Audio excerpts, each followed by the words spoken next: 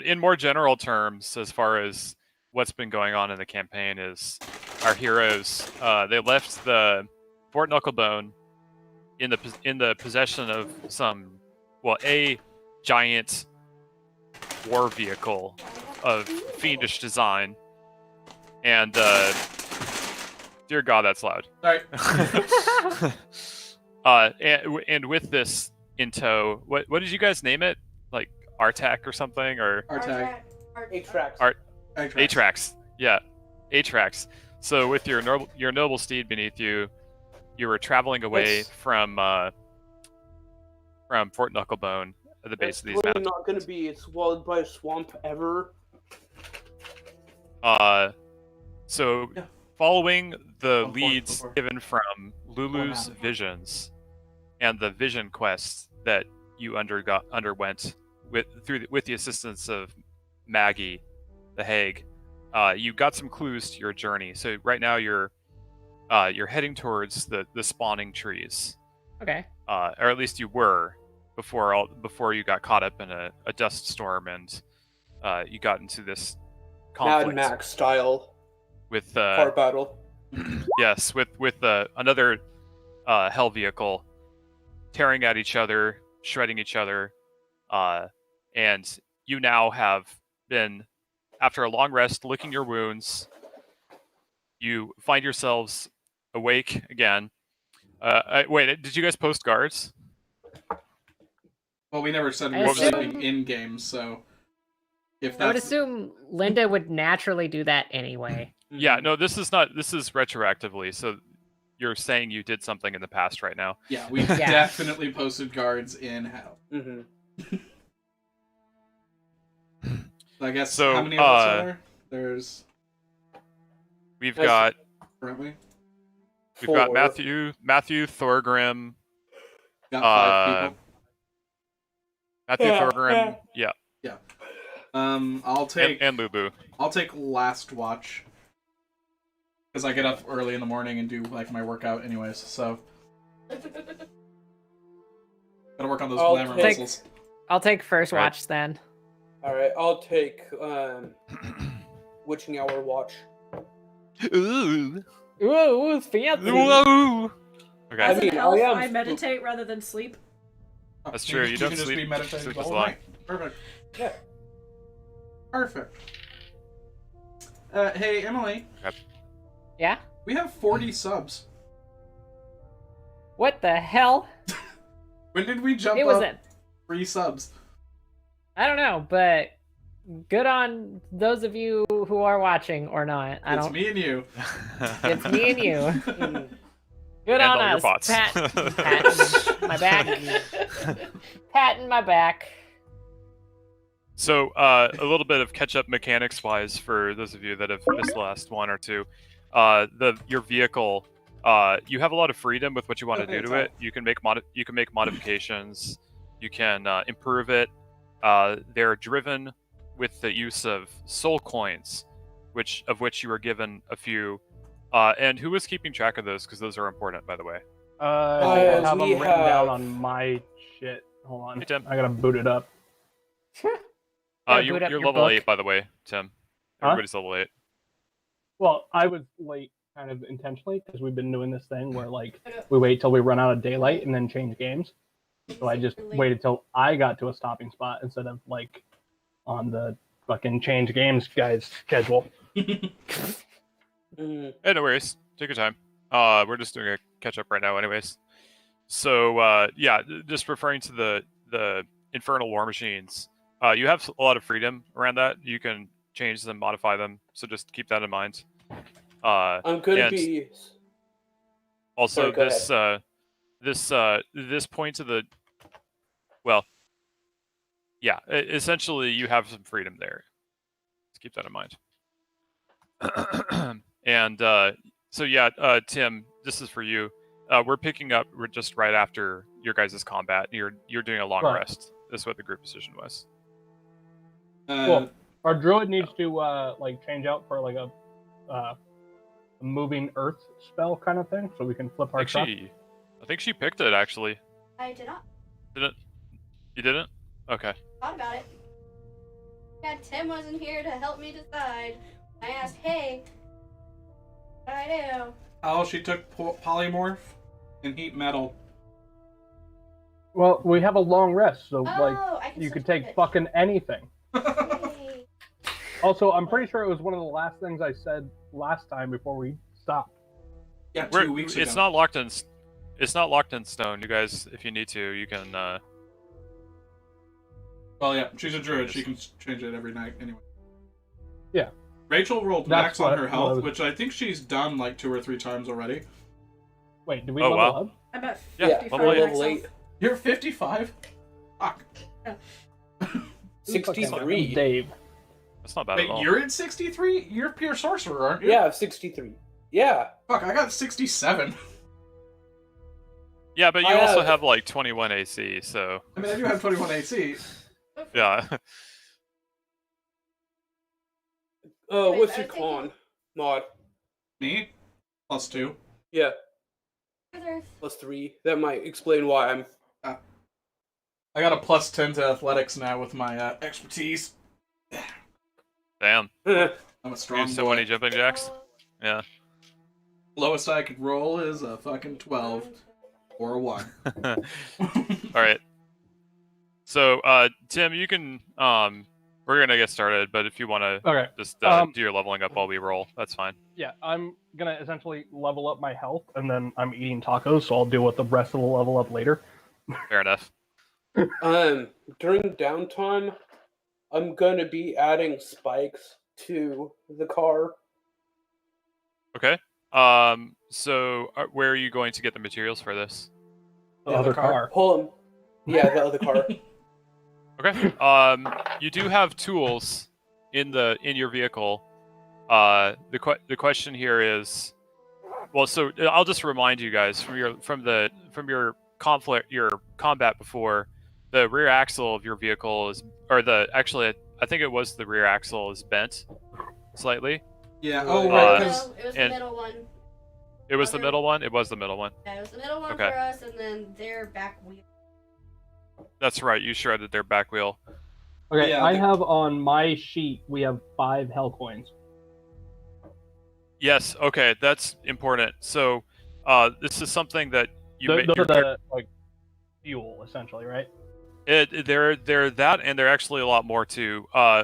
When you carry them, you actually feel the weight of the souls from the coins. So you're not even think like the Lord of the Rings, where the ring weighs more than it should. Sure. And you actually can't carry more than a certain amount. I think it's your Constitution modifier. Oh. So you're gonna have to distribute them among the party because it's like a supernaturally heavy coin. Okay, I can carry 2, that means, so the other 3...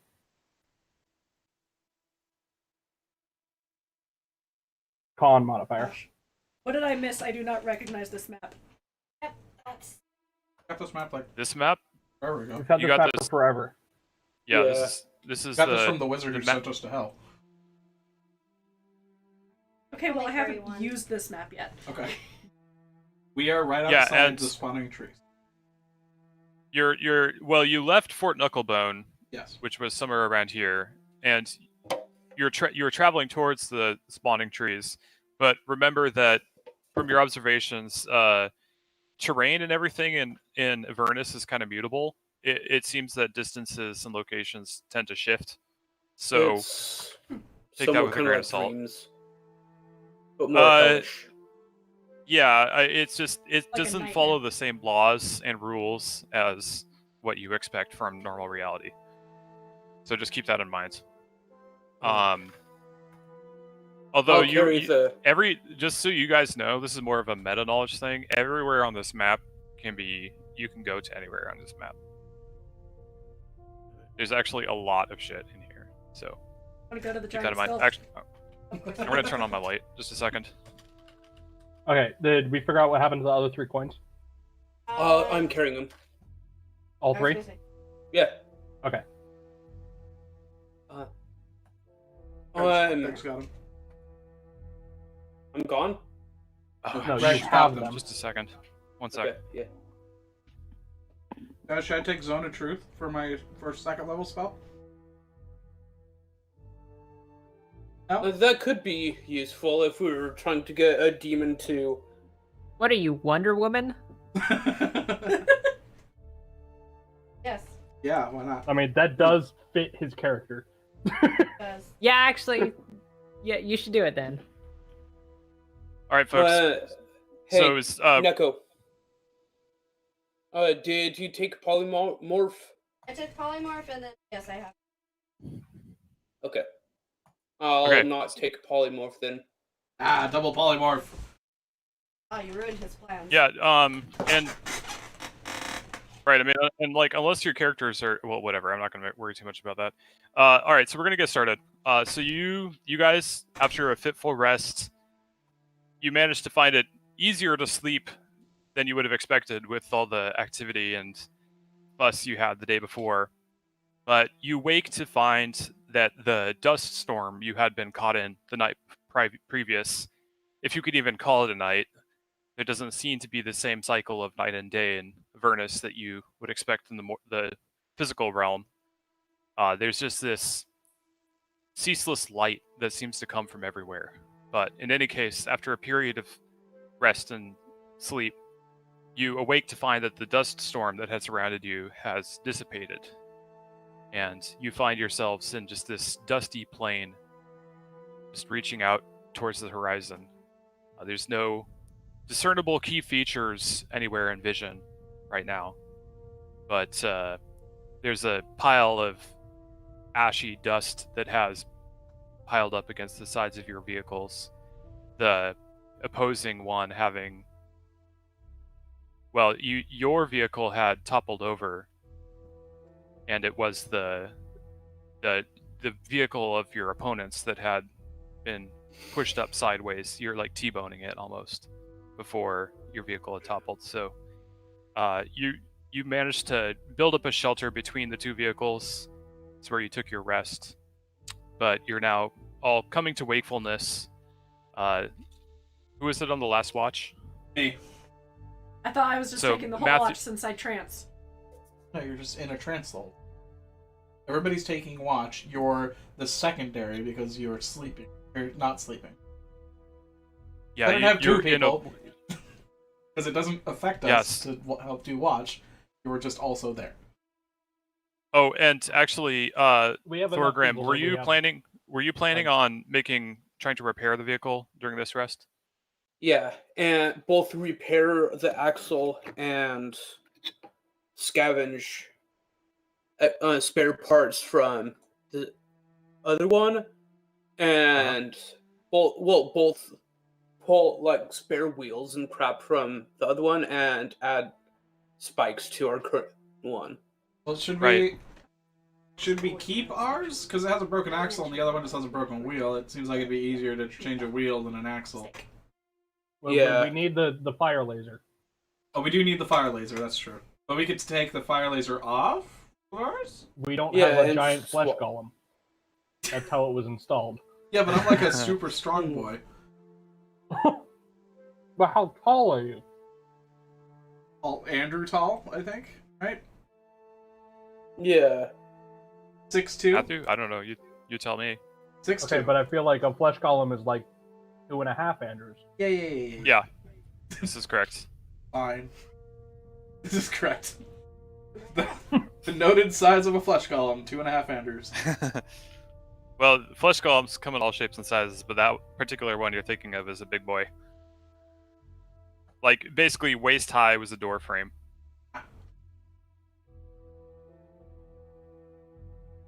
So, if you would like to make repairs, you can try.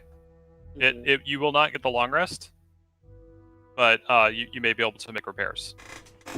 Yeah, just do the repairs after we wake up. Yeah. Okay, if you'd like. Yeah, I was gonna do it after. So, well, if you're doing this when everybody's awake, then you could have others assist you. Like Matthew, who got the crash course from Chonk and Chunk, or whatever their names were. Close enough. Off love chunk, yes. So you guys tell me how you want to do this, and we'll work out how that plays out. Okay. Our immediate, Well, our, we our right middle ours axle. and then take our fire laser to cut the other one up and use it for spare parts. Mhm. I mean, you could try that. Use it as a giant plasma torch. Yep. That's basically what it is. Oh, yeah, actually, I'll mention that during the night, the other vehicle went quiescent. Its furnaces died down. It's no longer running. But your vehicle is still shuddering. It's still active. Its furnaces are still burning. Cool. So what would you like to do? Swap axles, and Mhm. guess Greg wants to put some extra spikes on there so he can hold on better. And so they'll have a hard time boarding. Depending on the quantity and size of the spikes, you may be just be making ladders. So what's the plan? Like that. Hmm. Yeah. To do what? I missed it. Swapping axles. Hybridize the vehicles. Swapping Bast- axles. Okay. Yeah, and then bastardizing the front of our vehicle, or the sides of our vehicle with extra spikes. Sick. And finding Yeah, okay. spare parts. Hmm. Okay. So, well, you'll recall that your vehicle is still on its side, so don't forget that. Yeah, that's what the mold earth is for. That's what the mold earth is for. Okay. So is that what Knight is going to be doing? Is she attempting to right the vehicle while you guys are yeah, I guess removing so. the axle? I think it was once they were after they. Well, yeah, you could do the axle modifications while it's on its side. That might be easier. Yeah. Okay. So I think it would be after. All right. they- So, understood. All right. So who all is attempting to do these repairs? I'll let one of you assist the other. So I learned my lesson. What's that? trying to I'll pick- be assisting. I was gonna say I was gonna assist at someone who's doing Okay. it.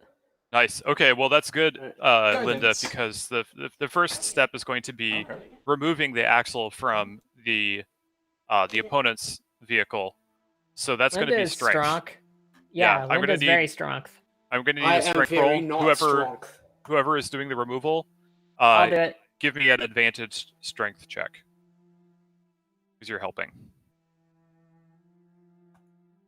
Come on.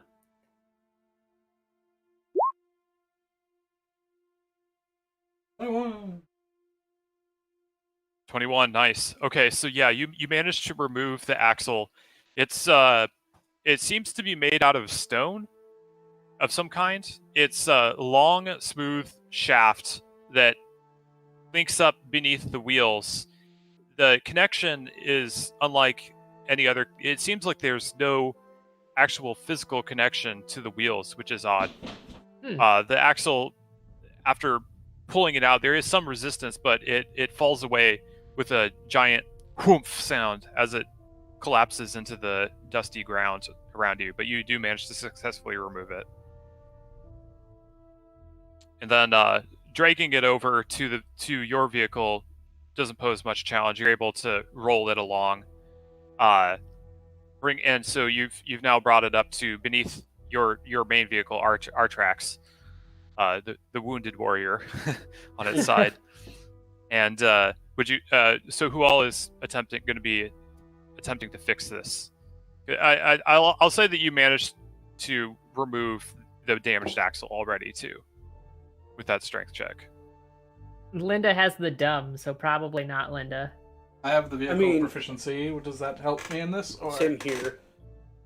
Well, in that sense, That's more of vehicle driving. proficiency. It's more driving and operating. Yeah. It wouldn't necessarily give you advantage in this scenario. Okay. Since I'm a smart boy, might be good. Yeah. Not necessarily strong. Don't think I'd be helping actually physically putting it on, but more being like, Guiding it in. it goes connects to this piece. Yeah. Okay, sure. Yeah. Well, so you work the new axle into position, You lever it up into place, and it doesn't. It looks like it's in the right spot, but it doesn't seem to be connecting to the systems of your vehicle.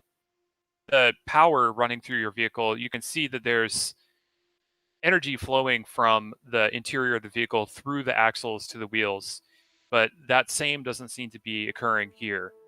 So, Thorgrim, why don't you make an intelligence check?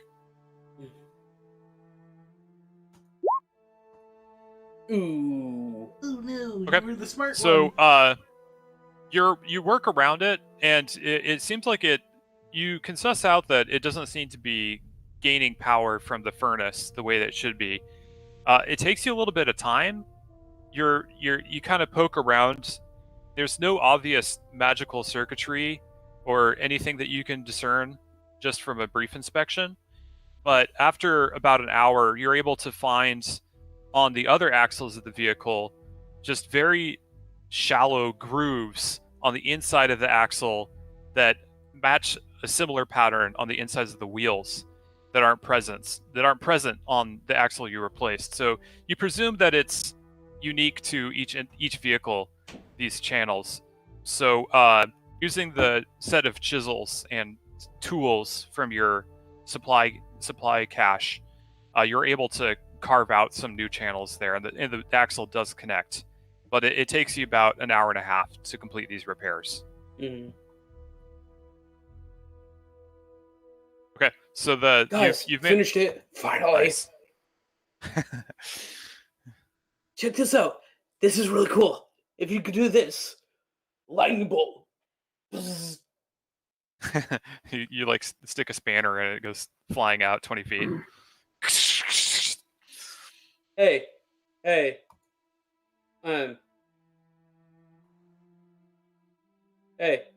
Hey? Rachel. Yeah. Here, want to put your finger here? Who's Rachel? Oh, Gwen. I forget character names. Italian. Solgwen's dead. Italian. Italian. Put your finger here, could you? You like broke up. I didn't hear that. Here, put your Okay. I did that. Touch it. Okay, here, could you hold on to this? I can't hear anything. He's asking you to touch it. Okay. Just say yes. I said, yeah, do I you- touched the thing. Whatever the thing is. Okay. I guess I can't hear. if you insist. No, I'm kidding. I'm like, before she Italian, does she said she was doing it. Italian, you take 4 lightning damage as the currents of energy flowing between the vehicle lance through your finger. You take a slight burn on your hand. I need my hands. Like, You made the monk that doesn't know anything touch the technological thing. I didn't have any defenses against you telling me to touch it. I'm just like laughing my ass off. Okay. All right. So, Knight, do you use Mold Earth to right the vehicle? Yeah. Right. Okay. So it takes you a few minutes because there's only so much earth and stone that you can move with this spell, and it seems the ground of Avernus seems a little reluctant. It seems that whenever you invoke this ability, the dust in the ground it almost resists your spell, but after some time you're able to build up a ramp such that underneath your vehicle, such that it finally overbalances, and with a giant crashing splam, it just lands back on its wheels. So it's back upright. It is still running right now. It never shut down. But it's this whole process probably took maybe a couple hours. So you're not really sure what time it is. The days and nights of Avernus being what they are, but that's how long it took to fix. Alright, what I'd say we take the one or two wheels from the other car. Is there anything else you guys think we need to cannibalize from the other car before we ditch it? Extra steering wheel. Whatever tools they have. And replacement for our tools. They Anything you would, Sure. anything you'd buy before you went on the Oregon Trail. Bacon. 12 bullets. clocks and 38 grandfather hats. Just a bunch of bison meat. That's all you find in there. So, did you record the loot from the last combat? I don't think. I don't know if we ever were. Yeah. I thought that was where some of our hell coins came from.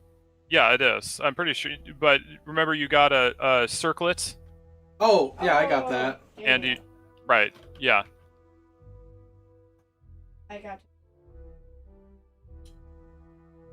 I didn't remember. That's all I remember though.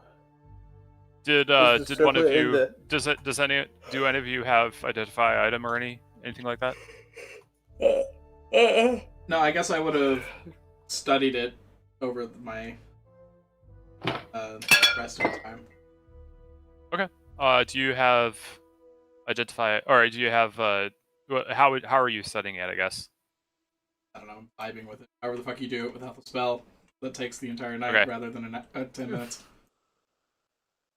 I don't. Can you just straight up identify something even if you don't have the skill? I'm not sure. That might take up. Well, anyways, this is what it looks like, and it has the name of it in there, but ignore that. Wait, Circuit actually, I don't of think I Blasphemy. showed it to you. Yeah. Yeah. Did you see that? Yeah, I already Okay, have good. it, like, inventory-wise. You already have it written down. Okay.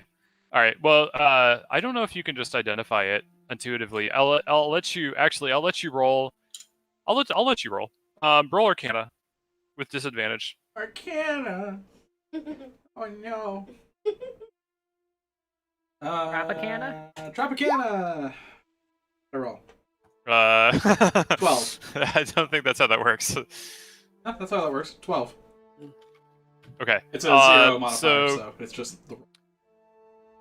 So you get the sense that there's some kind of evocation magic that's bound to it, but you're not really sure how it works. Okay. Yeah. Okay. All right. So what would you guys like to do? You have your trusty steed, Gregory. Artrax. Hold on, Timmy. Gregory, What? I'm turned to my microphone and yelling at you, Gregory.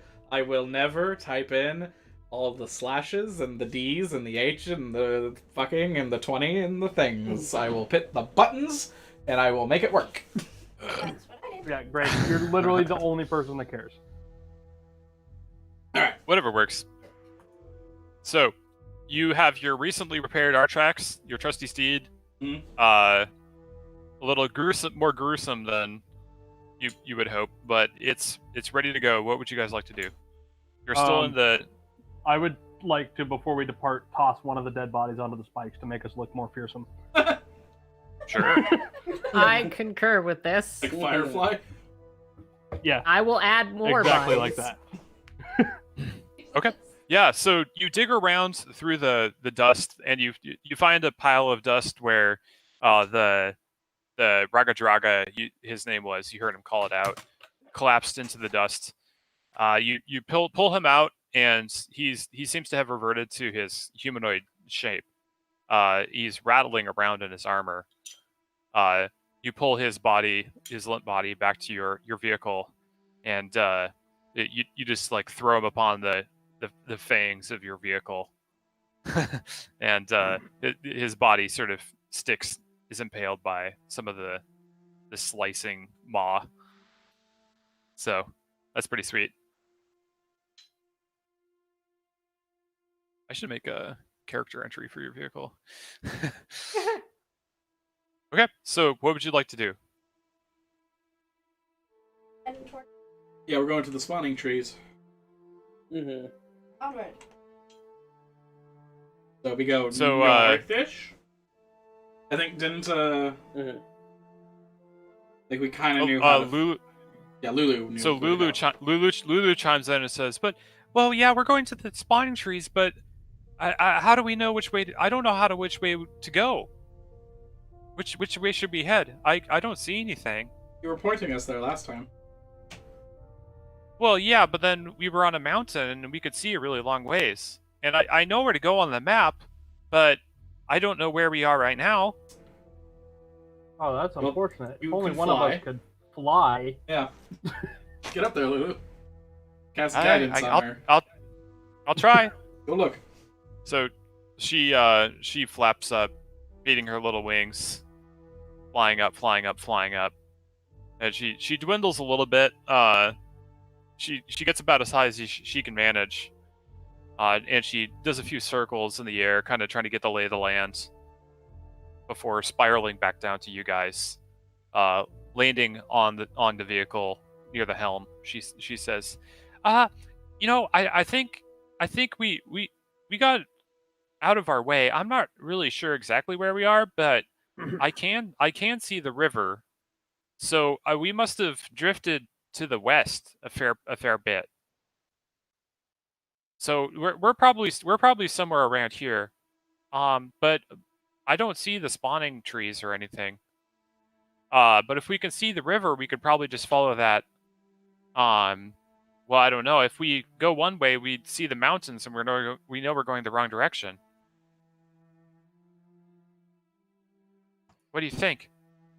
We got over here Hmm. because we were going this Well, way, and we I started don't know. here.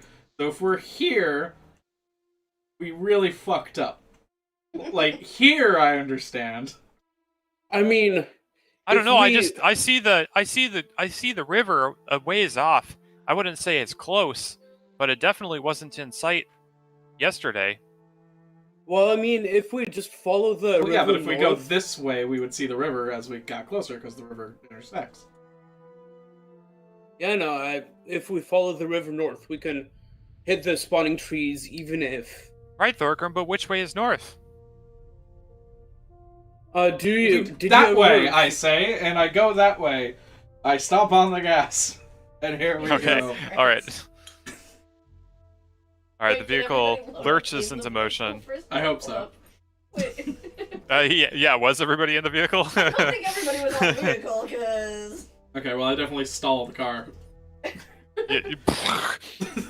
Dust and grit spits out from behind the vehicle, lurches forward. Everybody that's on the vehicle is like yanked backwards. Then Matthew stomps on the brakes, and again, everybody is flung forward, almost overbalancing over the front. Like, wow, that was unpleasant. What the heck was that all about, Matthew? I wanna go and kill some devils. All right, yeah. Lulu sticks her trumpet out the side of the window. Everybody, all aboard! She trumpets. I cartwheel in. My... Well, Oh, Well, right. get back Actually, on the ass gun. nice. Yeah. So speaking of Emily, there are stations on this vehicle. Think like, well, yeah. I guess that's as much description. So you can pick an area that you want to chill on a vehicle. That can be like your spot. The goddamn front of the vehicle. Sure. Yeah, you can be on So that's the bridge. There's I the am the vehicle controls. So the very front of the vehicle is just like a giant maw made out of spines and swords. So you don't that really want to sounds stand right there. up Linda's alley.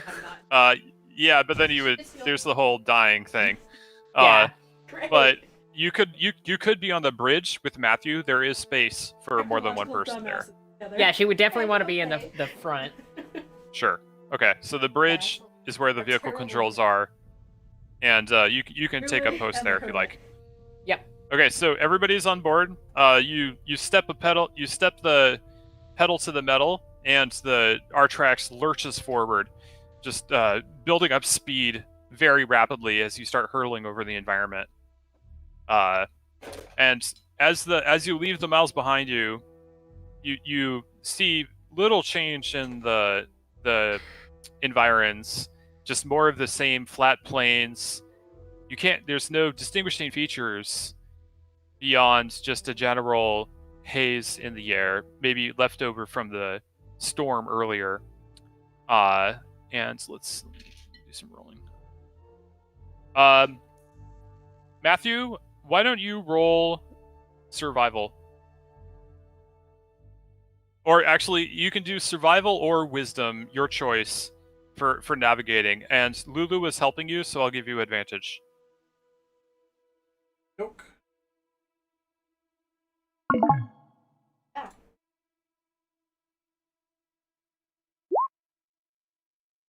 That's a 7 with advantage. Okay. Aha! I got back Sounds in. about right. Okay, yeah, so traveling forward, you just continue on your way. You find yourself you do see something pop up just over the rim of the horizon. It's just a dark smudge at first. You can't really see much right now, but then as you draw closer, it resolves itself into a large it must be large because you're seeing it from a distance, a tower bursting through the ground. You see it rising up into the sky. It's maybe it's hard to say exactly how big it is with the way the distances shift in Avernus, but it's fairly large. You can see up along its lengths various holes through it, and it's gradually growing closer as you travel. It doesn't seem like you're heading directly towards it, but if you were to continue the direction you're going now, you would estimate probably within a quarter mile of it. So you're not quite going straight at it, but you're going pretty close towards this tower? Yeah. And and actually, in the far distance, you see a glimmer that also seems to be drawing closer. You're starting to see the river now. It's coming into view. Is the river across from the tower? So like I'm seeing this. It's perpendicular to your view, so it's going across the horizon. I climb up to the cockpit since I'm on the whole and I shout in, "What do you say? There's enemies there. Do you want to head straight for the tower, or do you want to avoid?" Well, I need clarification, Timmy. I see a tower and I see the river. You see both. Yes. Is the tower across the river, or? Oh, no, it isn't. Okay. No, the tower is closer than the river. The river is barely on the horizon. You just see glimmers of what may be the cliff. Well, sure, we need but directions, so let's go to the tower. Okay. So, traveling forward, it takes you some time, but the tower does grow larger. As you approach, the tower rises further into the sky. It's you have a better view of it now. It's a squat tower with its open topped, and it seems to be made of black basalt or some kind of stone. Hey, actually, that's not a bad picture of it. That's pretty close. The eyes and mouth are 100% accurate. Mm-hmm. Yeah, pretty much. There's no laser on the butt, but There's a flamethrower on. So you see rising from the top of the tower a winged form that flies up into the sky. There doesn't seem to be any activity. There doesn't seem to be any reaction to your presence so far. We're in one of the. Is there a horn, Timmy? So Sure. There's a lot of levers. You could just try pulling things. No, it's got the clown horn.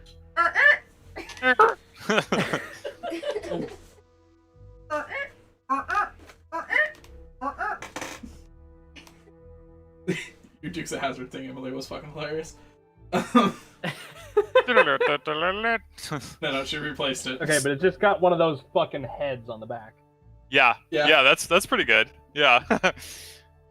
So you pull some random knobs and levers on the dash of your vehicle. Eventually, you find one that unleashes this kind of great. It think like that sound where if you take like a log and you like a really rotten log and you take a stick and you drag it across the stick and there's that hollow vibrating thumping sound. It emanates from your vehicle.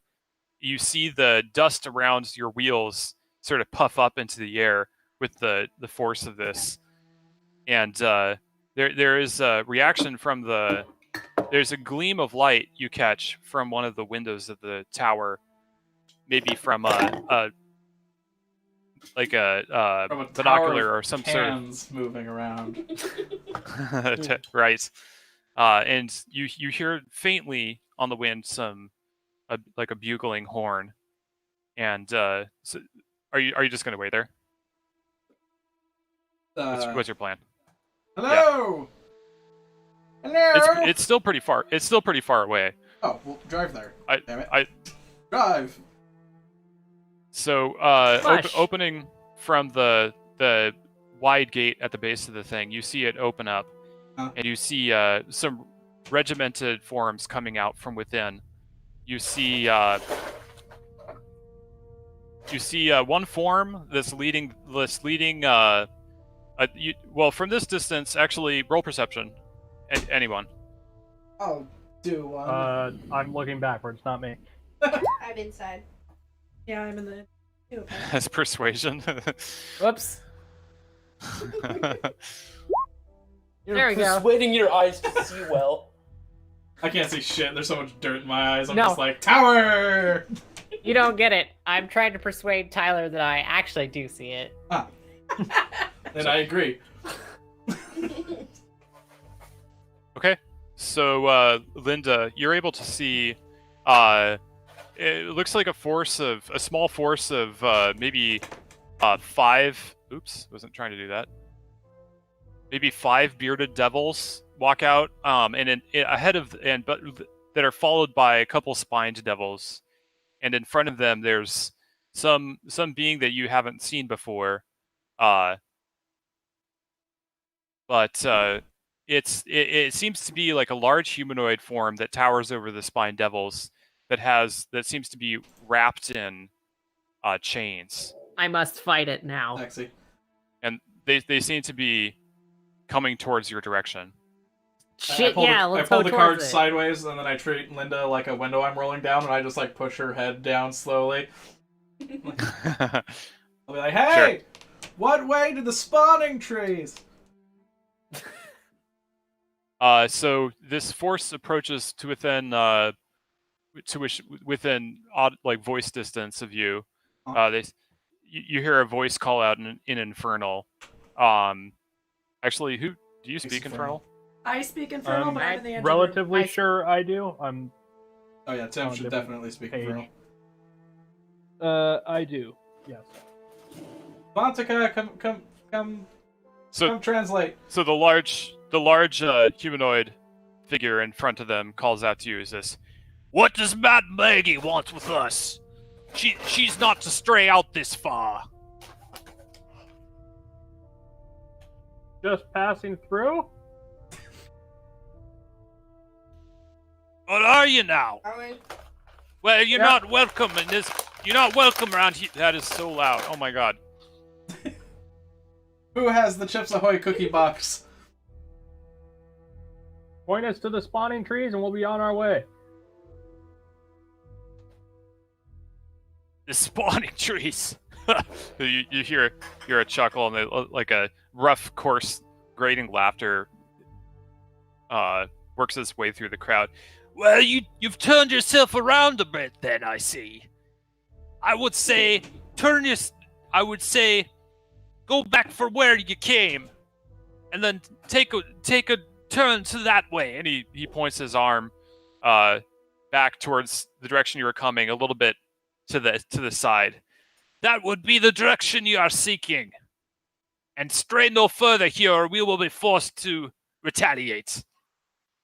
Let's do it! 10-4, good buddy. Fight him. Dave, what are they saying? Well, go the direction he's pointing, and Okay, hold on, everybody. That's not fighting them. Room. Well, Emily, Linda, you don't speak Infernal, right? So you don't really know what's going on. All I know is I want to fight him. Like firing your crossbow while I'm driving. Yeah, it's. I want to tackle him. Okay, goodbye Just forever jump then. out at speed. So Matthew, are you Step just on the gonna gas. take off that? Oh yeah. Yeah. Okay. All right. So you stomp it. Got directions. You turn the wheel, heeling around, dirt and dust spraying behind the vehicle as you dart away from the tower and its denizens. So speeding back, you quickly lose sight of your original tracks. You're veering off a bit to the side as directed by the whatever creature you saw earlier. But following your new direction, you do to your left. You do see the barest glimmer of the river. Just the light dully glinting off of something occasionally shines through the haze. But as you travel further, you lose sight of the tower. The ground actually solidifies somewhat. You're not really in that sort of like knee-high dust that prevailed earlier for the last almost day now, but it levels out into just this hardened, cracked, almost baked clay style earth. It has the appearance almost of a dried seabed where the ground is furrowed and scored, but it's much more solid than it was before. So you're actually making better time now. The vehicle is not struggling as much to push its way through. But after a few hours of travel, your vehicle begins to slow, and then with like a shuddering sigh, just finally comes to a stop and shuts down. Fine. I feel like Ahoy, that's a problem engine for the room. woefully underprepared engineers. Nobody gave me a coin. Yeah, just kind of pop my head out. Hey guys, thing's not doing the thing anymore. Is our vehicle coin operated? Yes. Yes. Arcade machine. So what would you like to do? Oh. Stick a coin in, but with a string on it, and pull the coin back out. You can try. Would you like to try that? I don't think I don't drilling think it'll into a work. soul coin is a good idea, Emily. Just gonna put that out there. Probably bad luck. Yeah. A little bit. So what would you I like? give Echo's Huh? character my Nice. my 3. I can only take one. You can only carry I a didn't know specific- that Take before I two, had put to the one in. consider- And then have one on. Yeah. If Thorgrim has 3 soul coins, and Knight Yeah, I can carry did- 1 soul coin, Thorgrim gives Knight 1 soul coin. How many soul coins does Thorgrim have left? I know. So you Okay, hand her a fine. soul coin. Yeah. Okay, so Knight, Thorgrim reaches into his bag and pulls out this large palm-sized coin. Handing it to you, you feel it pull itself to the ground almost, and at the edges of your hearing, you almost hear a faint wailing sound on the wind. But the coin has gives off a satisfying clunk as you push it into the slot in the center of the engineering room, and it sinks slowly downwards. There's a burst of light up through the crack as it enters the heart of the furnace of your vehicle, and it shudders again as power races from the core throughout the vehicle. Suddenly, it clicks in my brain that, hey, that weird, like, almost scream sound you heard happening before, yeah, it's because of these things. Driving a vehicle that's fueled by dead people. I use dead people Yeah. as armor all the time. Big deal. I They're not make called dead soul people. coins by accident. We'll just put it that way. No, but Um, she had no idea. She's just like, this. Why is it? Yeah. Well, so whatever the source, your vehicle is now. Life once more flows in its veins. It lifts itself off the ground almost as if it were alive, but once more it's ready to move at your direction. So just traveling forward again, you do actually see off in the distance some. It almost seems like a black smudge. And traveling further, this smudge extends to cover the entirety of the horizon in that direction. And just as you travel closer, you start to see pools of some sort of black tarry substance. You're not quite certain what it is, but it looks like there's bubbles forming in it, but it moves so slowly that these bubbles could be stone, as far as you can tell. You don't see any actually popping, but they glisten wetly, but they don't seem to move the way that liquid typically does. But traveling further, you see more and more of these pools, and they get larger. They come together into small ponds and even lakes of the stuff, and you have to wend your way through between the pools as you can with your vehicle. But you do start to see in the distance, and then coming closer as you travel further, tree-like growths clustering along the shorelines of these pools and lakes. They sort of seem to be dripping with this they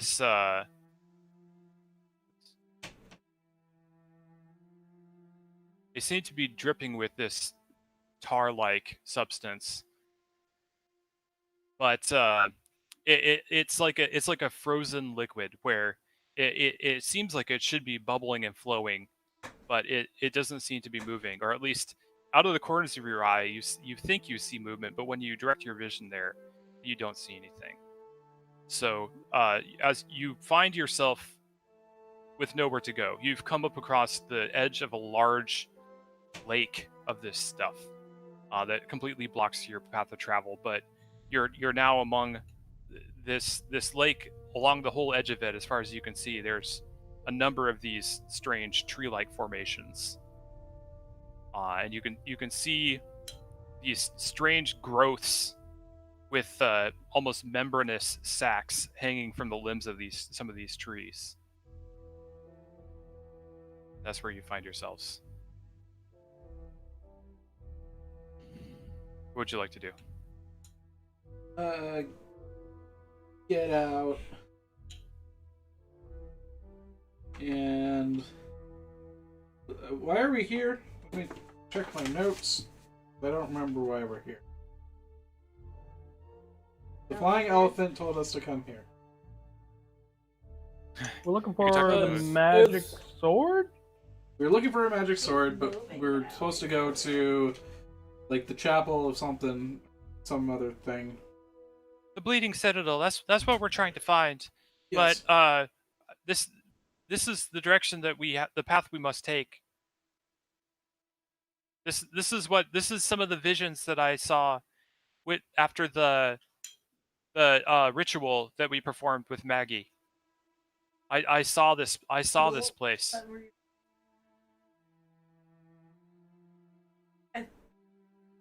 Tell us. Okay, I can't hear any of you guys. Rachel and Neko are being very loud, talking about the baby kicking. Oh. Oh, okay. Well, yeah, but it's all they can hear. No, I couldn't. I couldn't tell if you were trying to talk to me or not. It's fine. Sorry. No, it's all good. So you're at the edge of this lake of tarish goo. Around you and behind you, there's more of these pools and such. But in front of you, there's this lake that stretches out across. As far as the eye can see, you can see this just giant pool of ichor.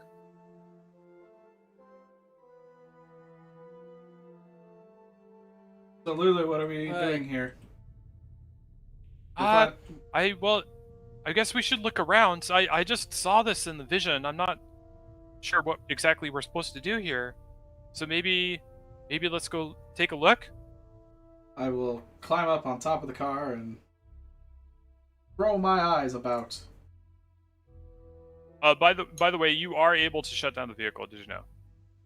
And it will save energy. Turn off the car, engineering.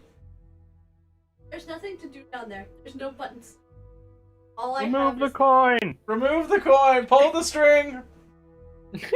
something you should be What? able to do. I don't know. Driver. Who has control of No. the onness of the vehicle? The driver or the engineers? So in engineering, there are some controls. You just Yeah. haven't experimented with them yet. Oh, okay. I asked. Yeah. Who wants to press? Oh, I asked if there was buttons. Not buttons. There's levers, right? There's a couple levers. Yeah. There's just like a general small control panel inside there. What about knobs and switches? There's probably a couple knobs and switches too. Well, I just start. What about flipping toggles? I just start moving stuff. Touch my toggle. Flip it, switch it. Look for something that looks like an on and off switch, maybe. Okay. You're just gonna like try and intuit which ones to use. Yeah. Flip them all. Well, I mean, she speaks Infernal. Maybe you should ask I the other also- engineer. Yeah, are there any labels? Oh, you do too? Yeah. Oh, okay. Are Yeah. there labels? Yeah. There's like runes carved into infernal carved I onto know them. Infernal. Oh my god, Uh, we both know Infernal. So they're singular letters. They Oh. they say like the equivalent of A or D or R. Well, That one sounds reverse. There's one F lever for that starts off. with R. There's one lever that says D, and there's one lever that says the infernal equivalent of A. okay. A. Do it then. Well, A is automatic. R is repetition. And then what's a D word D is for dead. automatic also? D is dead. R is also really off. It's up to you. What would you like to do? D Turn for off the car, disengage. guys. There's two of you in there. Okay. Well, I flick A. You flick A? Okay, so there's a shutter that passes through the vehicle, and the whole vehicle seems to hunch in on itself, where it pulls the base of the vehicle, which had been held up above the ground. Normally when it's traveling, the wheels sort of almost as if they were limbs push itself off the ground, and it sort of rolls along like that. And arcane energy holding it up like that. After you push the button, however, it all pulled in on itself tightly, sort of digging down towards the ground and hunching over, and it assumes some sort of defensive posture. That was A. Okay, A is turtle A for mode. action mode. turtle. Action mode. What happened to me since I was on the gun? So you cut out there. Okay, He's never wondering what mind. happened to him where he was. So all of your duty stations, you're all kind of positioned along the spine of the vehicle, or inside it. So it sort of when it pulled in on itself, you felt it quickly move down, and it sort of hunched in on itself, but it didn't really throw you around or anything. If that's what you were wondering. Okay, I Not that one. just leave it. I leave that switch how it is, and then It's the I parking brake. do. What? I said that's the parking brake. The other two letters were D and R, right? D and R. I flick D. I just grab it and just. Okay. Okay, like, you pull did D. you. Okay, you pull D. There's another shutter that passes through the vehicle. The lights within dim, and you hear clunking sounds, almost as if things are falling to the ground. The energy that pulses through the vehicle dims and then dies, and various parts of it come crashing to the ground. Luckily, actually, they weren't standing up high from the ground when you pulled this. So they don't really, but still, some parts of it kind of fall outwards as the energy that was holding the vehicle together dissipates. D for So- disengage. So you hear a thump sound as one of the wheels falls to its side to lay on the ground, and the vehicle settles. It's D Muting. for disassemble. What we're finding. Vehicle Okay, I'm muting Rachel. The vehicle settles for a bit as Maybe it Rachel's not gonna as all help of the you parts of anything it, with the cohesive energy that held it together is gone now. But it's still it's kind of sitting in a pile that you are reminded of Maggie's Fort Knucklebone, where you saw similar things, where almost like half disassembled carcasses of vehicles lay dormant.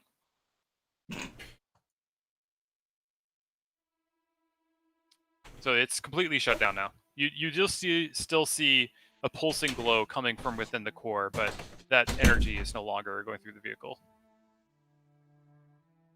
We turned off the car. We Good did it. job. Sorry, like we're getting phone calls and food deliveries and like everything at the same time. The So we're phone no call worries. was about the food delivery. So you're I have a quick question. sure. Does carrying the soul coins infer bonuses? Because I've got like a +2 to deck save and +2 to armor class. It says +2 HC, and I call the soul coins health coins.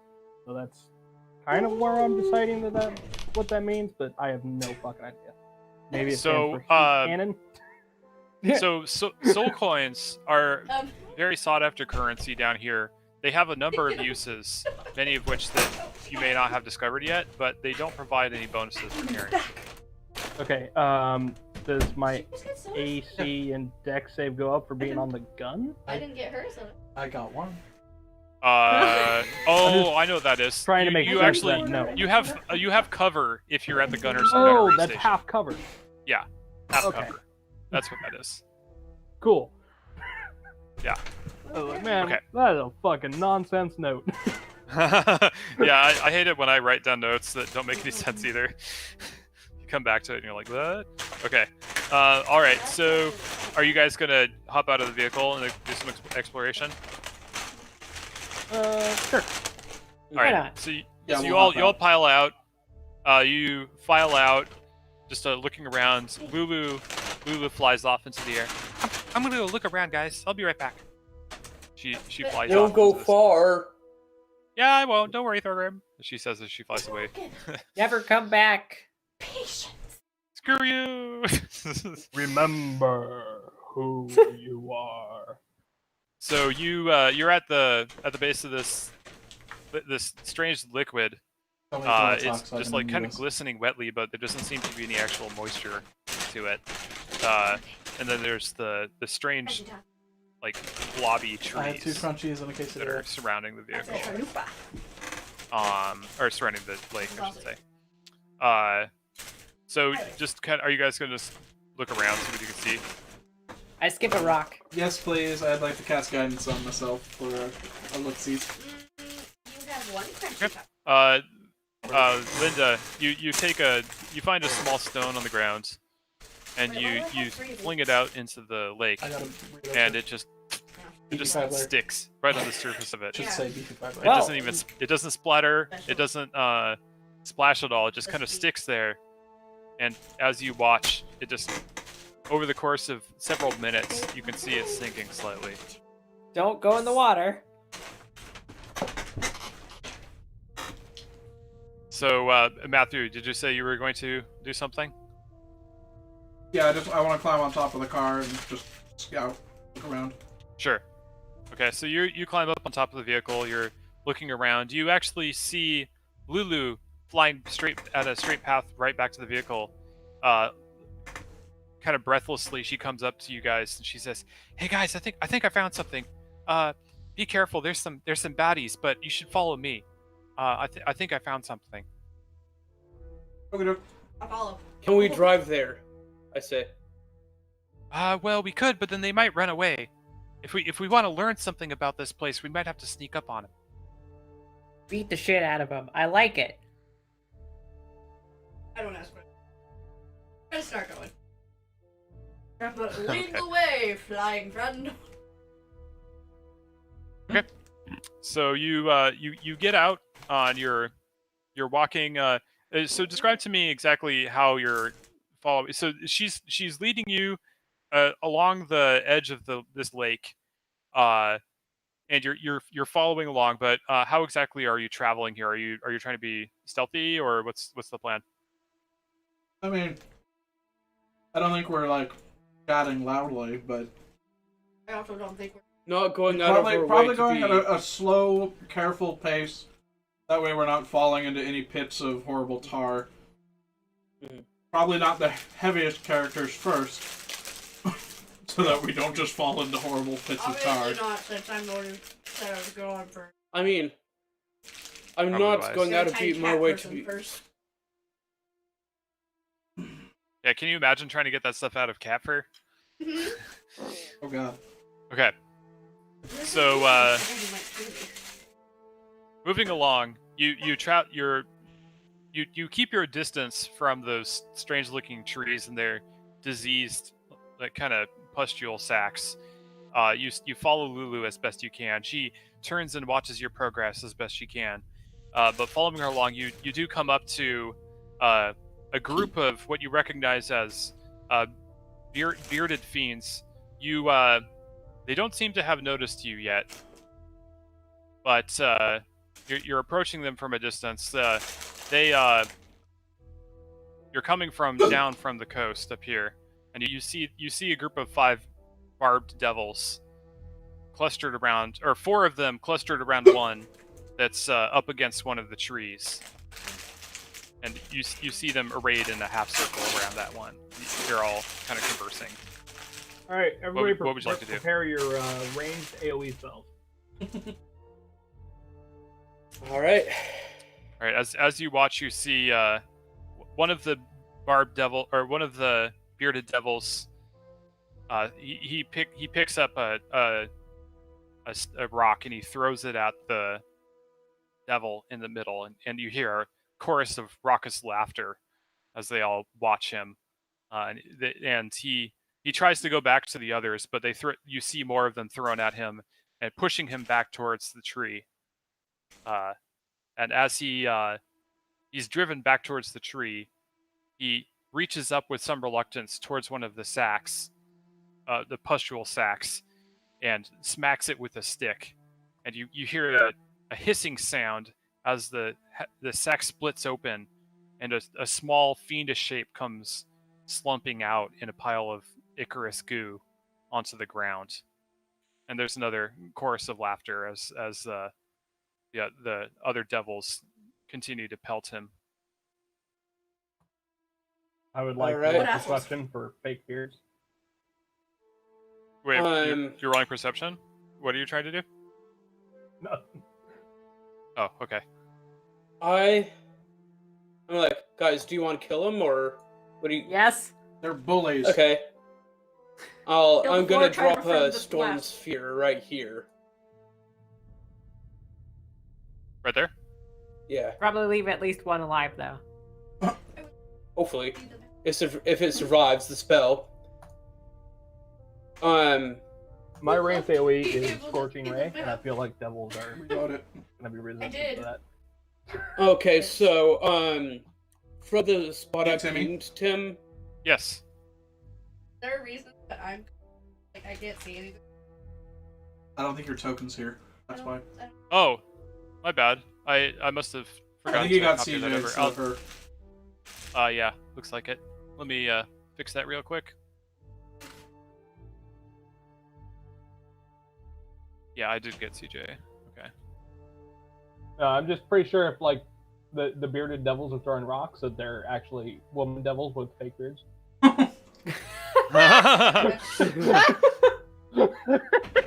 Probably. Okay, so yeah, Tim. Yeah. I'm dropping That's a right. storm sphere right here. Okay. Well, Um, so It went- all right. Just one Um, 1 second. Oops, I just minimized the window. I'm not trying to do that. Okay. So why don't you guys all figure out what you want to do? I'll let one of you take a surprise round, but you don't all get to start combat. Yeah, I mean, I already cast a spell, so. Okay, so Thorgrim's Yeah, taking Thorgrim's the lead getting on it. this one. I'm just Okay, preparing. why I'm don't- preparing to run. Can I at least have my pack weapon out? Yeah, of course. Cool. Okay, so why don't you all roll initiative then? What? I just picked up like 8 things.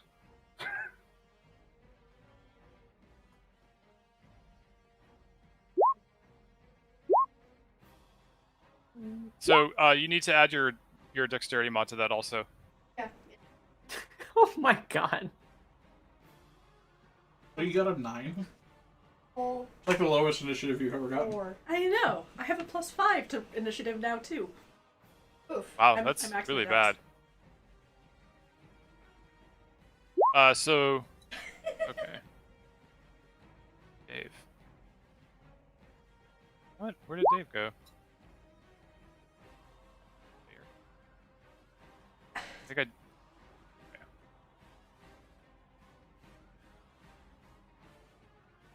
Okay, so Dave got an 8. Emily, Linda got a 16. Okay. All right, so Thorgrim is taking the lead on this one. So you are. Is that? Oh, Stanley's. Oh, I also had Stanley Wheelbarrow for some reason. He's not here. How would you guys like to arrange yourselves? You could. I'll let you arrange your characters also. So, I still can't see.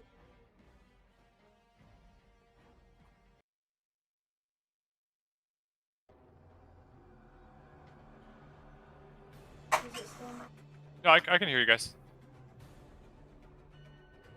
Hello? Yes. You load a third time? Is it not? You don't have vision? Oh, I have vision. Look to your left. Because that's what I was saying. Is I'm just gonna get screwed. There's nothing here that says you shouldn't have vision. But I said Did you reload again after he fixed it? fixed it. Well, I guess give me the ability to move Neko's token. I can't explain why you have all the same permissions and stuff that everybody else does. Maybe close the browser rather than just refreshing.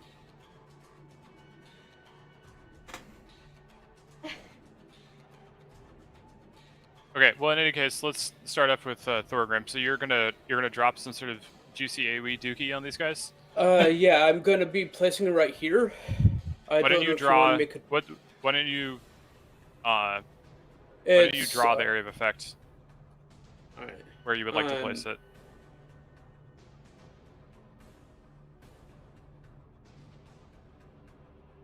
So if you go to draw shape, Greg, and you hold Alt, it'll do a circle for you.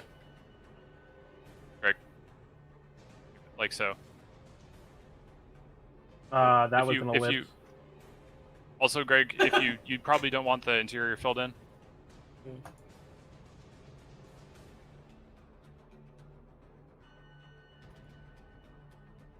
That's like super tiny, Greg. Come on, just do the whole area, or I can do it for you, I guess, if you can't figure it out. What are you doing, Greg? I'm trying to figure it out, Tim. Come on. It's like the easiest thing ever. Okay. All right. So where you just ping the center of it, all right? Right here, it's a 20-foot sphere. Okay. So it should 20-foot diameter or 20-foot radius? Yeah, that's important. Radius. That's freaking huge. Okay. Fireball size. All right.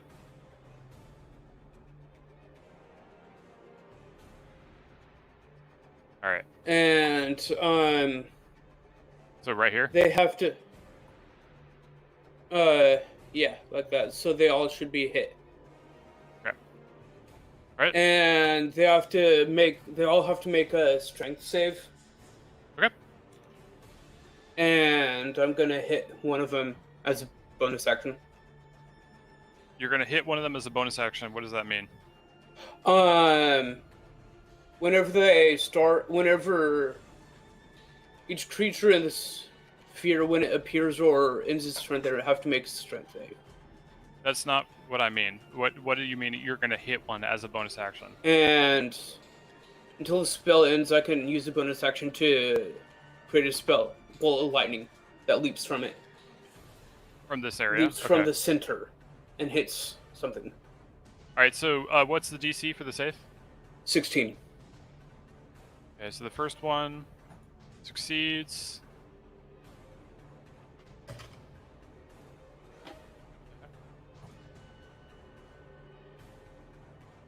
Oh, I see.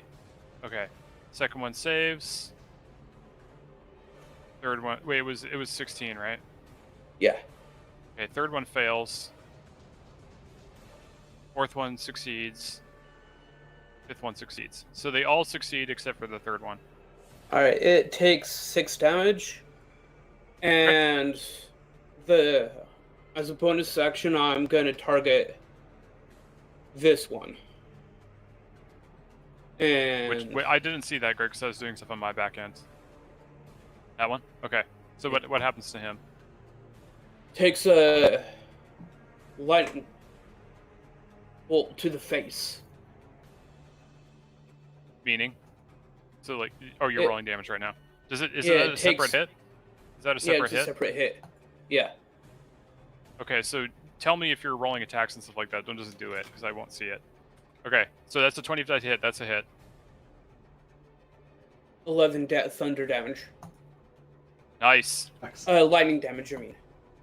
And that, all of that, everything in that circle is difficult terrain. Okay, sounds good. And that's my turn. And they only take damage at the start of their turns, right? Am I correct in that? If they end their turn there. If they end their turn there. Okay, all right, sounds good. All right, so it is now this guy's turn. So they all sort of jump in surprise, obviously, as this detonation of lightning, thunderous power smashes into the ground. He jumps out of the area.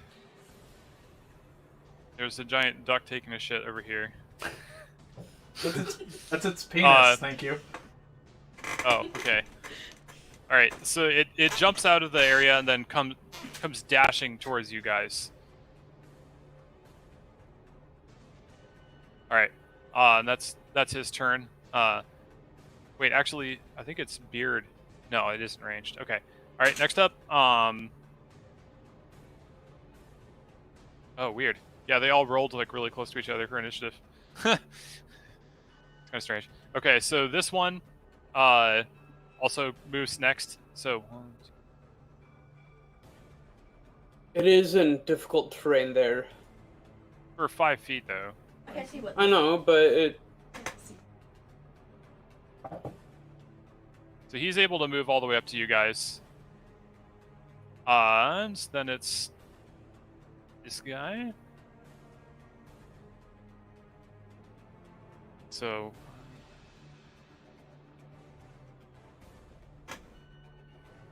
okay. And next up is this boy. They all rolled within a couple numbers of them, except for one guy. It's kind of crazy. All right, so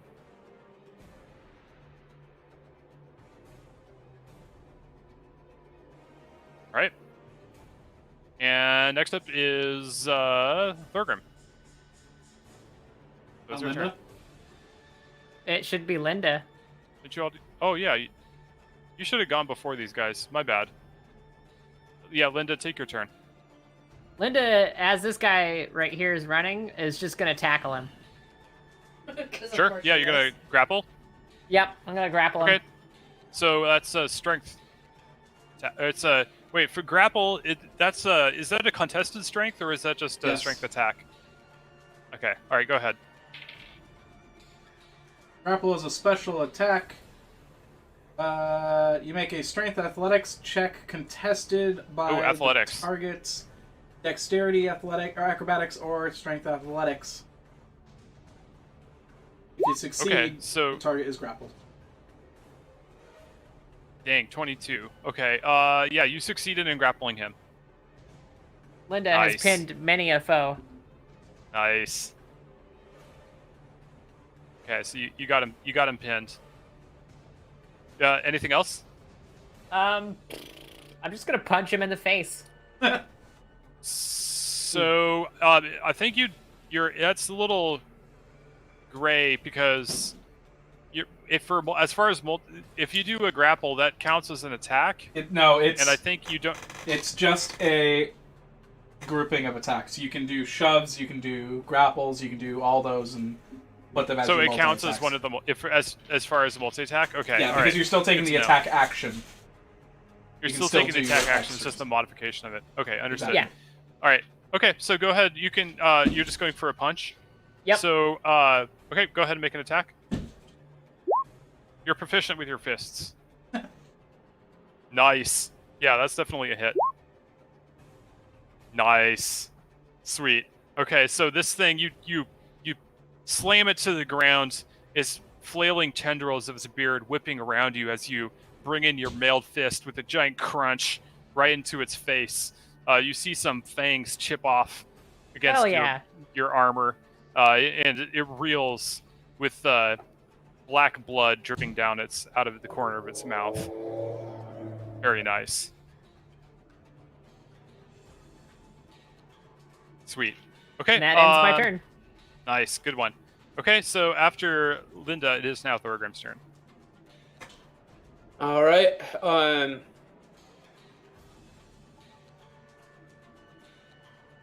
I'm going to be like,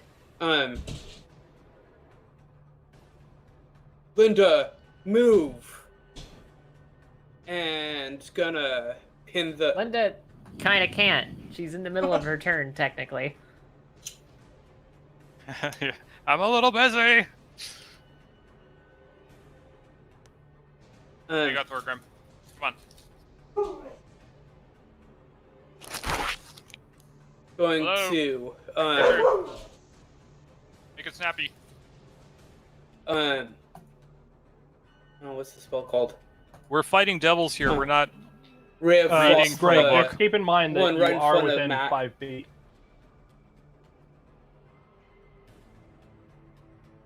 What are you doing? Come on. Ray of Greg. Frost, the one right in front of Matt. You're within 5 feet with a ranged spell attack.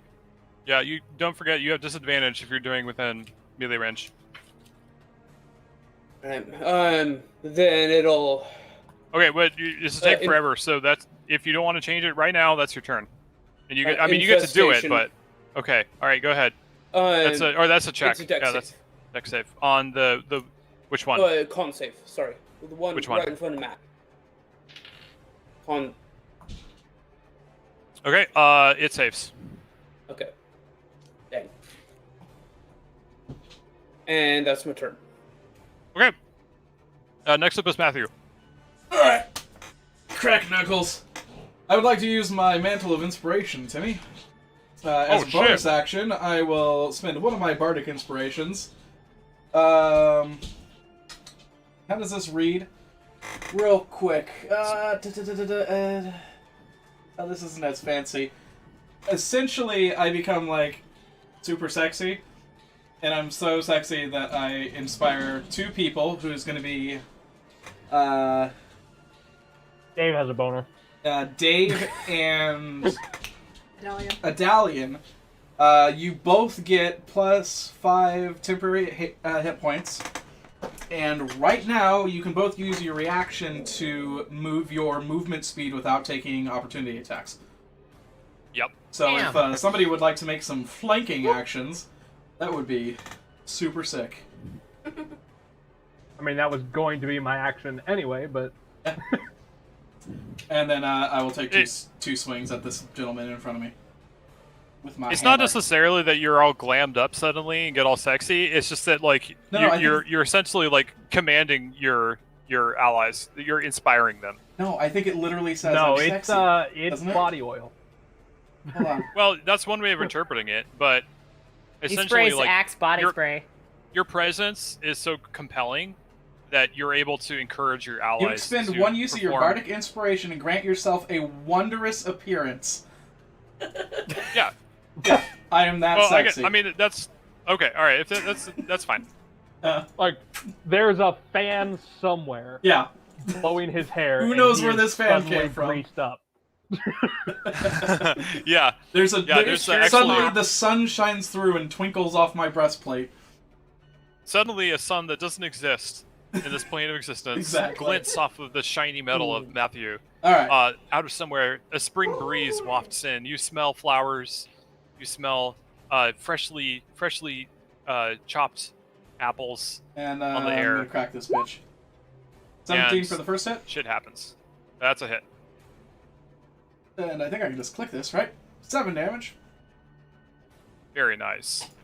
And 22 for the second hit. That's a hit. And 13 damage. Oh, baby. And that's my turn. So the devil in front of you is briefly in awe as your form. You seem to be backlit from an invisible sun as light shines around you, and then the hammer comes in, and you just smash it down. He's just like bones are crunching, its tendrils are hanging drooping to the ground, limp. It's looking pretty rough. I will not suffer bullies. All right. Next up is Adalian. Cool. Oh. Brain panic. That's a hit.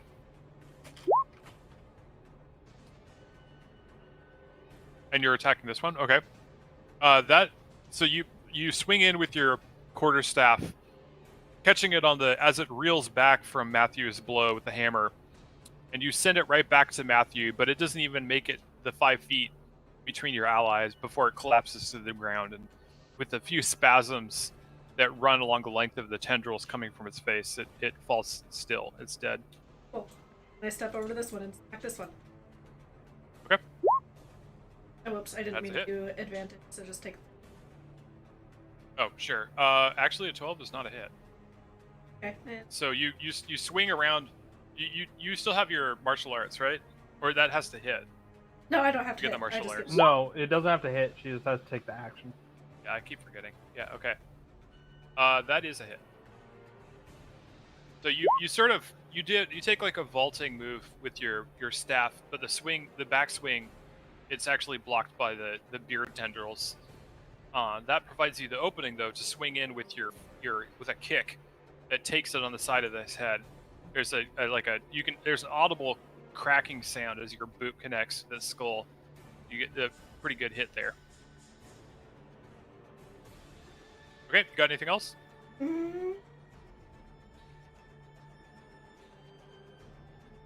I'll do a key point to do another kick. Sweet. Okay, that's a hit. Nice. Yeah, so you do like a kick, and then while you're still in the air, there's a brief blurring of your form as this other kick whips around and smacks on the other side of its head. So whack whack! Before you even hit the ground, you've struck 3 times. Though the first was blocked, the second 2 connect solidly. So nice hits. Okay, that's it. Dave is up next. So Linda still has the grappled dude. Yes, he is still grappled. Boop. That's I'm a hit. gonna assume a 23 hits. There's poke and another poke. Boom. Nice. Holy crap, that's a lot of damage. Man. So Linda, holding it steady, doesn't give it the room to wiggle out of the way of your strikes. Your deftly timed rapier darts in between its movements and just like skewers it. It definitely did not appreciate that. It roars out in pain. It's kind of like its tendrils briefly stiffen before they fall down again as it shouts in pain. Okay, you got anything else? Nope. Okay. Next up is this guy down here. You see it. It doesn't react the way that the others did. It just kind of cowers down and just huddles up against the tree a little further. It kind of crouches over something on the ground so that you're not really able to see what it is. But it does. A free action to gaze meaningfully at the closest rock to me. At the closest what to you? Rock. With a rock? Oh, rock. It doesn't really see you though. It just hunches down over something on the ground. It does take a little bit of a zap from your field though, Thorgrim. How much damage is that? It has to make a strength save. Oh, strength save. Okay. And it passes. These things are pretty burly. Okay. Knight, it is your turn.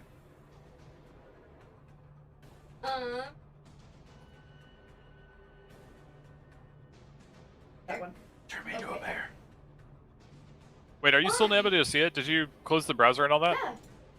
Still unable to see I- it. Okay, you know what? Let me try something. If it helps Timmy, for some reason I have control of her character. Oh. Also, I have Okay, a let me try medallion, changing though, that. so I don't know. I can just move down. That was wherever I want. probably. Hey. Oh, looks like you got an opportunity attack, Rachel. Very sad. That might actually be what's going on here, because I think we had to tweak some of that so that if people were missing edits. Well, I mean, he Okay. can move my character, but I can still see the character as well. Yeah, but you're all in the same room, so why aren't you all just using the fucking TV on the wall? Because It- the it broke. HDMI cord is... Oh. It broke Broken. today. Oh, see, actually that was what was going on here. You didn't have permissions for your own character for some reason. Beautiful. So try refreshing it now. That should have done it. I think that must have happened when I think it was Tim. I think actually you were controlling her. Then I think I must have removed Oh wait, permissions but from her. She was gone. thought I think I only volunteer for the druid ever. You can see now? Okay, you should be able to move your token too. Okay, so I'm it gonna is your BRB. turn. I was gonna be like a minute tops. That's fine. That's fine.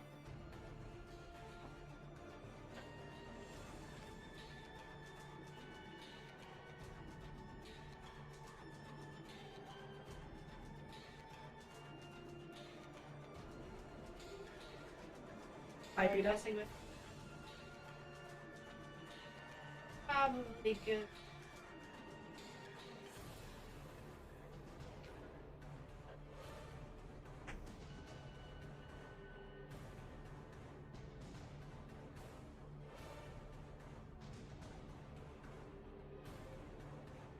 What are you doing? Oh, thorn whip. The one that I was kicking. Oh, sure. Yeah. Okay, go ahead and make a ranged spell attack.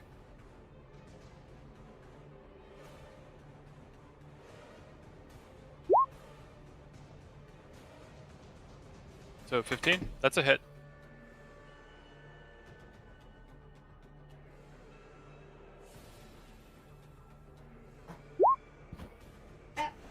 Nice.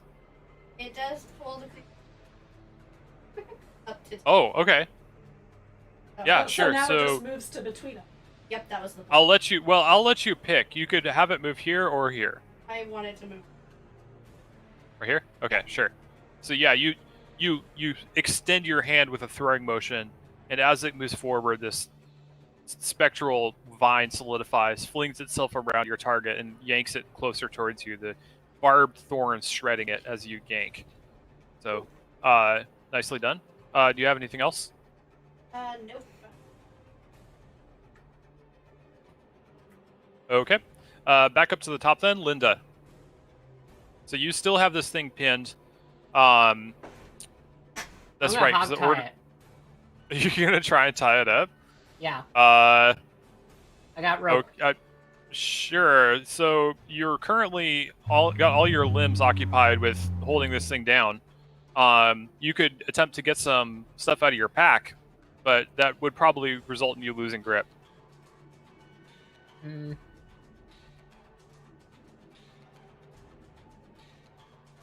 You basically I have it tried- in like a Nelson, like a half Nelson kind of thing right now. Yeah, It's yeah. struggling to get free. It's I got all would these just I- beard Hit it in the tendrils head flying with your around. head. Well, yeah, I was thinking I either could headbutt it or choke it out. It's your choice. I'm gonna headbutt it as hard as I can. Sure. See what happens. All right. Yeah, just unarmed attack.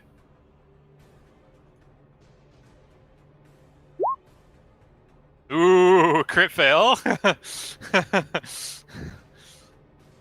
feel like it has a harder head. So, well, what happens here is you go in for the headbutt, but the tendril, the snake-like tendrils of the bearded devil, just like quick as a blink, as fast as a striking snake, weave into the gaps of your helm, into the visor, through the mouth opening, and just like starts slashing at your face. So, reeling back in pain, you find yourself reflexively like releasing your hold as this thing lashes out at you, and you take let's see how much damage. You take 4 piercing damage as the thorns tear at your face. Yeah, you could see this. Son of a bitch. Kind of horrifying.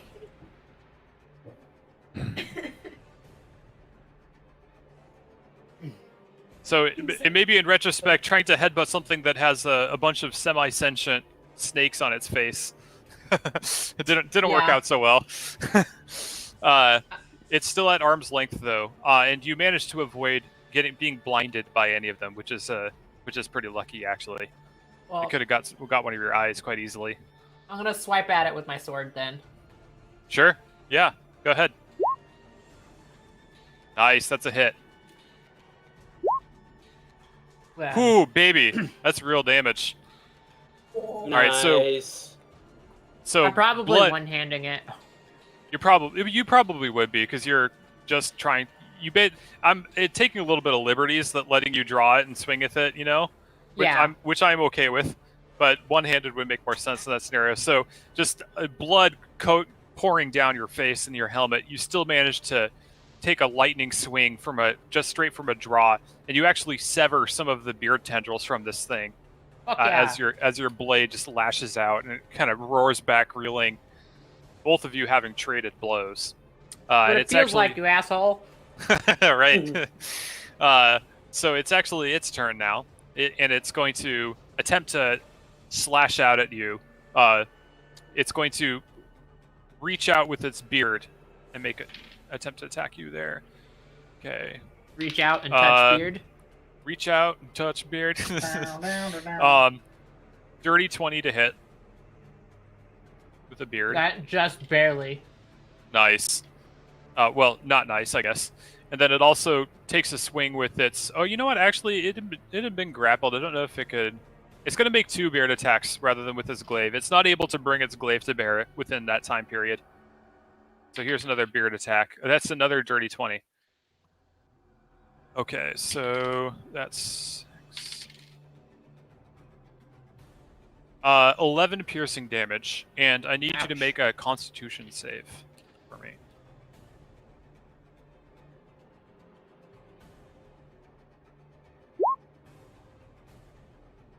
Nice.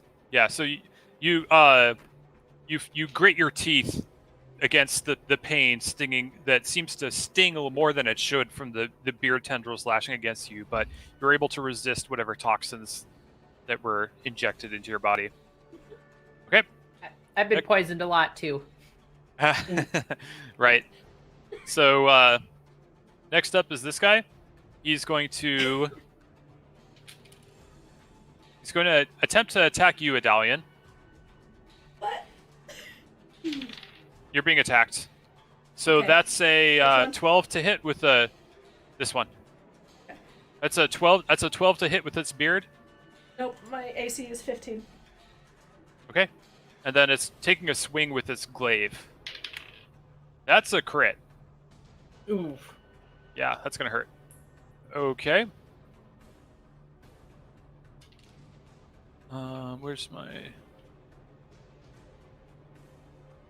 Okay. Oh, here it is. Alright. So 17 slashing damage, and I need you to make a Constitution save.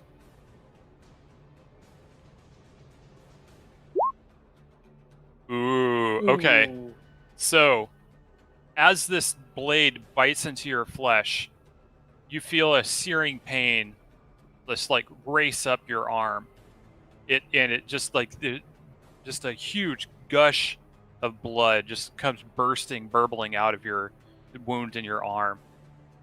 More than it, the size of the wound is not proportional to the bubbling blood that just like this is like artery blood coming out of you. This is bad. You see this and it's you know something bad has happened because it just like with every step or move you make, it just pulses with blood. So you take immediately. Oh, actually, not immediately. So you're bleeding profusely right now. Okay. And that's its turn. Next up is this guy, and he's going to move over here, flanking you. And he's going to attack with his beard. That is a... Wow, he rolled 9 twice. What are the odds of that? Well, I know what the odds of that are. 14 to hit. Nope. Not a hit. Nice. So even with your wounded state, you're able to swing your staff around like over your head, and you block it before it bites into your back. You tangle up this beard. So, but he does take a swing with his glaive also. 23 to hit. Assuming that's a hit. All right. So that's 5 slashing damage, and I need you to make another Constitution save. Shit. Ooh. Okay, this is bad. Man. All right, so another bubbling wound, just like blood pulsing as it pours out.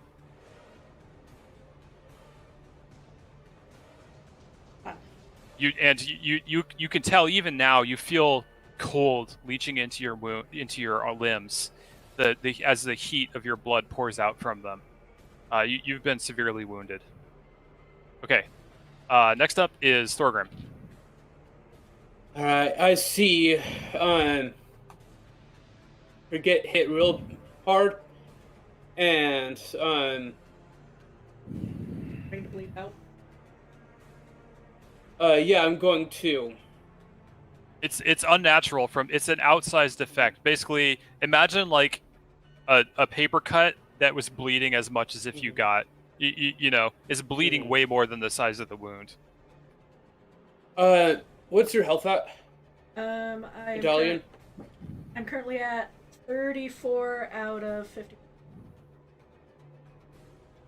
So your character, Alright, okay. Well, strictly speaking, your characters wouldn't really know what health there.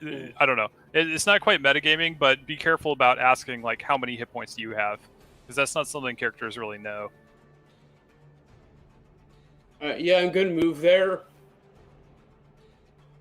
and I'm going to use a 2nd level Cure Wounds on Medallion. Okay, go ahead. Wow, nice.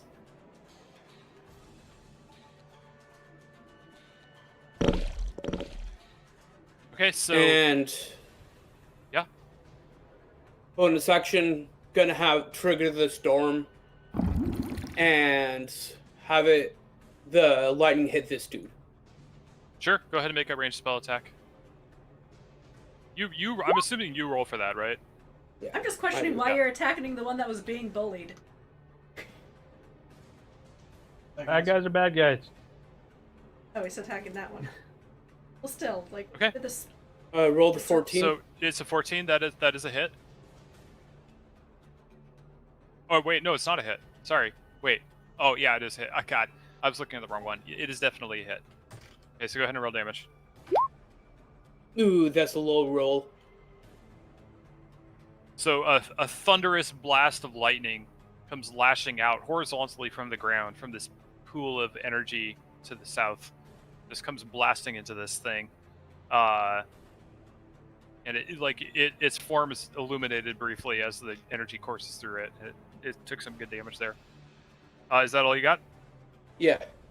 Okay, so so Idalian, as Thorgrim lays his hands on you and the healing energy washes over you, the wounds don't seal up exactly, although they do diminish, as you've seen happen before with other times you've been healed. But the whatever curse that had leached into your flesh from their wounds has dissipated. You're no longer like burbling artery blood from those wounds. Yeah. Okay, next up is Matthew. Matthew. He is going to forsake getting hit here. I don't care about that, and I'll just go over here. I'll take that opportunity attack. Fuck it. There, we muted. No, I heard you. So I'm just waiting for you to say what you're going to do. I need to figure out if I get hit or not, right? Oh, sure. Okay, you know, and I actually forgot something, that these things actually have magic resistance, but whatever, I'm not going to make too big a deal out of it. Alright. He rolled a 2, so that's going to be a miss. Okay. And then I will attack this gentleman. Sure. Go for it. 17 for the first hit. Nice. 10 bludgeoning. Alright. Do the thing. 12 for the second hit. Ooh, not quite. Not quite. Yeah. So your first swing connects, but your second is just wide, as it manages to step aside in time. Is that all you got? That's all I got, and I'll be right back. I'm All gonna go get milk for the pregnant one and go pee. Sounds good. Idalian, it is your turn.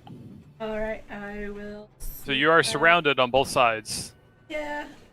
I'm going to smack the guy above me. Okay, go ahead. You are still flanking, Oh, yeah. so advantage. That's much better. That's a hit.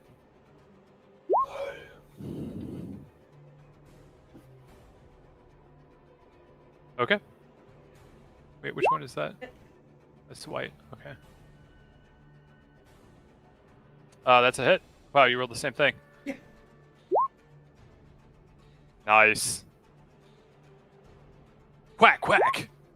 2 quick strikes. Coming in with a punch. Just barely hits. Nice. So, quick flurry of blows. 2 staff strikes whipping around. It's slightly dazed with those quick flurry of blows, but you run in with a snap kick that knocks its head at a right angle to its shoulders. There's a sharp cracking sound as its neck breaks. It's dead. Hey. Oh, that was the one between. No. Pretty sure she My pinged that one. hands. Yeah. Wow, I did you. it. Yeah, it. Okay. Are you? Is that it? If you're done, it's Dave's turn. Yeah, I'm done. Okay, go ahead, Dave. Alright, second verse, same as the first, as soon as I find the button again. There. So, actually, Dave, this is happening right before your turn. What with all the commotion nearby, you see some you see some movement from the tree just to the north. Some of the pustule sacs, whether by sensing your movements nearby or some other means, they're moving and they split open to reveal 2 small, tiny, strange, fiendish forms that slurp out onto the ground in a pool of ichor from the sacs, and they both release like this shrill screeching sound as they hit the ground and quickly clamber up onto clawed feet. Weird. And it's your turn. I'll file that under things to deal with later and stab the guy in front of me. Sure. And I had already clicked it when you said that, so. Okay, yeah, that's a hit. Alright, how's 10 Nice. magic piercing do? Nice. Very nice. Is he The one dead you're yet? fighting, the one you and, I'll just tell you that the one that you and Idalian are tussling with is the largest of all of the bearded devils. It's noticeably tougher. Me and Idalian are on 2 different Or things. did I say Idalian? I meant Yeah. Linda. My bad. Alright, and I will Ho, ho, ho. poke him with a crit. Nice. Hell yeah. Let's see if that works. That's Okay, I not feel like quite that right. didn't work. Yeah. Is that didn't anybody rolling over that to like figure that out? I'm just gonna type it out. I'm not really sure what went there. Yeah, It looks like I'm not sure what formula, so I'm just gonna go ahead and. So you have +3 to your damage, right? It looks like it rolled a minimum, but then it didn't give you the crit bonus that we normally do. Yeah, and that's is like the crits typed in there, but I have no idea. I think Like, you could. where's I it forget saying, how. it's just saying mod. Yeah, I don't. So I don't know. Just Yeah, whatever. I'm You gonna just do. Go ahead and type it roll your out, thing like- and do it the normal way. 28. Greg, I hear you typing, and I swear to God, I'm gonna make your Yeah, brother I'm punch not. you.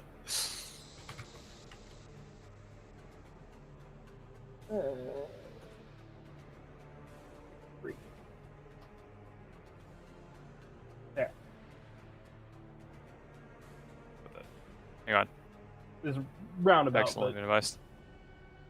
Sec, I accidentally minimized the window. Hell yeah. Nice. Okay, so you rush in, darting forward, and you just skewer this thing, and it just roars out in pain. It's looking really rough. And that was, dang, you've been a real damage dealer. This thing, you've done the most damage out of anybody by a good margin.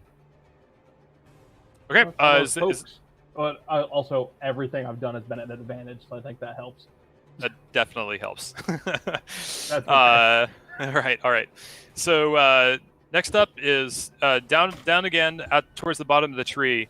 You see the hulking form of the bearded devil down here, and it just continues to huddle up at the base of this slimy goo tree, kind of crouching over something on the ground, and it kind of shudders and moans in pain as the coursing energy from your sorcery lashes out at it. So it does a save, right? Strength save. And it does manage to save again with the 24. But it's staying put where it is. And Knight, it is now your turn.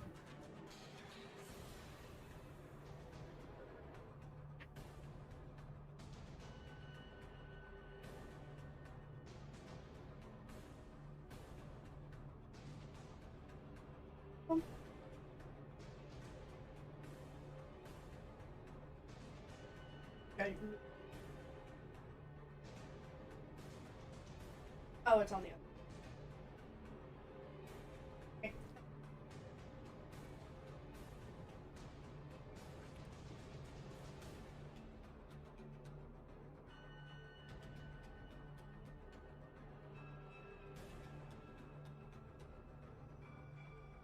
What are you using? Primal Nice. savagery. I'm not sure what that does. Does that Uh, transform you or something? Kinda. It causes your teeth and fingernails to sharp and ready to deliver. So, they get hit. Acid down. Ooh, nice. I like the sound of that.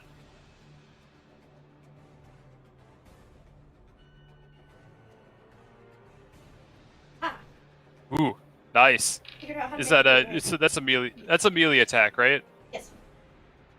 Okay, and are you attacking the strange The one hissing that's- form in front of you? Yeah, the one. Okay. That is a hit.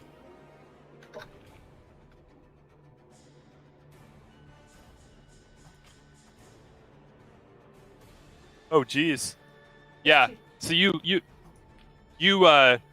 like focus your magical energies into your claws as like sorcerous slimy acid coats them.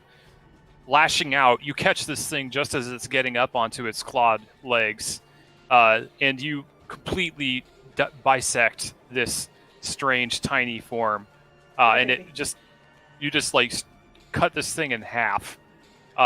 Just the acid from your claws continues to eat away at the edges of the wound, and the sound of that acid mirrors the sound of the hissing of the other beast just up here. It doesn't seem to notice that its ally just fell, but you took this thing out. You got anything else? If you're done, it's Linda's turn. Yeah. Sure. Okay, Linda, you're up. Woo! Linda's just gonna go stabby, swingy on the same dude. Sure. Sounds like a good strategy. Oh, baby. That's a crit. Man, crits all over. Very nice.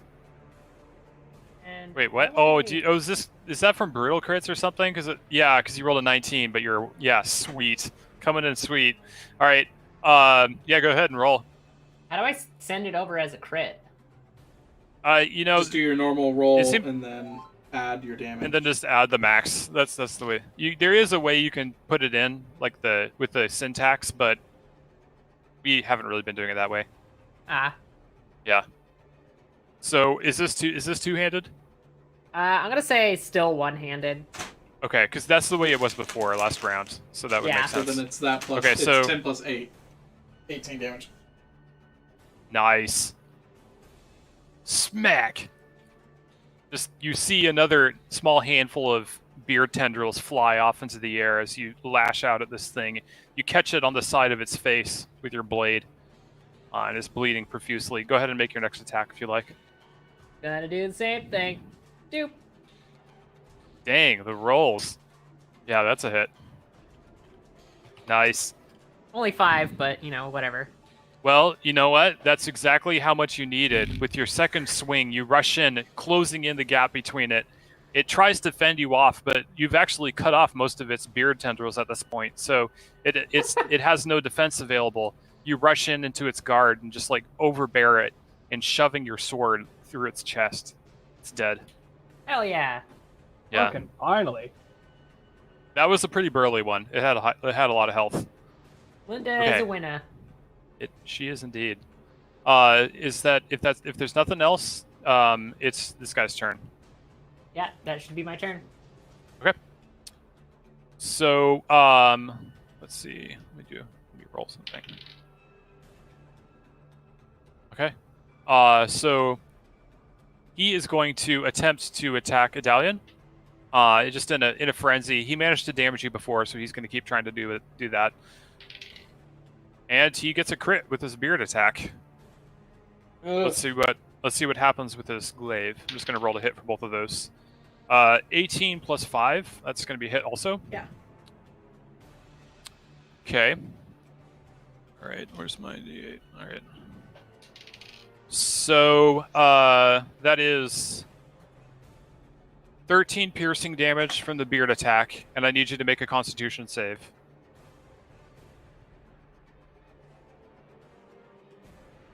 I didn't mean to do Nice. advantage, but the first one. Oh wait, that's advantage. I didn't mean to do yeah, advantage. yeah, we'll do. Yeah, that's fine. Yeah, so you succeed. And for the second glaive swing, that is 1d10.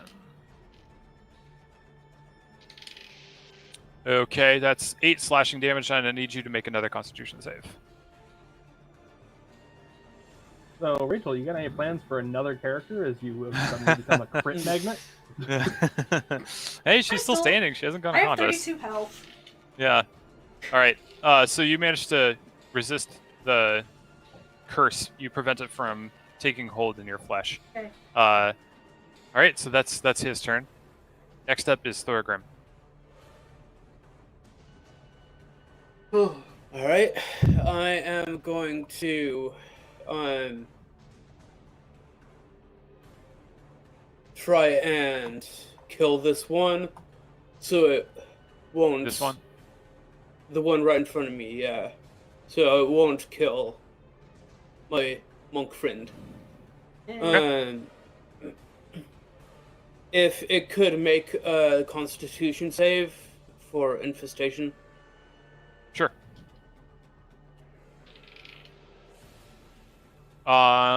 What is? Hang on. Okay. 15. I think that's a save. Isn't it? Barely Yeah. fails. It fails. Yeah, DC 16. Oh, right. That's right. That's right. I thought it was 15. Okay. So it takes damage, does it not? And then it has to move in a Yeah. random direction. Yeah. Only 6. Okay. Poison Oh, damage. you know what? And... You know what? Mm. Never mind. Nothing. Okay. All right. And And it's gonna move. Oh wait, let me use that makes more sense. Okay, so it's gonna move. It's gonna move this way. So it's now in that spot. And, And then I'm gonna hit it. You do not, unfortunately. No, it's a forced movement. Yep. And I'm gonna hit it with thunderstorm. Sure. Go ahead and make a ranged spell attack. That's a crit. Ooh. Damn, Jeez. son.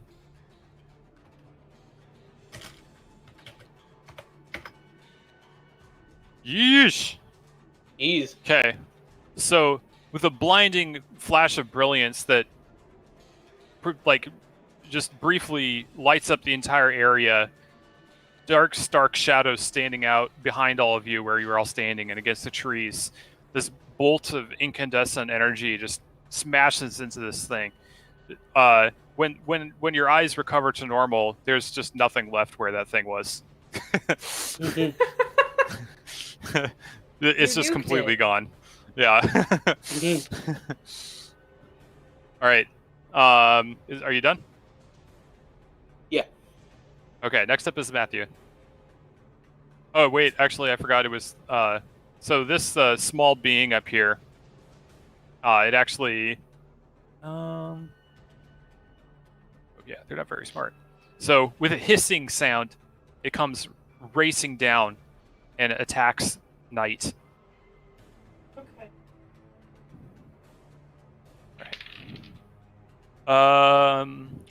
14 to hit.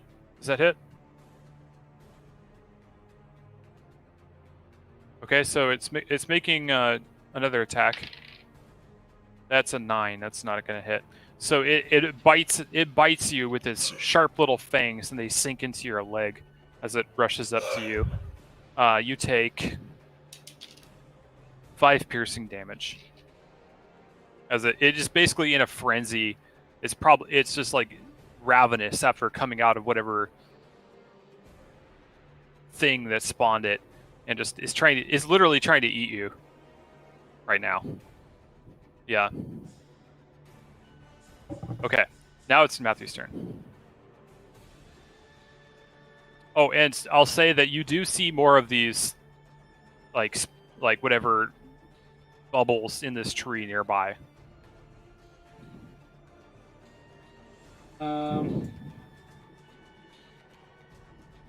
So move here. Be like, look at you! You're so tiny, stupid. And I'll cast vicious mockery on him. It's a DC 13 wisdom. Does not need to understand me. I don't know if it even has ears. Be right back. I think it has to hear you, doesn't it? It does have to hear me.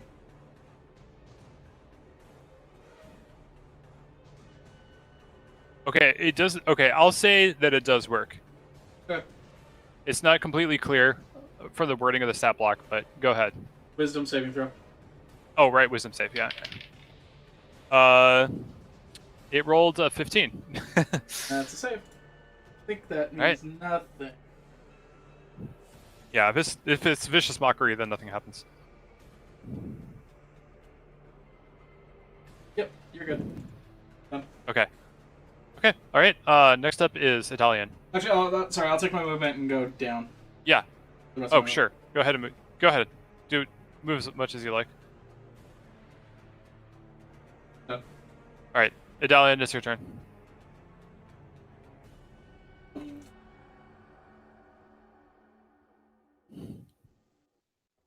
Smack the baby. Alright. That's a hit. Splat! Alright, you smack it and it kind of goes...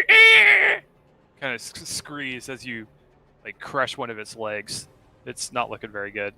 It's still trying to like run after Knight, trying to like scrabbling at her to try and get at some fresh meat, but it's like it can't. It's one leg you crush doesn't really work, so you're able to come in with a second swing and smack it as it's still trying to go for Knight. Go ahead and roll damage. I'm bait. Nice.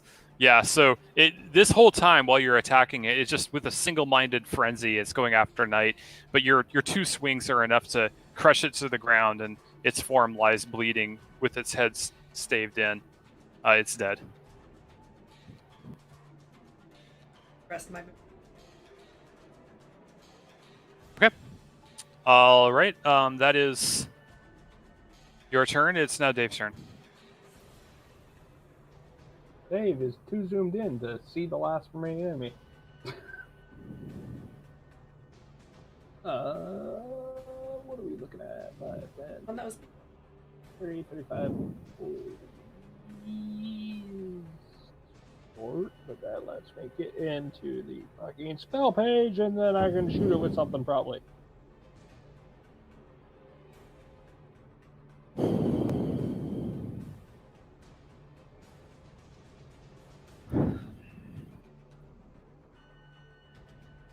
Let's just go for good old Eldritch Blast times 2.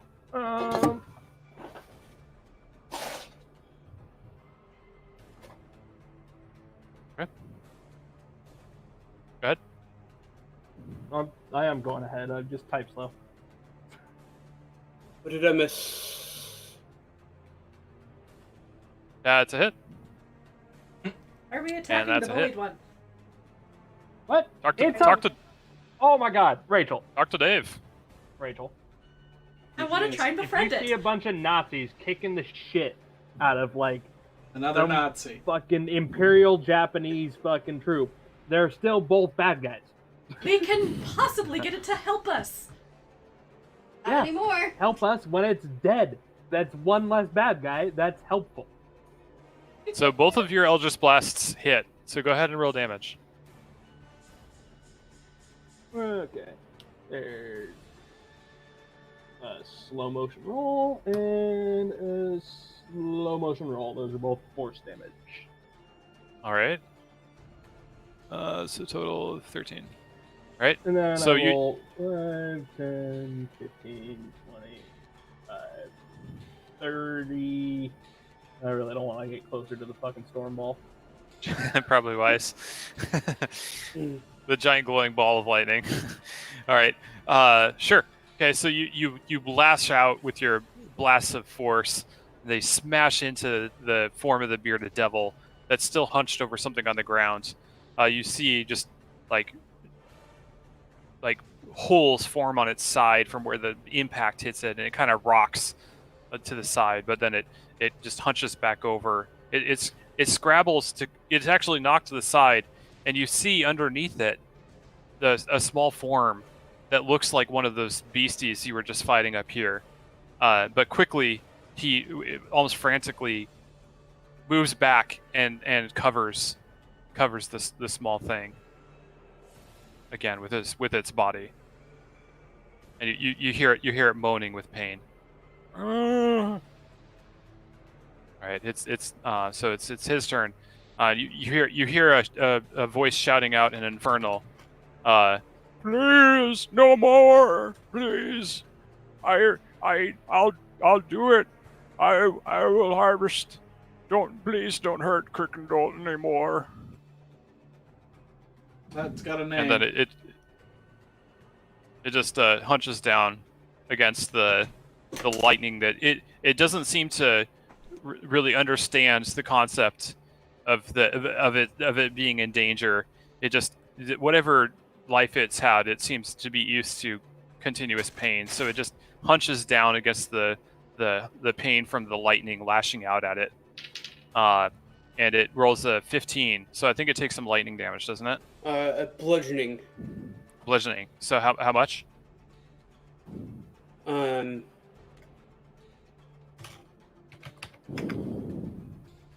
8. 8 bludgeoning damage. Okay. So it just kind of sets itself and it's rock forward again, but it just hunches down over the small form in front of it. It is Knight's turn.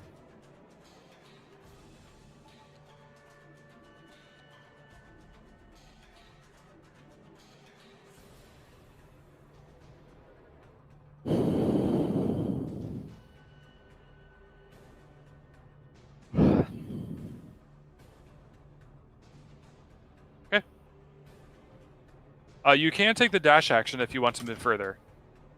You haven't used your action. In other words. Okay. You can also prepare an action if you want. Okay. All right, Linda, it's your turn. Sweet. I'm all the way back here. Yes, you are. Doo-doo-doo. I sprint right here.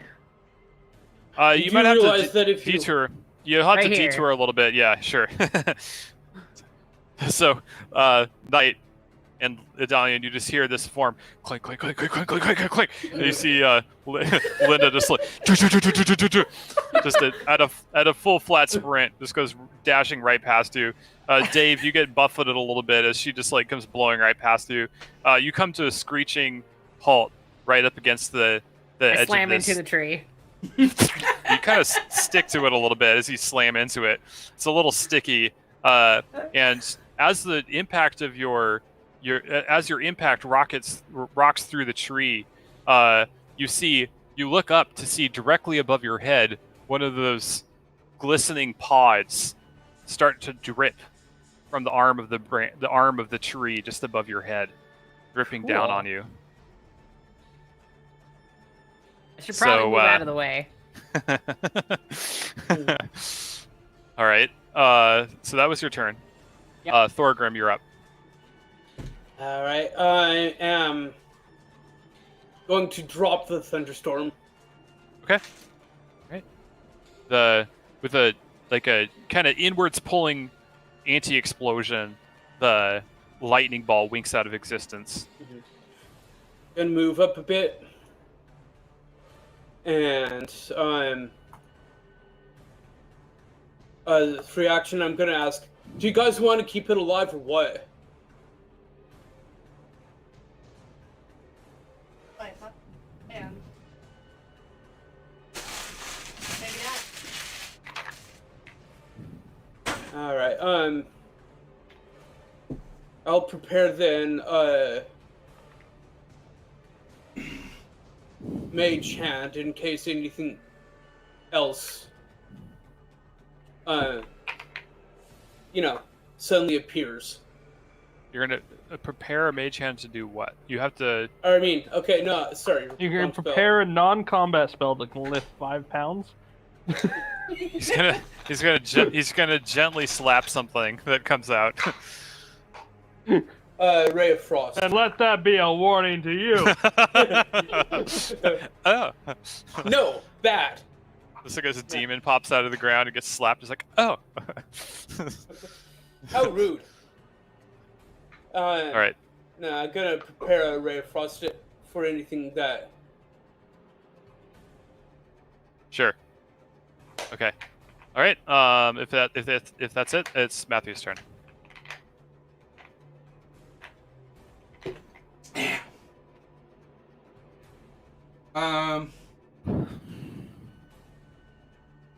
Well, I didn't hear that, or probably see that based on my passives.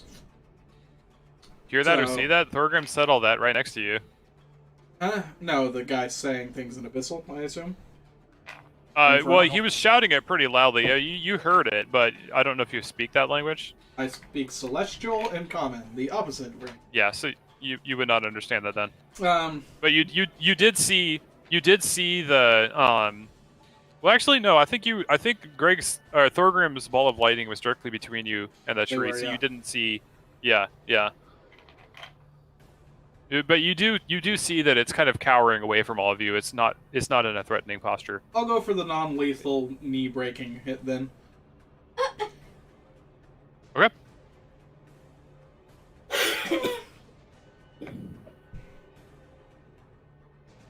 Off. Advantage, real quick. And, 14? That's actually not a hit. So, wait, I keep on getting mixed up. No, actually, that is a hit. Sorry, my bad. Okay. Kind of juggling a bunch of different things. Yeah, that's a hit. 10 Okay. non-lethal to the kneecap. Okay, so he just he staggers forward, once more, seeming to protect whatever's in front of him more than than his own flesh. He staggers forward, being careful with whatever's in front of him. Boom! Careful Second hit. Yeah, that's a hit. Other kneecap. 12. All right. So with that second swing, being careful not to land any fatal blows, you do hear a snapping sound as finally all the punishment that this thing's body has taken it pushes past the point where it can take more punishment, and you hear a snapping sound as something in its leg breaks, and it lands down to the ground, falling over while still taking care to not land on whatever's in front of him. And it lies to the ground, and you hear it call out in a language you don't understand. It says in Infernal, for those of you that speak it, so, please, Crickle, no more, please. Please stop. Please, no. Kind of stand over him and be like, alright, Dave. What's he saying? And that's my turn. Begging for his life. For mercy. You need to know where to go. Ask him, I guess. The shit out of him. Now ask him for directions. You already did beat the shit out of him. Well, that's what I mean. Like, Yeah. He's at 1. Jesus. Oh, that's my turn. Alright, but I'm gonna run to the bathroom and leave the translating to the other infernal speaker. Me. Okay, so are you gonna like hold I'll combat at move bay for now then? I guess. But Sure. yeah. Because we can go out of combat if you're agreeing to stop with that. Yeah. Okay. I mean, there's like a bunch of us and one of him. Sure. He has one. And he has one. Yeah. All right, so you've got this thing cowering at its feet. You see, as he's kind of just lying on the ground, curled in pain, with his shattered leg lying to the side.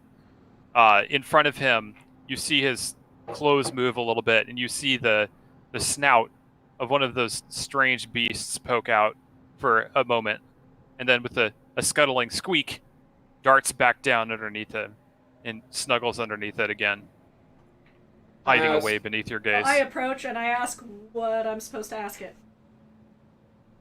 Are you asking us that? What? He's asking. I'm No, asking she's my asking him friends what he should what ask I say him. To it. We need to know where to go. Lulu, what are we asking this guy? Where is the Where's the Citadel? tower? Yeah. Where's the burning The Bleeding Citadel. Bleeding Is Citadel. the Bleeding Citadel is what you guys were looking for. So, you're asking him where the Bleeding Citadel is. Mhm. Yeah. Okay. He says, Cricken Doll doesn't know what you're talking about. We were, and on closer inspection, you see that this bearded devil, whether it had some wound in the past where it's got a large, like, metal plate set into its skull. Its head is kind of misshapen. It looks almost like it's at some point in the past took some grievous wound to its head. There's like it's kind of dented inwards, but it says, "We were sent out to harvest. You see, what are you saying? What were you supposed to harvest? We were supposed to harvest the chickens, but they're so cute. Look at this little guy." And like he lifts up the edge of his cloak, and this small little thing sticks its head out and goes. This like acidic spittle flying from its mouth, this little tongue darting out as he holds it out. Look at this thing. He doesn't mean no harm. I try to pet it. he like it like bites out at you. Give me a dexterity check, or a dexterity save.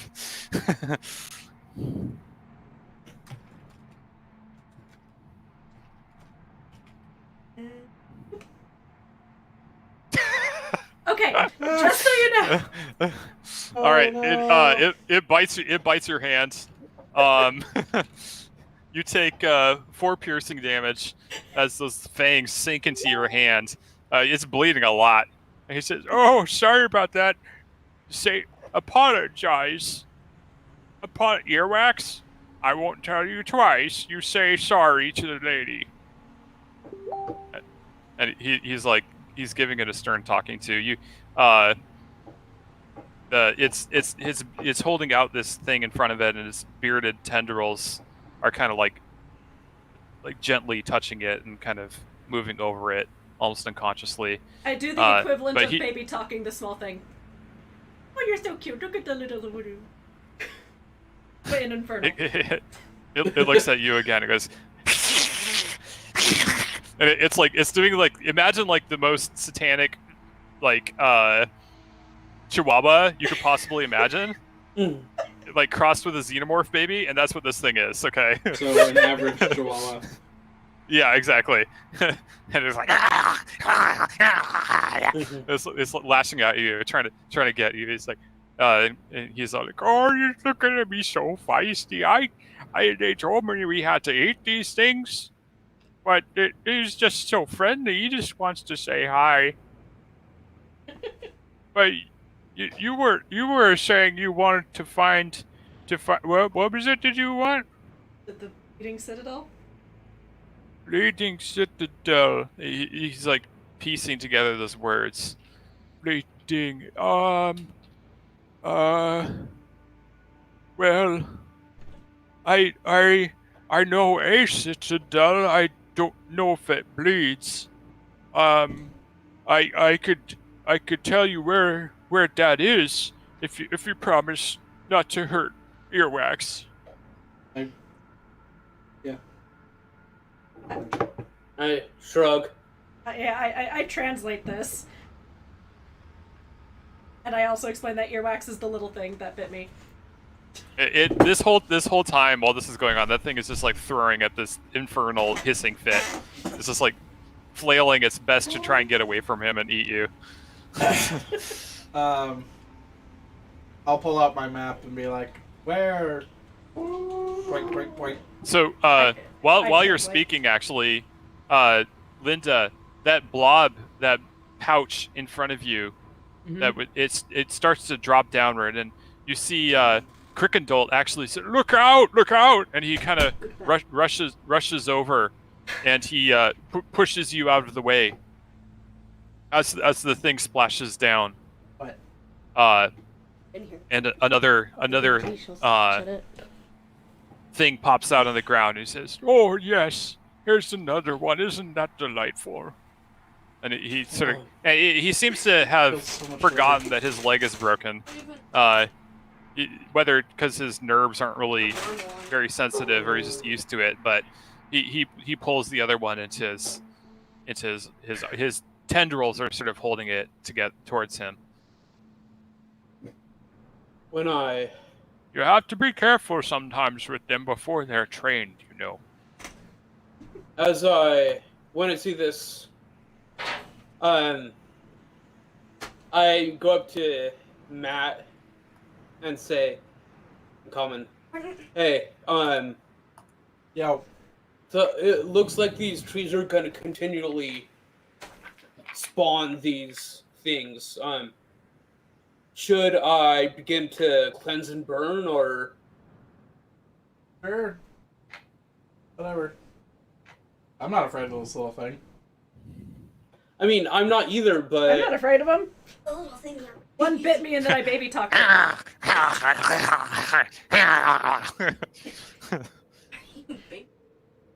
Yes, I baby talked it in Infernal. I think you physically can't baby talk in Infernal. I think that's impossible. Yeah. The closest I could get to baby talking. Sort of like... Yeah. Emily, how do you baby talk in German? I don't know. Exactly. Sort of like how you can't... My mom never baby talked at me in German, so why would I know that? Yeah, good point. Infer, Emily. Gugu Gaga, ich bin Deutsch.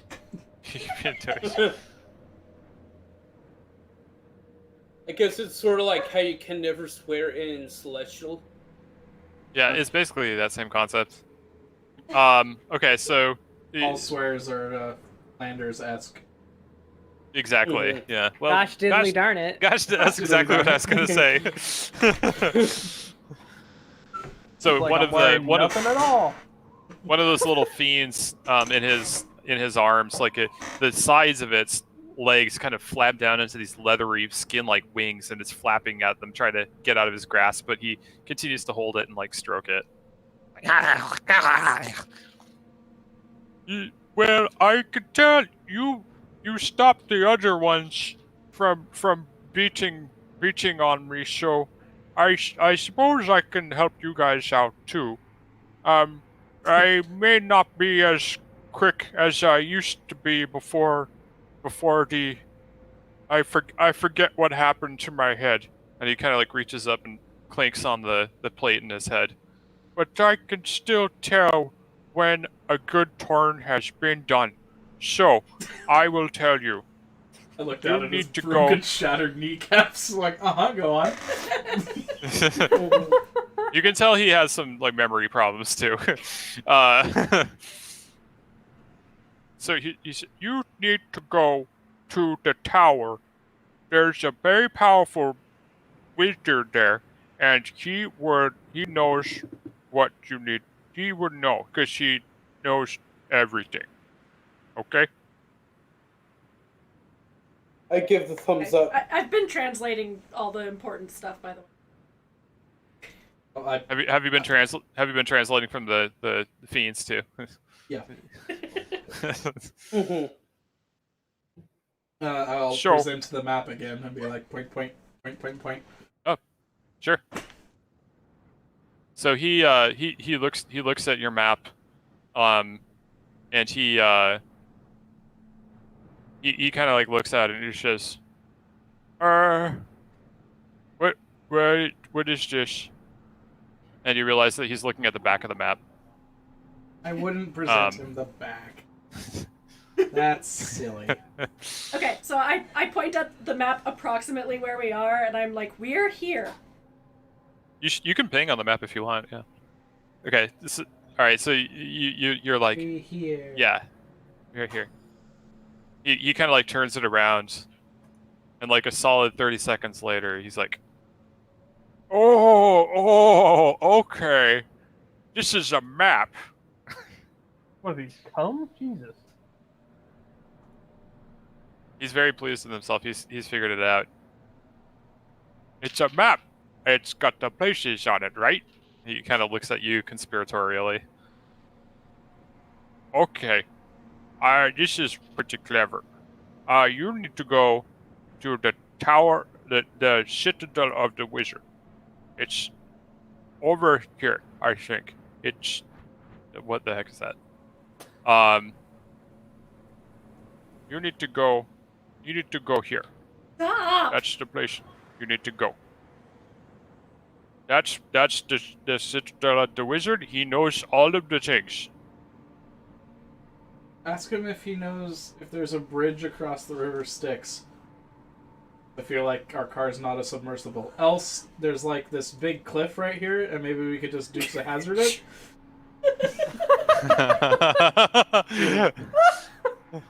I do ask if there's a bridge. Yes. Okay. He said bridge. Bridge. Oh, bridge. Eine Brücke. Away across Eine the river. Brücke. Eine Brücke. He said, yeah, you can cross at the docks probably. I think I was there once. I think it's somewhere I give you right one, will you here stop? maybe. I think that's what it is. So somewhere like that. But you can also there's other ways. I'm sure there's other ways you can get across. That's what I got for you. I thumbs up. He just kind of like looks at you. He doesn't. The little fiendish chicken things go like. Mhm.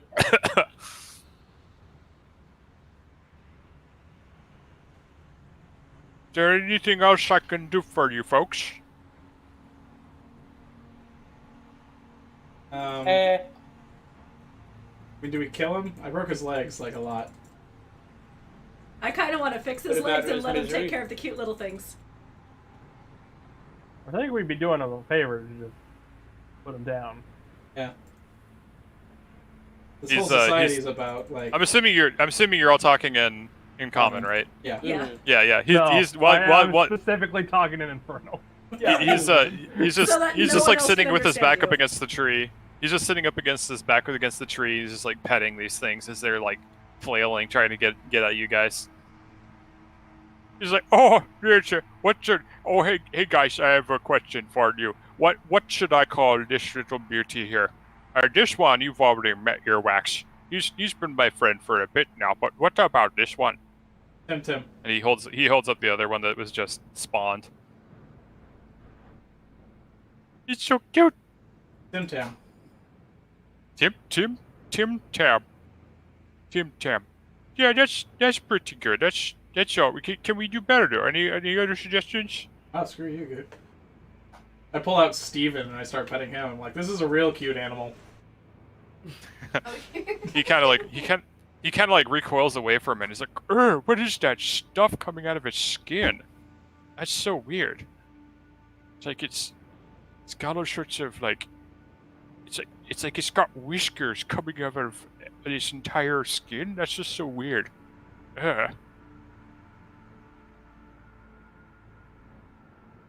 He kind of like recoils away from your furry friend. That's fine. What would Anyways, you guys like to do? So we're just killing him, Yeah. right? We kill devils on the abyssal plane and they're dead forever. So, I highly argue against it. I vote kill. I am a kind, sympathetic. Okay, we have a Mike, yay, a that nay, is and an just- abstain. Two abstains. Let's put him down. 2 abstains. I say kill. 3 kill, 1 no kill, and 2 abstains. Alright, we have 3 kills, 1 no kill. And 2 abstains. Huh? No, you kills already have it. abstained. Here? Yeah. Sorry. What's the name of the little one that bit me again? I just kind of want to wander. Earwax. Honestly. Earwax. Yeah. Alright, Linda, put him down. Hooray! I crack his neck open. Open? Okay. Okay. I guess You make crack an him open attack. like a bear. Make an unarmed attack, I guess. Do.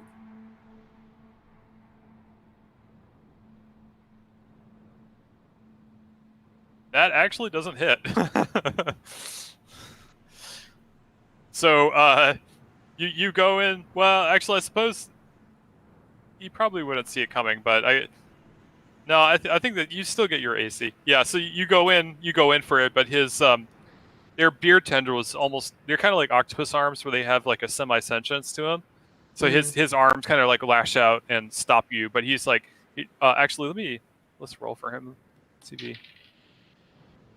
Yeah, you roll a really low insight. Oh, He doesn't even it's notice? okay. He notices, but he's like, it's okay. I what on earth? No, let's not do that. He says to you, he's like, oh, it's okay. I can take care of these little beauties. You don't need. I can take care of them myself. You don't need to take one. There, I got them. It's okay. And he kind of moves back away from you. I pull out my crossbow. Okay. I've committed to killing this thing. He's all in Infernal. He's like, yeah, no, don't hurt these guys. They've gone through enough, you know. It's hard to. As you pull the trigger, and the bolt comes whizzing out, and just like sticks him right in the chest, His beard tendrils stiffen and then go limp as he collapses, slumps down and slides down to the ground. The sticky tar of the tree kind of slowing his slide, but as he relaxes, his little charges start to wiggle free. I try to grab earwax. Okay. Roll dexterity.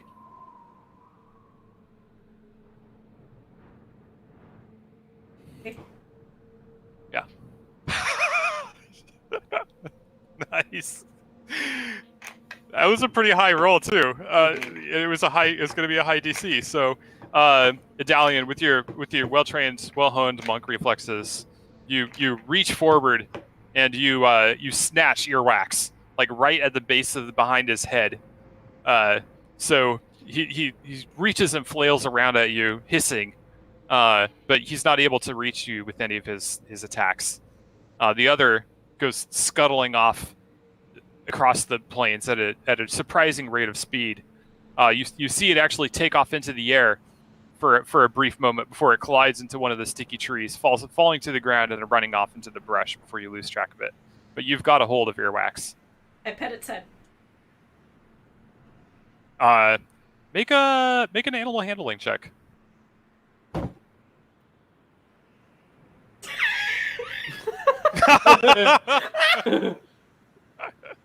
Wow. Okay, it just kind of like struggles against your grip, and with its wings, which you thought was the back of its head. Well, actually, let me give you a better picture of it now that you're up close to it.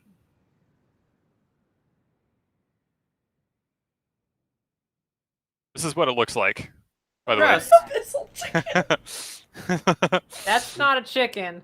So you were grabbing it up behind its head, but those fleshy things on top, what you thought were just part of its body, are actually its wings. So its wings flap down, and you briefly lose hold of it, and you're kind of juggling it, and it scratches your hands as you fumble it to try and gain control of it once more, and it just kind of just hisses once more at you. It seems like it's really hungry. It's trying to get at something, anything, just to eat it. So you Pretty take sure that was an ass Stop trying to blaster. make pets of the Langoliers and move on. you take two slashing damage. It looks like it's just trying to get at anything it can to eat. It doesn't really matter what.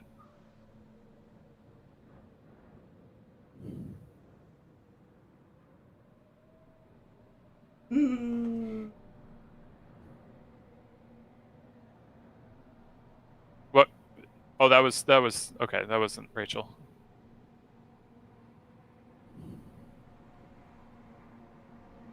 What do you got? Cards. Drop the chicken. I'll sigh and just kind of toss it away. Gently toss it away from me. Gently toss it. Okay, so it sort of flutters through the air with your toss, and it kind of flaps with like leathery, fleshy wings, lands on the ground, and kind of scuttles away. I say, bye, earwax. Earwax is gone for the moment being. You feel like your fates might cross again later, though. You shared something for a brief moment. A critical fail animal handling check. That thing you shared being mostly your skin and flesh as it tore into you. You shared an anxiety-ridden moment. All right, so you've got at least a direction to go. Apparently there's some powerful mage that has the knowledge of where you need to go. But to get there, you're going to have to find a way to cross the river Styx. Any Dukes of Hazzard just. We do know where the docks are. Yeah.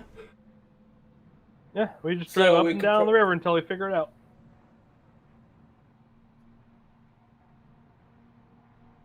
Okay, well, if we're gonna go north, quote unquote, we should probably not go towards this thing.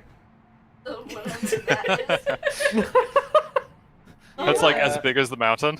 Although the sandworms kind of concern me too. Sandworms or giant shadow demon thing? Yeah, I'm thinking shadow demon.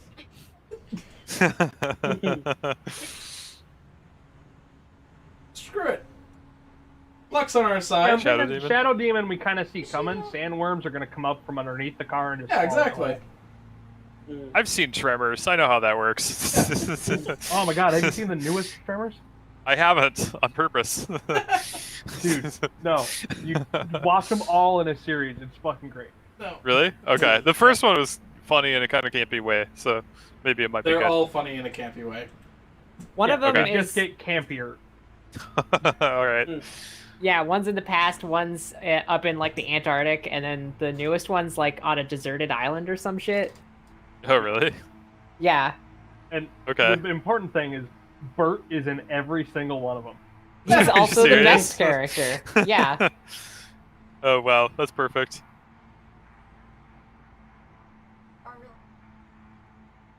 Yeah, we just gotta put it back together. Can we make some pontoons for the car and just ford the river? This is like Orkin. So, you, Yeah, we can skin these doubles. your characters. All right, your Go over characters there. would be aware that entering the River of Styx is probably a bad idea if you're a mortal. Yeah. What? I'm Well, what if I'm not mortal? I guess we'll find out, won't we? Well, then you don't have to worry as much, I guess. If I truly believe I am immortal, it cannot hurt me. I'm not sure that's how it works, I but don't think the river Styx works like fairies.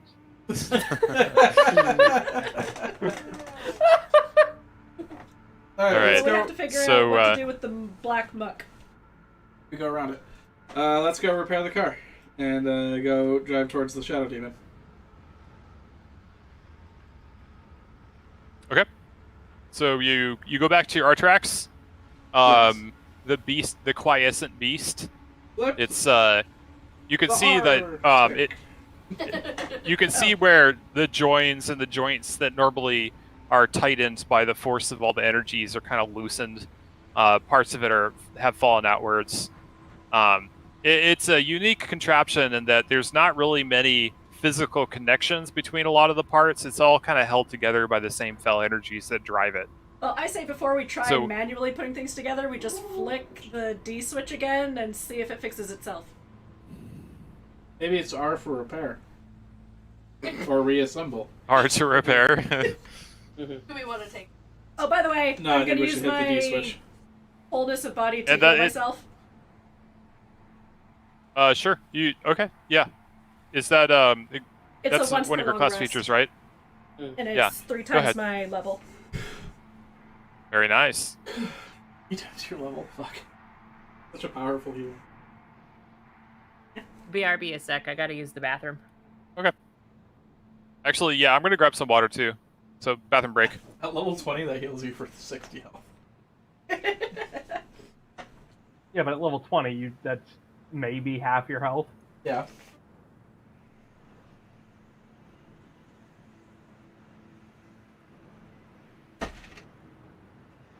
Whatever. Are you? Yeah, it's down there. Yeah, I'm almost full health. If it hadn't scratched me, I'd be fine.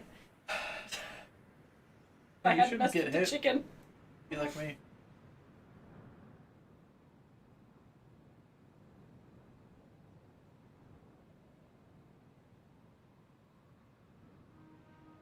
So the other thing I get with my druidness, or not druid, bardness, if I perform for a minute, I can, how many is it? I can make 2 creatures make a wisdom saving throw against me, and if they fail, they're charmed. If they are charmed, they idolize me. They will speak glowingly to anyone it talks to about me, and it hinders Fine. anyone who opposes me. Hold up.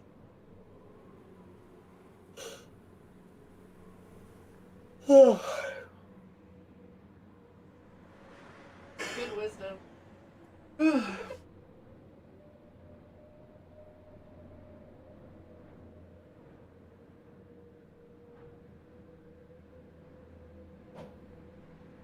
at 6th level. All right, I'm back. For bonus action, I can take on the appearance of an unearthly beauty for 1 minute. Cast command. Holy shit. I don't think I've read this one. Okay, Mantle of Majesty. At 6th level, you gain the ability to cloak yourself with fey magic that makes others want to serve you. As a bonus action, you cast command without expending a spell slot, and you take on the appearance of an unearthly beauty for 1 minute. That's not the worst bit. Or, until your concentration ends, as if you were concentrating on a spell, during this time, you can cast command as a bonus action on each of your turns without expending a spell slot. So for 1 minute, Yeah. you get to cast command as a bonus action without a spell slot. Oh yeah. Oh yeah. College of Glamour is freaking bonkers. It's way better than you would think. Yeah. And Mantle of Majesty is straight up insane. Like, a lot of the damage you guys dealt was due to having advantage and crits and all that, so that was pretty good. So getting the extra movement right at the beginning is incredibly powerful. Oh, it's insane. Yeah.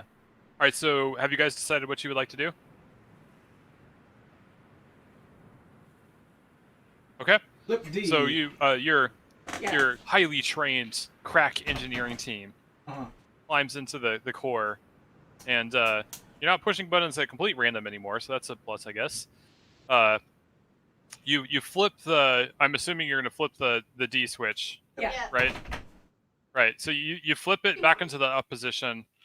There's another jumping shutter as the energies from the core begin to pour outwards. There's snaps and slapping sounds, and just like the sound of stone smacking against stone as pieces leap up from the ground, impacting the beast and jangling around as they vie to find their correct positions. It's once more activated. I But unflick it's A still as well to get out of turtle mode. Okay, all right. It sort of pushes itself up off the ground, and it seems to be in a position ready to travel. Okay, so A is turtle. E is on and off. Who knows what R is? Never know until you flip it. Reticulation. I flick R. I was gonna say, if you don't, Knight does. Knight wouldn't even think about it. Knight would be like, oh, we haven't tried this one yet. Yeah. Okay, you flick R, and there's like a coughing hiss and a jolt as something happens, but you and the engineering aren't able to see. Dave, however, you having taken on your position up on the gunner seat towards the rear, you see underneath your position a chamber open up from beneath you, and some sort of chamber. Well, it opens to reveal an empty chamber. Inside, there doesn't seem to be anything inside. Corbin? Your trunk. Hey, what'd you guys touch? R. R. Hey, you opened the butt. It's rear end storage. R. Okay. Yeah. Okay. You reticulated it. I feel like before we put Slap those anything, cheeks shut. I feel like before we put anything important In the butt? in the butt, because like what it what could, are we gonna stick in the butt? it could close What? and incinerate or something. You still have your chicken thing? Oh, I had let the chicken go. Oh, okay. She failed to handle. Right. She is no hell chicken mother. I don't know who has something that's like not valuable but could like burn up or. I have. I have a torch. We could just throw a I torch still in got there. my cultist clothes. Oh shit! From like the beginning of the campaign. Burn the evidence. Yeah. I think it's pretty well hidden. It's on a different plane of existence from Baldur's Gate, but you know. You never know if there's lawyers down in Avernus. Actually, I think a lot of lawyers end up in Avernus.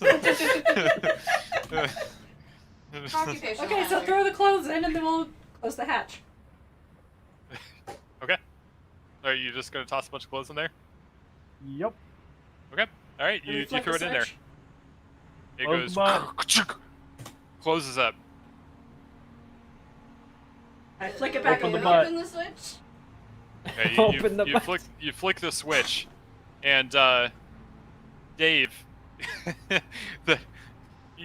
your sight suddenly goes black as the form of the robes you put in there are cannoned out from the rear passage of this thing at a speed such that you don't even see it coming at you. It's just suddenly wrapped around your face. These ropes kind of wrap around you, and you're knocked to the ground briefly as the impact of them drives you off your feet. Butt rapid deploys whatever you put in the butt. So it's a good thing we didn't put a torch in there, else he would have just been speared in the face. Yeah, probably. I want to go find more chickens and Good. shove them in there. Good choice on Oh my god, cloth. we just collect a Chicken bunch of cannon. Just load it with Chicken cannon, chickens yes. and then just like chicken flack. It's chicken That flack. could actually, that could actually work. We would like to spend an hour collecting chickens to put into the chicken hole. Sure. Yeah. Okay. So you did observe that you can grab the pustules as they're forming Yeah. a little more safely and then trying to handle the live things themselves. Yeah, and then they like hatch on So, their own, right? So we just grab a bunch of pustules Sure. and throw them in there. Suddenly we That's freaking perfect. Okay. All right. So. All right. Why don't you all roll dexterity? I guess. Let's see what the average dexterity is, because you got to do this a little carefully without popping the sacks. I got a crit. Straight dexterity. Oh shit.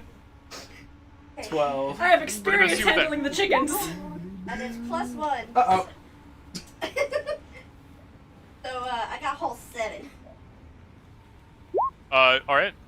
Oh, Wow. hold on. 22. Another I crit. still have advantage. Oh, Going. 21 No, it's still.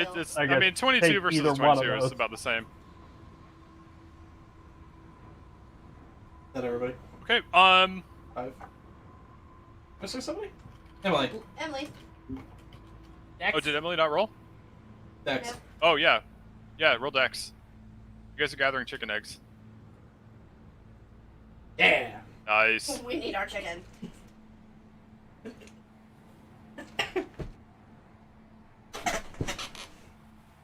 Nice. Okay. Yeah, that's pretty dang good. All right, so you guys are able to gather 10 eggs, believe it or not, and you drag these squelching sacks. They're bigger than you'd think. They're like think like sort of rugby ball shaped almost, but the length of your lower leg. You drag them all up and you shove them into the compartment in the back. You can feel them kind of squirming inside as whatever fiendish presence grows within. And you throw them in there gently, kind of squeezing them in at the end. But then you are able to close the compartment around them. I think I was saying flack that whole time. I meant chaff. I mean, you know, I know what you're getting at. Black could be appropriate too. It Yeah. just depends how fast they come out. Exactly. All right. Well, everybody aboard. Ding ding. All right. Artrax is departing the spawning trees and going to the Shadow Demon. Choo choo. Toot toot. All right. So you move the accelerator forwards, and Artrax leaps forward as if eager to get out of this place. So which way are you heading? Are you heading inland, or are you heading away from the river? Or are you heading towards the river or away? Well, according to the map, it would seem that there's some kind of river here connecting the spawning trees' sloppiness to the river itself. I feel like we should skirt this forest. Sure. Okay, so heading inland, or away from the river, I suppose. I kind of assume we're you- like, here's these. We'll go up. You're not. You're somewhere ish around here, but Yeah. again, in Avernus, it's kind of an open question where exactly you are. Okay. So I'm just you're gonna just sit driving on the floor around, of doing the your best to. of the engine room and What's that? meditate while waiting, while we're driving. Sure. Yeah. Sure. As much I'm as you're kinda- able. With like the howling screams of the vehicle around you. Damned. Yeah, the end. On looking, What's that? look out, kind of like walking around on the. There's like Oh, a sure. what? Meditate anyway. You're Small patrolling little basically. walkway out. You can like. Yeah, there's a walkway. edge. It's like it's 5 feet wide, running along the spine of it. It's sunken into the top a little, and that there's that line connects from the front of the vehicle all the way to the back where Dave is stationed. Linda's sticking her head out the window like a dog. Nice. Well, actually, Linda, there are if there's only one part of the vehicle that's actually enclosed, and that's the engineering and the core. You this is just to your awareness. There are small windows to the side of that, Here, but Pat. then there's duty stations along the length of the pathway that are sort of sunken in, and then at the back and the far front and back there's the weapons and then also the steering. I don't know if I had told you that yet. Okay. Yeah, so just moving along, doing your best to avoid all those pools of ichor. You think you actually saw one of those bubbles pop once, and a little flash of something scaly or slimy disappeared into the muck before you looked away.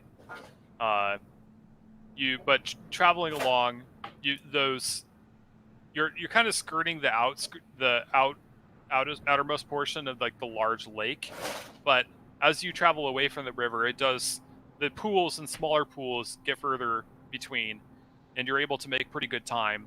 Eventually, you do find this. It's easier for you to navigate because you're just circumnavigating the giant lake. It's difficult for you to lose your way. In other words, you do manage to make your way around to where this strange forest is. It is a strange forest. It seems that there are trees, but they're not very high. It's if you can imagine a narrow carpet of blood red leaves, maybe just at the most a foot thick, tops out an even layer of trees that are no more than head height. So if you can imagine this entire forest that stretches out for as far as you can see to the east, it's just there are countless trees of the same height, with those strange fleshy red leaves at the top at head height. But you're traveling between that forest and the lake, if you want to call it the lake. Just traveling along. It takes a few hours, but you do come to where the trees once more break away from the lake, and you find yourself out in an open space. You presume to be at the other opposite side of the lake from where you started.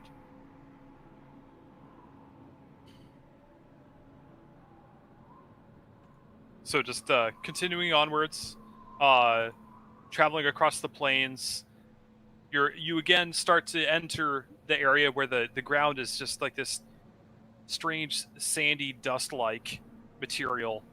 It's almost as if whatever substance the ground was made out of was completely drained away, because looking at it from a distance, it looks as if it were normal soil. But when your vehicle treads past over it, or if you ever were to stand in it, it's as if that soil that you thought was there, it doesn't actually even exist. It's as if it was somebody had somehow created an approximation of ground with straight out of ash. That's what the effect is. As if like the essence of the ground had been drained away somehow. But traveling to the north, you start to drift away from the lake and any anchoring viewpoints that had. So I need you guys to make a navigation check here. So that's survival.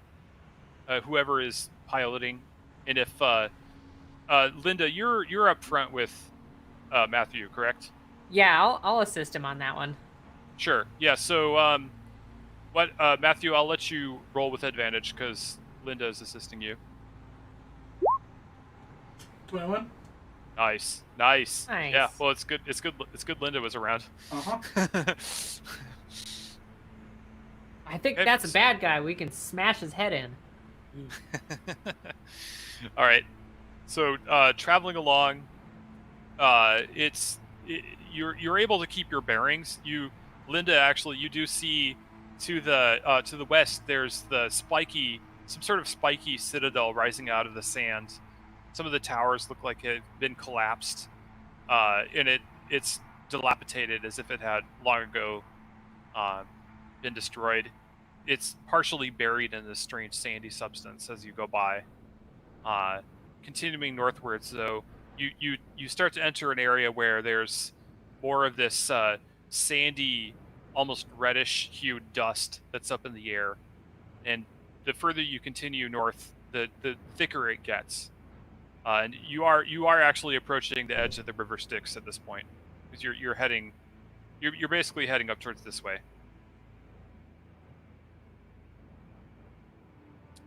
And just continuing northwards, it gets deeper and darker. This omnipresent light that seems to come from nowhere is dimmed still by the presence of all this dust in the atmosphere. Yeah, so let me look something up real quick.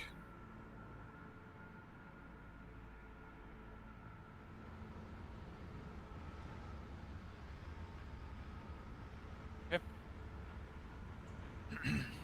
All right, so continuing further, you've basically lost all view of anything that's within 50 feet of you. There's a brief, sudden increase in this dust. It just swirling darkness throughout the sky. You can't really see anywhere. It's becoming difficult to even steer the vehicle because you're not able to anticipate any hills or dips and valleys oncoming. So it's the ride is getting very rough because you're basically hitting all of those head on. The vehicle is pretty robust. You're able to go through and over them, but you're definitely getting thrown around a lot as you're basically like plowing through and over a bunch of small hills and such. Land turbulence. Yeah, actually. Yeah, kind of. Excuse me. So who all is on lookout? It's basically Linda and Dave, correct? I mean, I'm on top. You're on top? So Dave's Yeah. looking backwards. You're looking backwards. That's right. Okay. Linda is definitely looking forward. Right. So why don't you and I'll let you and Thorgrim roll perception. Okie dokie.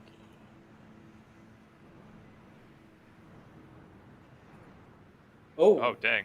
Nice.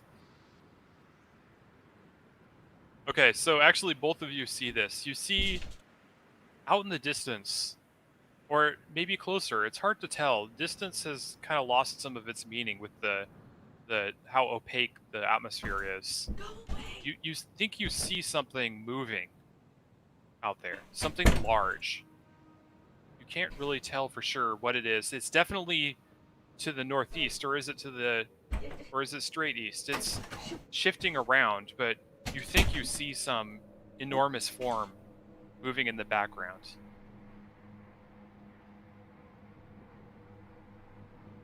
It looks like a fight. Let's go fight it. Hey guy, I see it, and you guys see that? We should probably not. Lulu chimes in. She's actually next to you. What is it? What did you see? I pointed out and to say, I don't know what it is.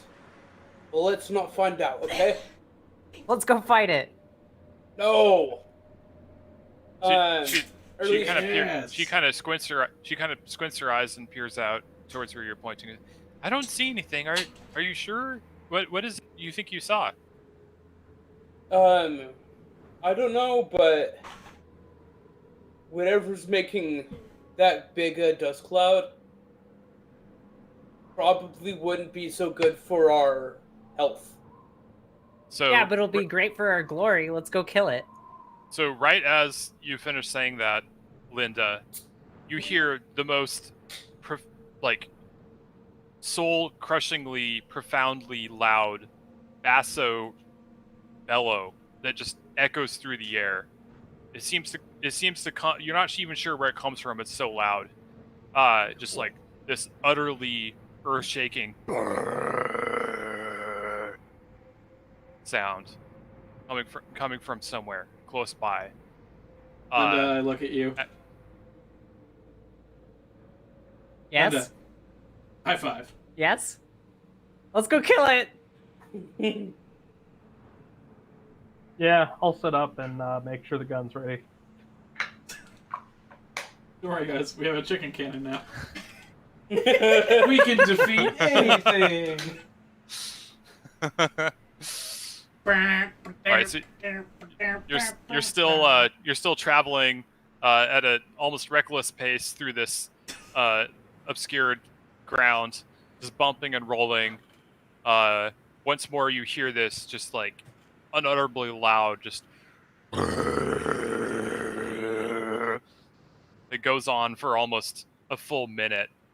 It seems to be more to the east, and you do get once more the suggestion of the outline of something that is just impossibly high up into the sky. But it's something. It is a suggestion of movement up that way. Just bear this outline of some massive form pushing through the dust. Drive a little bit closer. It looks like Okay. a massive... Dick. Okay, yeah. So you steer towards that area that you think that you caught the glimpse of something.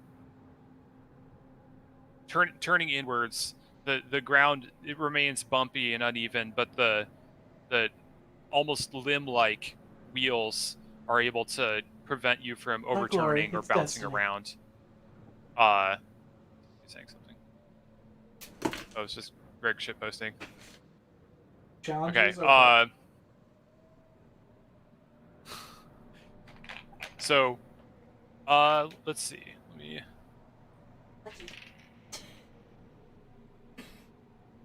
Actually, how does this work That's for good. vehicles? Over words.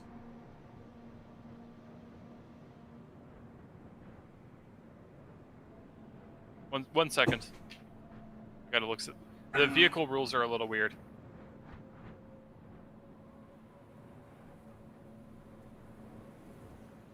So I don't know who rolls in this scenario. Who is the one who rolls? I am the one who rolls. Okay, so you're moving forward, kind of driving at an angle, sort of in the general direction that you think that sound came from.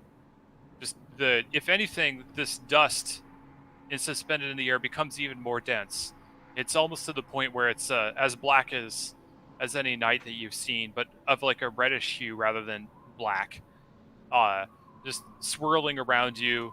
You see ghostly shapes and forms seem to flicker in and out of existence right in front of your eyes.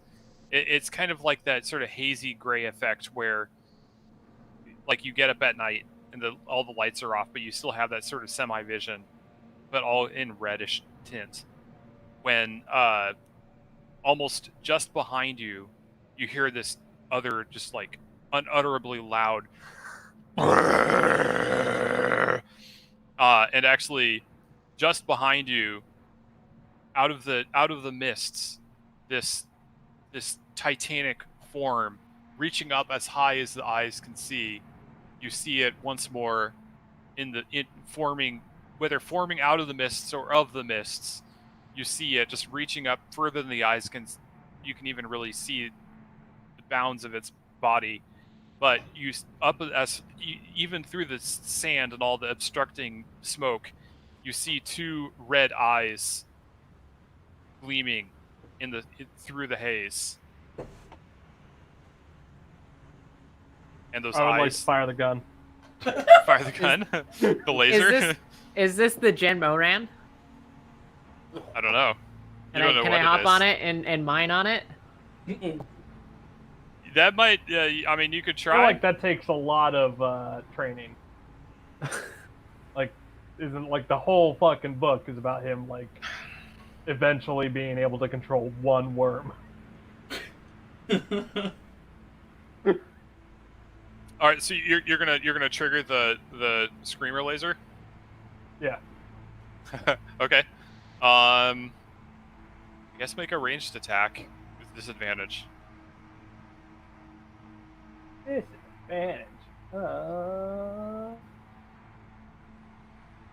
Let's roll. Nobody has disadvantage attacking Godzilla. What are you talking about? Flamethrower? Laser. Laser. Aww. It's All right. bigger than a house. How can I miss? Well, you don't know if you missed. I'm just Huh? it's a little different. Yeah, we'll get to it. All right, so I'm you reasonably confident with a 6 that I missed. it's not really like an AC type scenario. Okay, so you trigger the laser. It's like that phenomenon where you turn on your brights when it's snowing, right?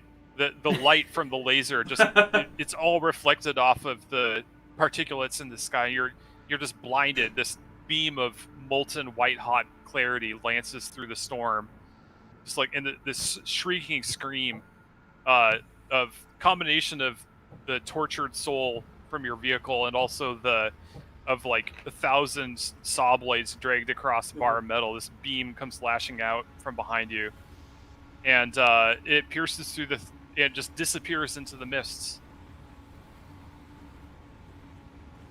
There's no immediate effect. Guys, problem. What? I see it. It's not dead. So as you continue driving, the sound of the winds seem to pick up as just like swirling around you. There's a sudden vortice of winds as the particles just go to a speed that start to sting your flesh. You feel the need to start covering up stuff. So you're even covering your face, you still feel the sting upon your body as these what? I get a rope and tie myself to the top of the, and then I jump ride the down. winds. Extend your robes. Fly. Yeah. And I hop down to the engine room and hand in the last of my hell coins and say, "Faster! We must go faster!" All right. So within as you enter the engine room, the gusts die down a little bit, but you can hear the plinking and of small rocks and such hitting the outside of the vehicle. Climbing out again, it seems like every moment that you were gone, the wind and speed of the force of the driving behind it has doubled. It's to the point now where it's beginning to rub your skin raw, and any exposed flesh is starting to become extremely painful. When you're continuing to drive at a breakneck pace almost, when in front of you, forming out of the mists, you see two gigantic red eyes appear right in front of you, just from the ground all the way up to what must be at least several, like 30 feet or so up into the air, just these giant red eyes gleaming out in front of you. When forming out of this sand, a maw begins to open right in front of your vehicle as you're racing directly towards it. and this bellowing roar blasting out at you. You can even feel the exhaust from its roar pushing against the vehicle. The force of it is not enough to stop the traveling force of Artrax barreling forward straight towards the maw of this thing. Linda yells back. And I need anybody that's outside, roll Constitution. Or actually, no, it would be Strength, actually.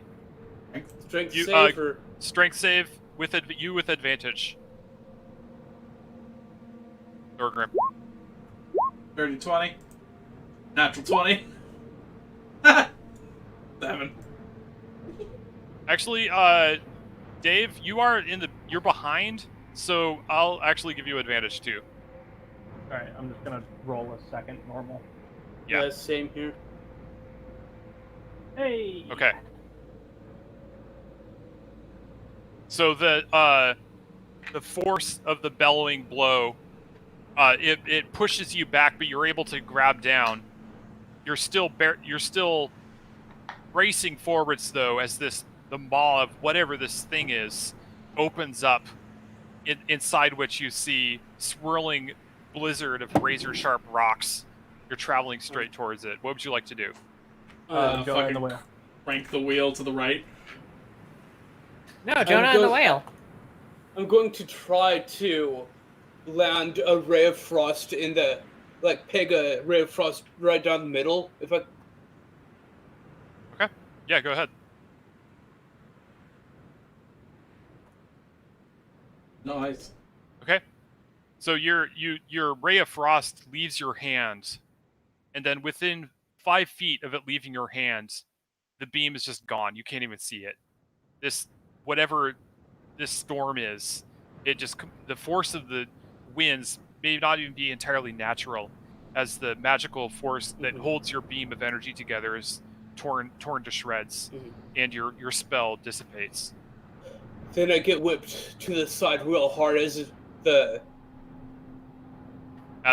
Matthew yanks on the steering wheel. Uh-huh. Lulu gives kind of like a honking squawk of shock as she's thrown against the side. You yank on the wheel. I need you to make. I need the vehicle actually to make a dexterity check, which is weird. Vehicle That's how to this make a works. dexterity. Yes, and I can do that.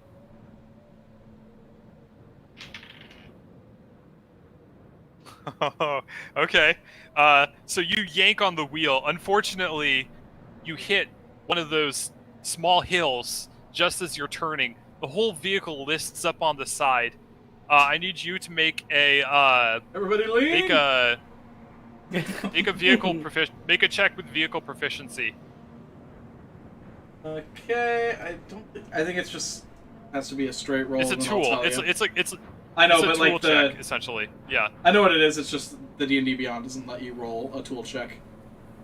Oh, sure. Yeah, it's you have proficiency, so it's So 4 it's plus probably 3. dexterity. Oh, is it? Well, okay, Or- so 4 plus 3. 7. It 7. Okay. Yeah. Yeah, that's not good. Not good. Let's see. Are you proficient? That's the 3, Greg. Yeah, he is. That's with the 3. All right, I gotta roll a d20. Okay, so you yank on the steering wheel. The vehicle just tilts up on one side as you turn, spraying up rocks and such.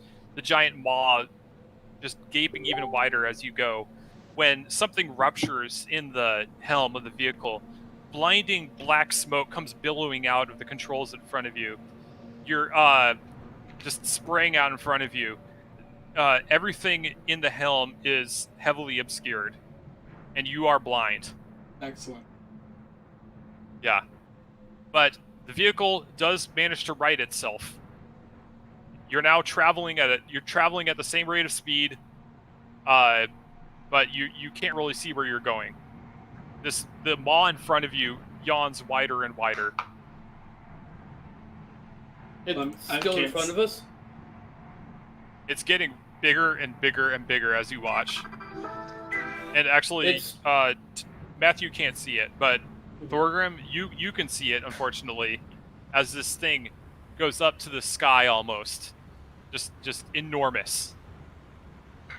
And another earth-shattering roar lances out. Just I need all of you to roll Constitution. Con save or Yeah. straight?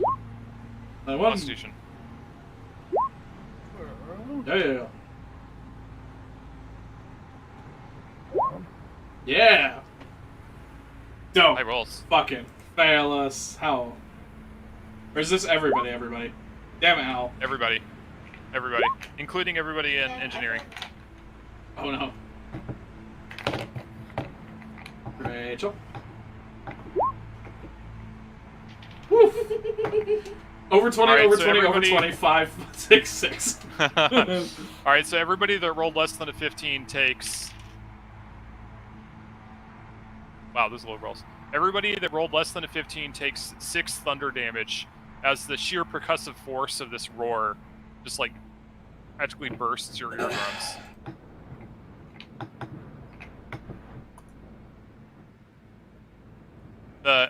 You're driving.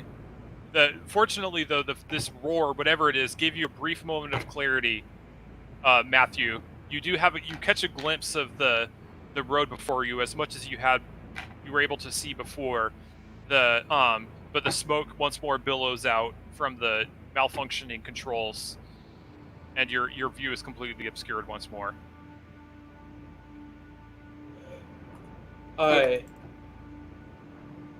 Okay, so I was originally driving at it, and then I turned and kind of failed. And this is and then, by the way, this is a time sensitive thing. I'm giving you a timer for how long you have to act on these things. Yeah, I just want to confirm Yeah. that it essentially shifted to where we were, or I want to know if it shifted to where we were, No, or we failed didn't. to turn. It didn't. It's just you managed to turn. It's just getting bigger and bigger. All right, I floor it more if that's possible. Okay. Actually, What is I everybody? will yell yeah, back. Sure. I'll say turtle mode. Turtle mode! Turtle Pulls mode. the lever. Yeah. Pull the lever, Kronk. Okay. Pull the lever, Kronk. That Okay. lever was A, right? I don't know. Yeah. Yes, it was Yeah, it A. was A, because we didn't... It is A, yes. Yeah, we didn't... Wrong What? lever, Kronk. You're like, what lever is it? Turn what it lever off. is it? Wrong lever! Just turn it off. Disassemble the car as we're driving. Yes. There's no way that could end poorly.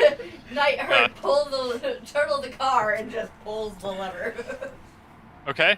So is that you pull the A lever? Yep, I did what I was asked. You pull A lever. Okay. All right. So you yank on the lever, and in one motion, our tracks pulls in all of its wheels. You come to a spray of dirt and sand rockets up from the front of the vehicle, blasting into Matthew and Linda's faces. Actually, Sandblasting us. yeah, exactly. Actually, no, I'm not gonna make your roll to hold on, because you have to duck down. You get a face full of it, but you manage to pull yourself down beneath the front of the lip of the controls. But this giant wave of sand and dirt rockets up in front of you, blasting over the vehicle as it crouches down. The wheels stop turning. The vehicle pulls into this hunched posture.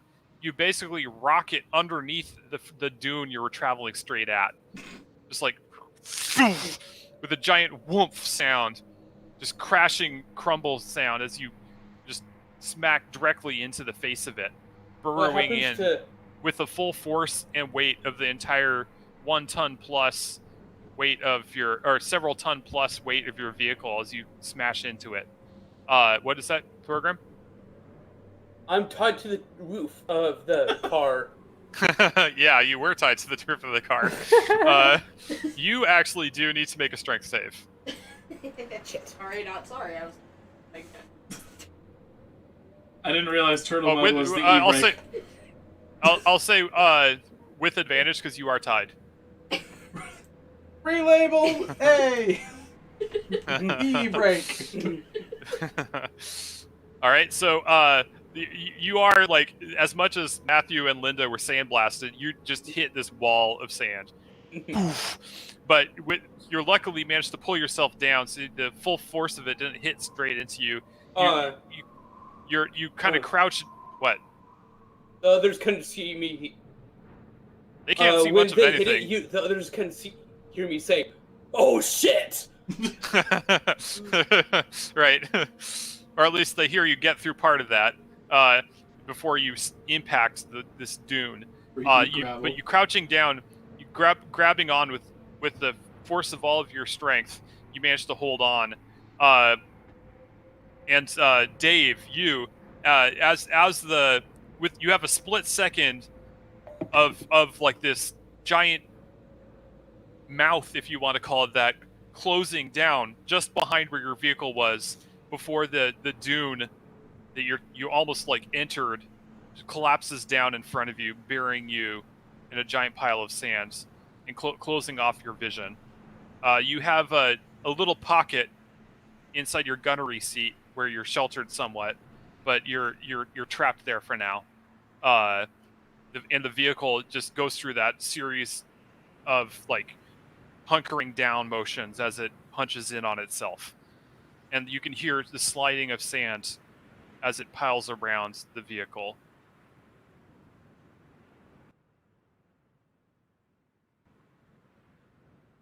All right, what would you like to do? Undo A. Aspen Be Weed. thankful that I'm alive, and also I want to consider welding my way out. I was told to undo A, so I flicked the switch. Okay. You flick the switch. You hear just straining sound of metal on metal, stone on stone, grating. Oh my god, our vehicle became an old man. Yeah. And there's a shifting of the sand around you, but not much immediately happens. You're not able to pull the switch all the way to the deactivated position. I'm kind of like, I tried.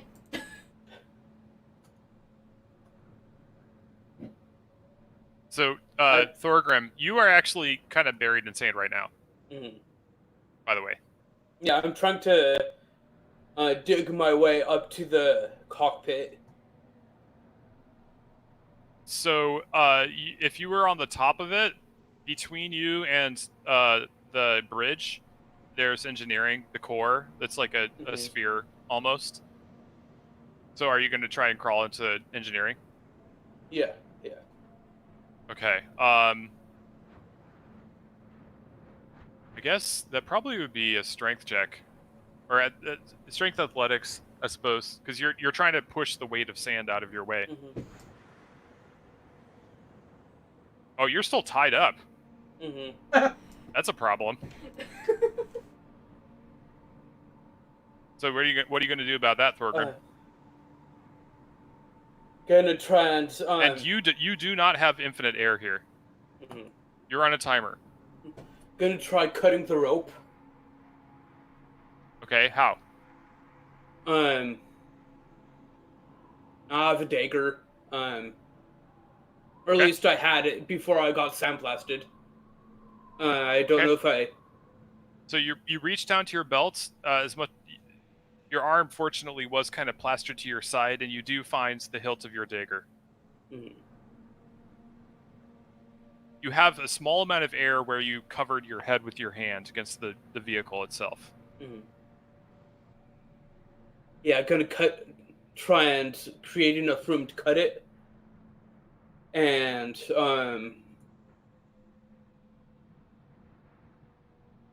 I suppose there isn't really enough room for me to create a mage hand. Not necessarily. There may be. Are you I'm gonna try and? I was like, try and get room to cut the rope off. I'm gonna try and create a mage hand to help pull sand out, so I can. Okay, so the sand has got to go somewhere. Mm-hmm. You can't pull it out. That doesn't. Or at least to help dig a way through to the. Okay, so Eat your way through like a worm. Yeah, basically. yeah, better Just start learning how swallow to it digest as fast as sand you real can. quick. You got to put it somewhere. You got to keister all that sand. Good luck. It's like, all right, Mage Hand, I've got a task for you, and neither one of us is gonna like it. Oh god.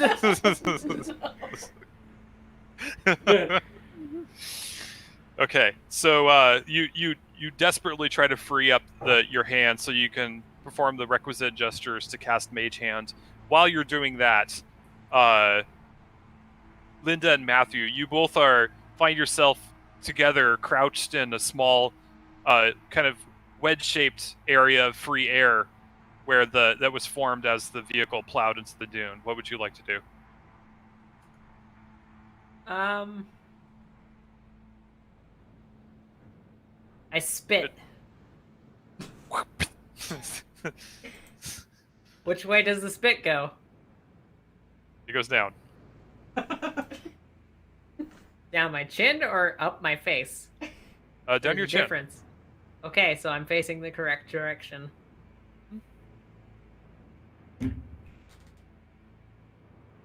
Fortunately for you, whatever thing that was spraying all the smoke out earlier seems to have been buried in sand, so the air is actually a little bit clearer now than it was.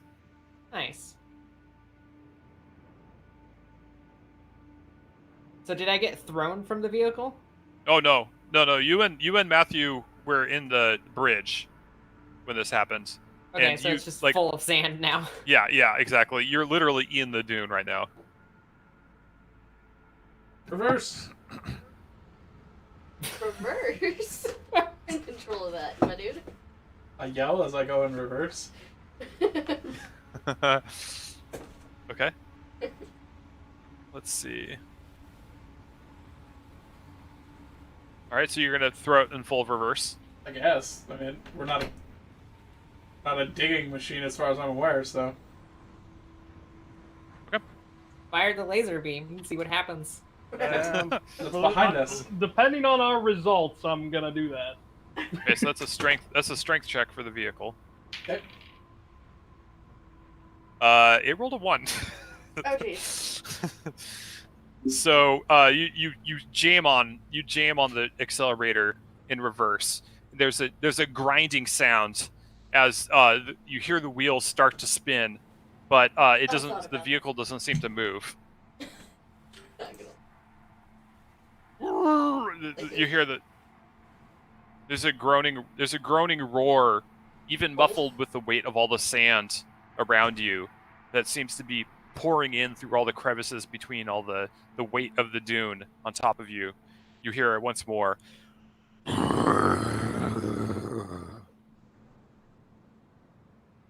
Alright, I'm gonna fire the laser and try to melt us out of here. Okay. Oh, maybe we should fire the chickens. Oh, yeah. The chickens. Fire the chickens! Dude, they do look like Langoliers. Maybe they'll just eat all the sand.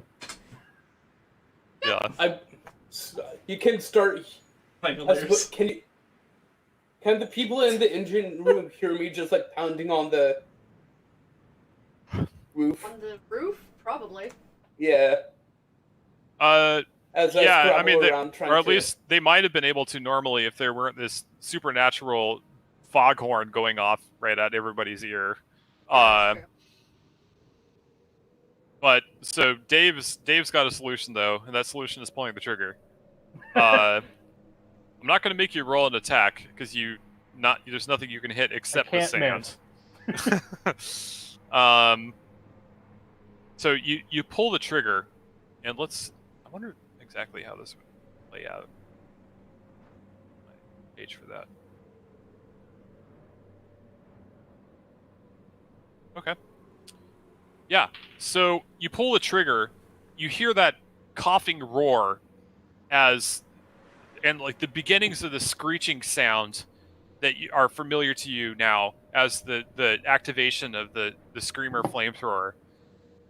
When it just sort of, something doesn't quite go right. Whether it's from the sand rushing into the internals of this thing or something else. But what you do notice, and you notice this very quickly, is that it suddenly gets very hot where you are. And it's getting a lot hotter very quickly. So the sand around you, you actually get a little bit of light in what was previously pitch blackness, as you see a dim glow begin to form up where the head of the weapon is. That's spreading rapidly. And it's getting much hotter very very quickly, and I'm going to need you to roll. Oh, how does, just a second.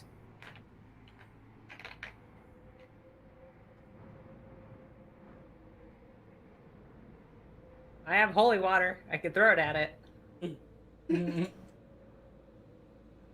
Okay, Dave, I need you to make a Constitution saving throw.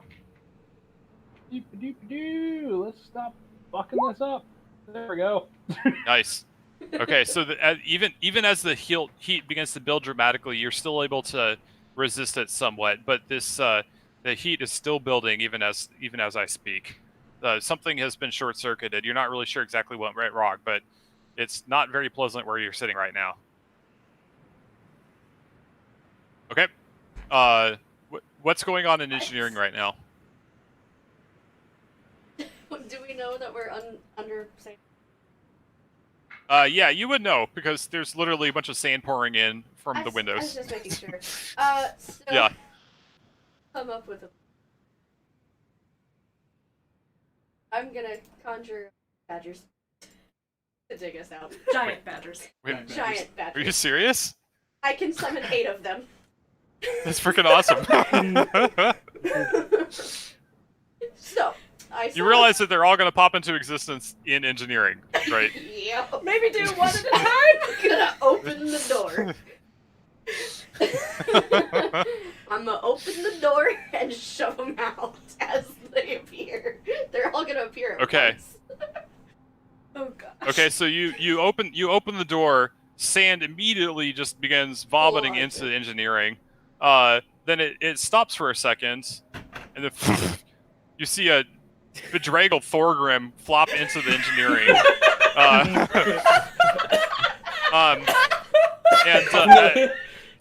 As he collapses inwards, his trousers actually come halfway off, as it seems like he was for some reason cutting his belt off.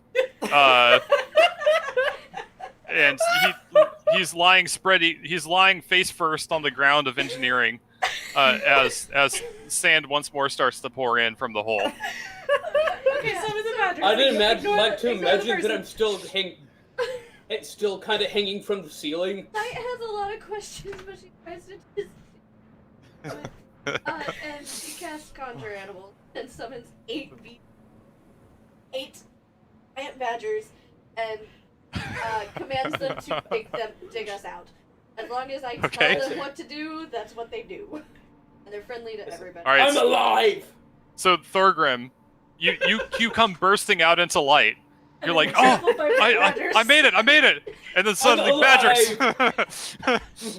You're covered in a lot of fur and claws, and you're a little bit confused about what's going on here. All that you know is that you're not in sand anymore. But this scrabbling, scratching forms of small beasties come running all over you. Oh, no. These are are yeah. medium-sized Giant beasts. beasties. Yeah. Oh, they're medium-sized? Holy shit! Yeah, they like weigh as much as you do then. Yeah, no. This Big is trample. misty-sized badgers. 8 of them. 8 of them. There's like, okay, there's like no room for any of you to move. Until they dig All right. out. The whole point is that they have a command to dig us out. So, okay, on one side, there's no room to move. On the second side, there's no room for sand to get in because it's full of badger. So the outermost badger is able to kind of follow your command somewhat, and it sort of squeezes its way out of the exit. And you hear it scrabbling and scratching through the sand. and they gradually manage to push their way out. It's very uncomfortable in there. I'm stuck in the corner between As the in the space that's designed to have like 3 tops 4 medium-sized people for a very short amount of time is full of like 7. I'm stuck upside down in the corner between the door and the wall. No, basically, Thorgrim, what you happened to use, you fell in the door, you were cutting your belt instead of the rope, so the rope stayed on your pants, and it like pulled your pants half off as you fell into engineering. So what I'm hearing is like slowly, one by one, a badger goes And then he's trampled by badgers and reburied under sand as they're pushing the sand in order to get out. Yep. Yeah, pretty much. That's exactly what's going on here. Just like scrabble, scratching. What are Matthew and Linda up to? Trying to find space to breathe, I guess. Until they start hearing Trying to move scrabbling and in questioning plate, what's going buried in sand. Yeah. Yeah, I'm in splint mail. I'm very confused. Yeah. Yeah, you're all the sand is like packed in between your armor and stuff, Linda. All right, Dave, what are you up to? I really What? I guess I'll let go of the trigger. Yeah, no, I figured you had. Oh no, I was Yeah. going for like full on like weld my way out like. Yeah. So the glowing heat in front of you is no longer growing, but it's still uncomfortably hot. I need you to make another Constitution save.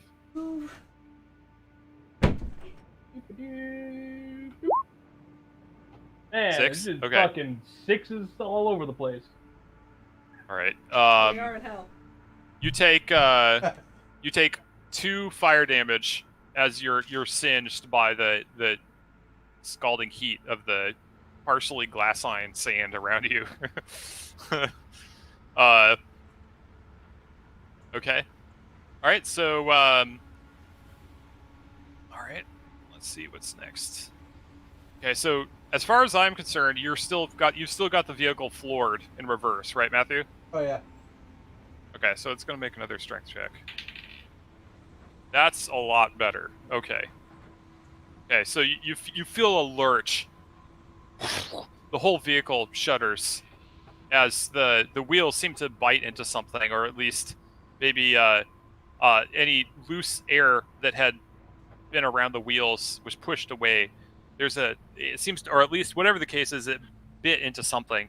The vehicle slowly pulls, and you feel a almost sucking motion sensation as it's gradually pushing its way towards the way you came. And actually, Dave, you get the uncomfortable sensation of getting closer and closer to the really hot shit. You're basically being pushed towards the ball of molten sand. What would you like to do?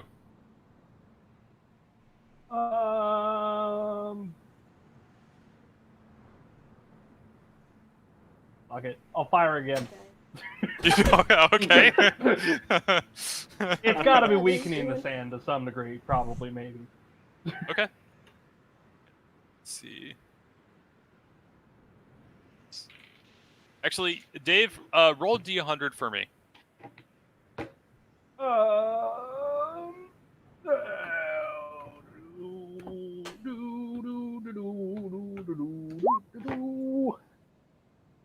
37. Okay, so you pull the trigger. There's another winding, screaming screech of the activating screamer laser, and again there's like a flare of brilliance as the sand around you heats up. Roll Constitution.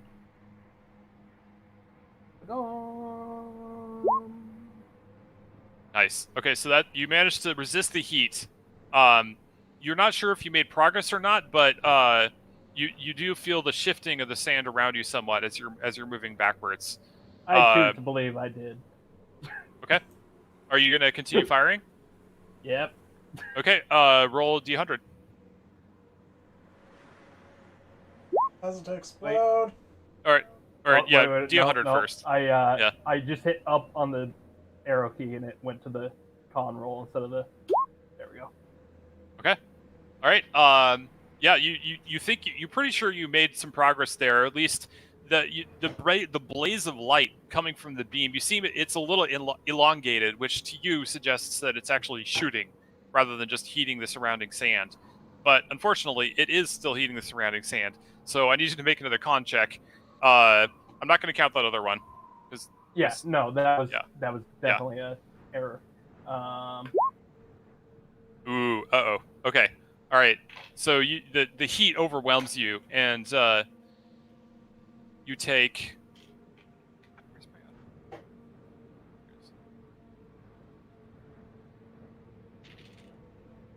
You take 10 fire damage as the searing heat of the partially molten sand, even with the insulation of all the sand in between you, it's just almost unbearable at this point. And you can feel and hear your skin like burning as it hits the sand, but you have nowhere else to go. Are you going to continue firing? Yeah. Okay. roll D100. All right, this should be up on the D-pad twice. There we go. All right, you fire, and there's another brilliant flare of incandescent light as the screaming blade of laserish flame blasts out, and you hear and you can see it must have been a full activation, because you can hear the roar of the beam just like pushing through whatever tunnel it bored through the sands. But immediately as that light fades, all motion in the vehicle lurches to a halt. The backward motion of the wheel stops. It settles down, and the crushing weight of the sand once more presses down on your shoulders. I need you to roll Constitution again from the heat. Okay, so you're able to tough it out essentially, just mind over matter almost at this point. Hand on the trigger, you're able to resist the heat. But those of you in engineering, all lights have ceased. Did you just use all of our power? Most of the most of the badgers have made it out by now. Another coin. I gave you two the. It's so right now, you guys. Let me paint the picture for you. Most of the badgers have made it out by now, but you're still in this small spherical metal egg with 3 people and like 4 badgers that are also, or like 3 badgers at this point that are also the size of people. There's pitch black. There's sand pouring in through the sides. That's what's going on. Okay, the badgers are working on digging us out. I did give you 2 the last held tokens I've had. Oh, I never So heard we're you still- specifically say that you gave them to one of each. So only points? I ever heard lost them to somebody. No, he said, because you said you could only carry. I can only Rachel. carry one has. What went in? Okay, yeah. So Hello? I try like maneuver my way around the bluff to find a hole. Yes. Yes. Okay. Is every phone call for Rachel a Yes. Pokemon battle? Yes. Probably. No, but it is a fucking group call because she's It's a group never call for us. away from a microphone when it happens. It's usually her mom. Okay. Mom was just checking. A band. Okay. So you guys, you don't have room to move, so you're gonna have to pass that coin down to Thorgrim somehow, because he's got his face planted on the slot right now. Oh, cool. Thorgrim, what? take the coin. Put the coin in the slot. Put the coin where your face is. Specifically where your face Can is. someone dig my arms out? I tried Use to. You hear your a face. you hear you hear that just you shoved hear the coin in a his mouth. There's a badger sniff with his badger snout is right in front of your ear there, and it's like the snuffing sound. Hey. Alright, get my hands out and Oh, you got badger on Taken. top of you. You got Badger. Now go tell the Badger to get him free. Yeah. Hey, Mr. Badger, can you? hey, I'm smarter than you, thank you very much. I actually went to college. Yeah, and who's wearing all of their pants?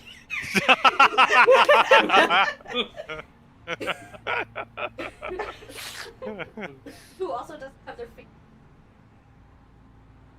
Yeah, well, that's not my fault, thank you very much. I feel like it's your fault for being kind I to feel like the pantsless part is your fault. you did all of this to yourself. No. Anyways, Alright, the so, Badger's still digging out. yeah, okay, so The rest of them. you get this. You get the sense that the badgers are doing their best. So, are you gonna try and pass them the coin? Yeah. Oh, Okay, so are you gonna like pachinko it, just like drop it and hope it bounces down towards him? I was thinking, can't move.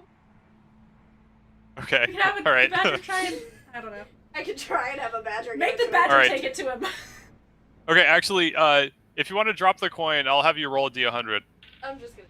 That sounds fun. Oh. What if we, Sure. Then we lose. I got a Holy 99. shit! Hell yeah! Okay, you know what actually happens?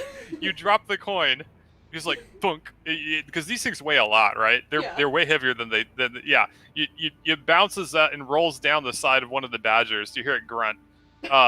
It kind of like slides down between the weight of it, pulling it down all through all the crevices between the pressed bodies.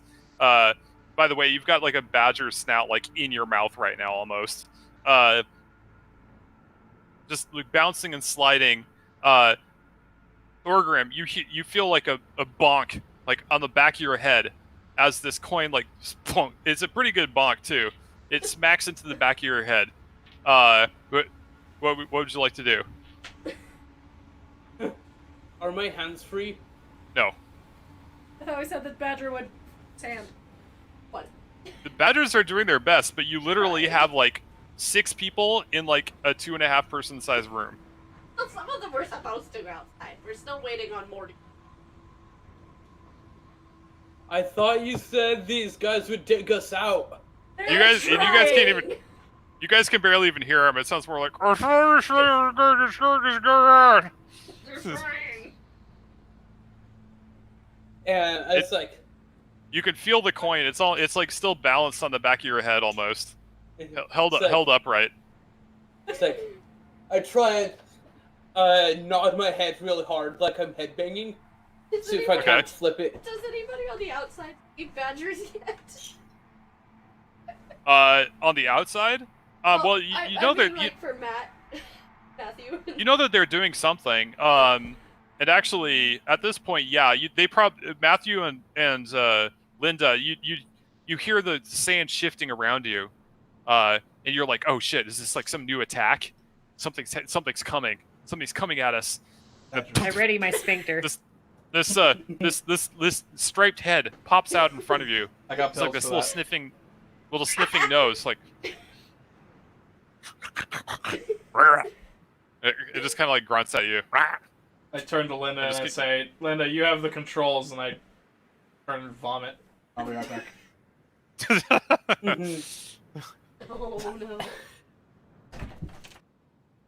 Oh no. So yeah, Linda, you got like a giant badger staring at you. Hello, Mr. Badger. I mean, they're friendly to everybody. And I go to pat its head. They're friendly to everyone, so I mean, I'm sure. It's friendly to everybody as far as badgers go, so it kind of tolerates the pats, and then it's just like, Goes back to. it's got a job to do. So it kind of like pivots on itself in the ground somehow, and starts digging. Its hind legs throwing sand back into your face a little bit, but behind you, it's like it's packing the sand, so there is a little bit of a passage for you behind it. But going down that path would help me. Because there's another right. badger that's about to come back down. And you and Matthew have noticed that the controls are dead. Like the car is dead right now. So, but back in the engineering, the drama is still unfolding. So, Thorgrim, you said you were going to try and shift your head. Oh no. Yeah, kind of like nod, see if I can't get it around to my fate within teeth biting Range. range. Teeth. So you're like trying to rotate your head. You're trying to rotate your head owl-like, basically, like as far as you can. And or try and headbang, see if I can't roll it, forward. you barely have room to even turn your head, but you're able to kind of like slightly get some space, so like between your collarbone and your shoulder, you feel the coin kind of start to slide down, and then eventually it kind of works its way around, so it's to the side of your face, so it's kind of like right in front of your nose as your head is turned sideways, if you can picture that. Yeah, this is one of those dumb party games. Where you're trying to get gonna the try and from your nose. Yeah, Or, like yeah. your forehead to your mouth without. Yeah. Yeah, gonna try and push it with my entire face into the hole, or at least into the hole. Okay. Make a dexterity check, I guess. We never said. Let's hope you have a dexterous face. It was an idea. Nope. 8 badgers? No, that's a save. Well, I guess you have +0. Roll it again, but it's not a save, Greg. What do I roll then? Acrobatics? No, just click No, on the Right, dexterity. you literally just click the letter There you go. dexterity. That's even worse. Nice, you got it too. Okay, yeah. So you're trying to finagle it. You're not really having much luck. It's a little bit hard to move it because these coins are pretty heavy, and you're like trying to use your like lips and stuff. At this point, I'm gonna try and get my hands free without the You're still struggling. You don't have much room to maneuver, but it just after a little bit of struggling, your burden is lightened a little bit. It seems like one of the other badgers has managed to squeeze out of there like a zit that's being squeezed on, just popping out of it. So you've got a little bit more room to maneuver now, or at least things are shifting around a bit. So would you like to try again? Yeah. Okay. Holy shit, he gets a 20. Jesus. All right. So, like, I don't know if you've been practicing this, Thorgrim, or maybe, like... It's part of a wizard college. Yeah, wizard college. They had some pretty wild parties. All right. So you managed to grab onto this thing somehow. It's a very odd sensation when you have this coin in your mouth parts. Like you can feel. Coin. Yeah, exactly. It's not a pleasant feeling at all. But you manage to drag it over to the slot, and you kind of push it in with your forehead. you're kind of like pressing it in as best you can. Yeah, you hear a ka-chunk sound as it enters the furnace, and just this blazing beam of light just like right into your eyes as if you were staring into a visor. As the my beams. As the tell you to close your eyes. Ooh, sorry. As the furnace reignites, you hear the engine around you of Artrax reviving. Power is restored. Well done. All right, Matthew and Linda, you have control once more. What would you like to do? It's up to. I would Oh, boy. reverse again. I mount the controls. No. Okay. Don't mount You the don't have to do vehicles. that. No, you do have to do that. They are rectally operated. Oh god.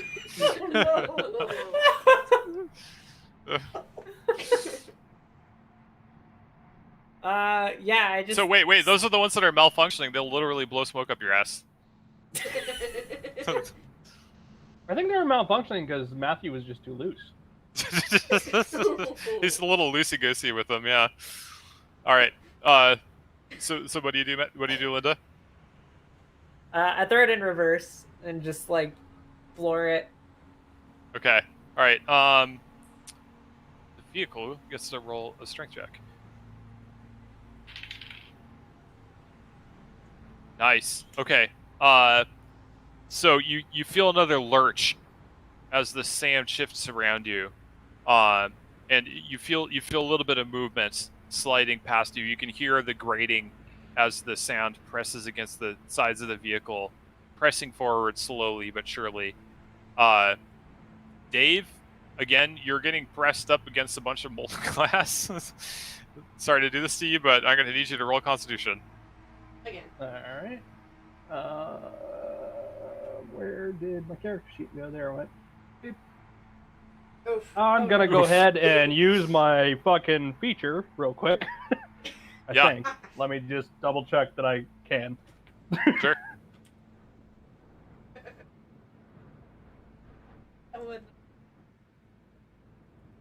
I would like to know how my Dark One's own luck works. When you're making no attack or saving through.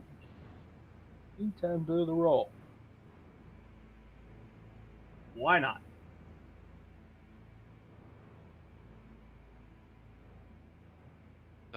Oh, you're reading it still.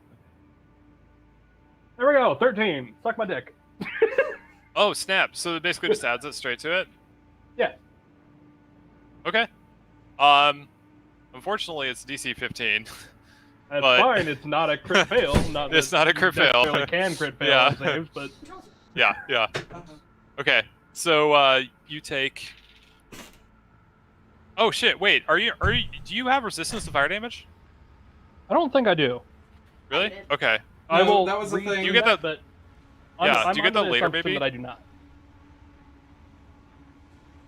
Okay. All right. Well, in any case, you take. Oof! Ow! You take 15 fire damage as the molten glass. Like you're not literally touching molten glass, but it's like the sand around it has been superheated. You know. But fortunately, whatever you did, it seems to have weakened or at least provided some traction, or maybe for the vehicle, or something, or weakened the weight of the sand, pushing it away, the force of the blast. Because after that last push, the slope slides away from you. There's a crunching, trembling. That's not even a word. There's a crunching roar as there's almost like a sand avalanche pours down around you, and you're free into the open air. The end of your end of the vehicle is in the open air now.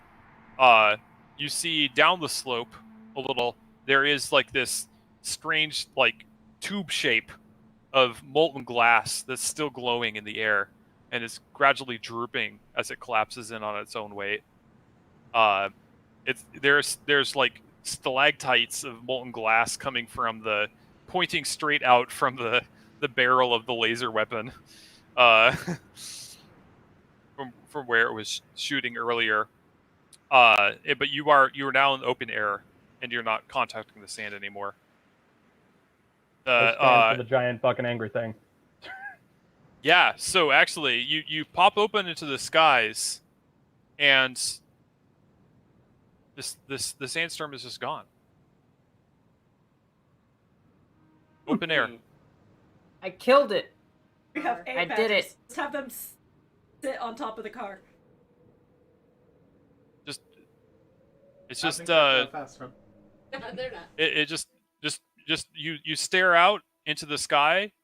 You're sure if you were on the mortal planes, you would see stars, but there's not a cloud in the sky. You look around, and you can see to facing away from you, there's you can see the river Styx, glinting dully. It's got kind of like a matte finish. You know, light isn't really reflecting off of it, but you can see the river. And behind you, you hear and you can feel the force of the vehicle as it strains to pull itself free.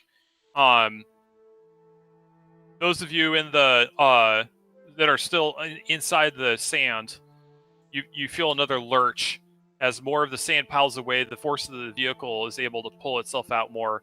When eventually, in a couple more minutes, with a lurch, you manage to back fully out of the. Emily, you're really sneaky with those faces. What faces? Not Emily. That's not Emily. I just The assumed it faces was on Emily. the jellyfish things, that was me. Okay, all right. Oh, those ones? I didn't see those ones.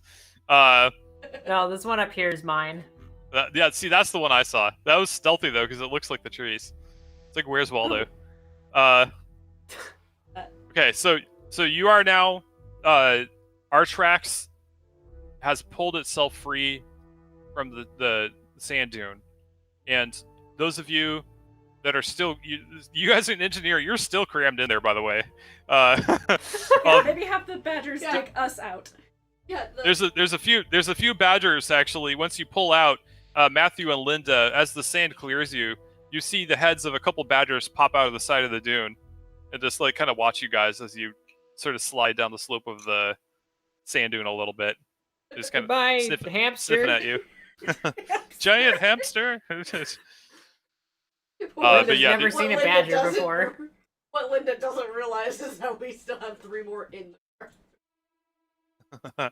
Yeah, so yeah, you're still crammed in there with Thorgrim and like 2 more badgers. And some sand. And a bunch of sand, yeah.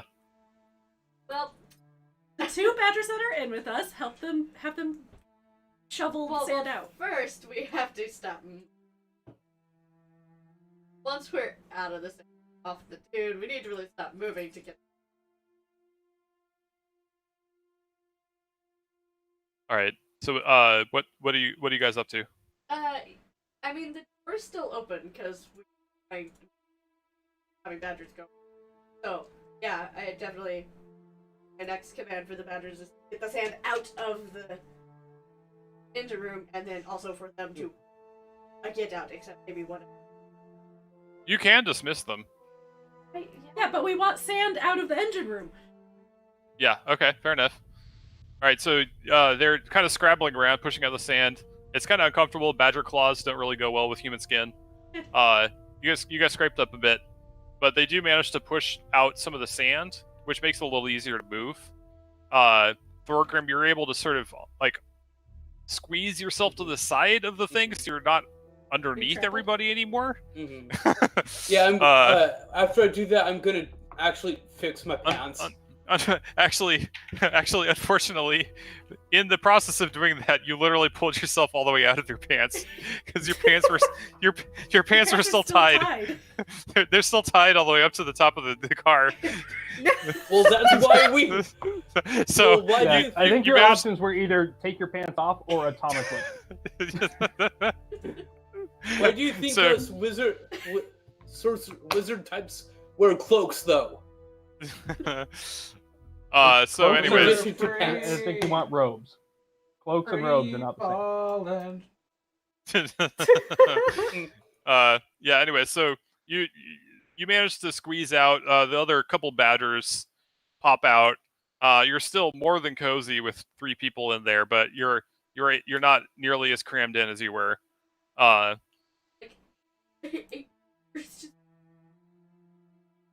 Yeah, the badgers are all just like having the time of their lives, just digging around in the sand. Are you commanding them to dig out the sand? Is that what I heard? I was from the vehicle them to dig us out of this. Take a pack. Right. Okay. Well, most of the sand has sloughed off the vehicle at this point, kind of draining away.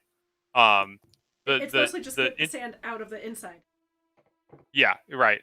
Okay. So, well, so remember the vehicle itself, it's kind of not really held together by physical things. its energy, so the sand is kind of draining through it. Yeah. You know. I just. Okay. I stopped concentrating. You hear a spectral as the badgers disappear.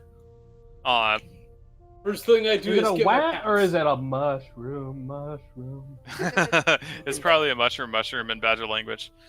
Maybe even a snake. So yeah, you've dismissed the badgers. Artrax is looking a little bit worse for wear, but not as bad as you would think. The smoke is kind of abated. The controls, there's something still wrong with them. They're not really responding the way that they should. You turn the wheel to the side, and there's just kind of like a jerky motion of the wheels rather than a smooth, fluid motion. So there's something wrong there still, but generally speaking, things look all right on the surface. What would you guys like to do? Get my pants. Put them on. Good first steps. Stare Yeah. Stare daggers at the other two and Wait, say, "We will not speak of this." I'm a druid. I don't really care, and she's a monk. She also doesn't.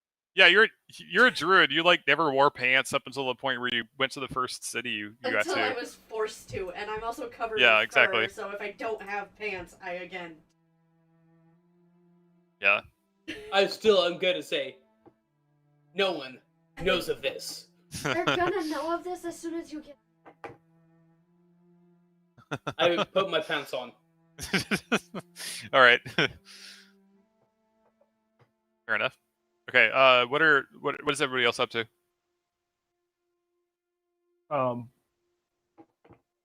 Recovering. Remember, he does. Yeah. Dave, rope. you got singed pretty good. You're covered in some pretty substantial burns. Some of your clothes are still smoking, actually. There's still residual heat coming from the glowing, still kind of drooping glass pillar that you created with the laser. So you definitely could use some first aid, probably. What's your health at, actually? 17. Oh Jesus! Wow, yeah, and that's what you saved quite a few of those checks too. Yep. Maybe just. But hey, I mean, it did the trick. Like, you did the trick. You got out, right? Also, healing. Yeah, you only killed the car. I mean, Well, Artrax is still running right now. only after a face. Gorgrim. After a makeout session. Okay. Yeah. One of those really kinky ones that has like 8 badgers, right? Mhm. That's going light too. Yeah, like 8+ badgers is when the real fun starts. Hey, program, I might have sustained some burns. You say When you as get a you peel, moment. you say as you peel your hands away from the controls and leave like a glove of skin on the controls. Like, Gross.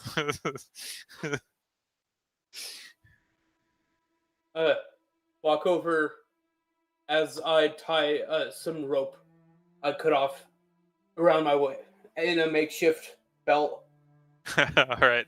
Yeah, you clamber over the top of the vehicle, Thorgrim, coming down towards the rear. You see Dave turn around to face you, just like his entire exterior of his skin looks like a lobster. I say, kind of steaming a little bit. That eyes bloodshot and red. He's not very happy.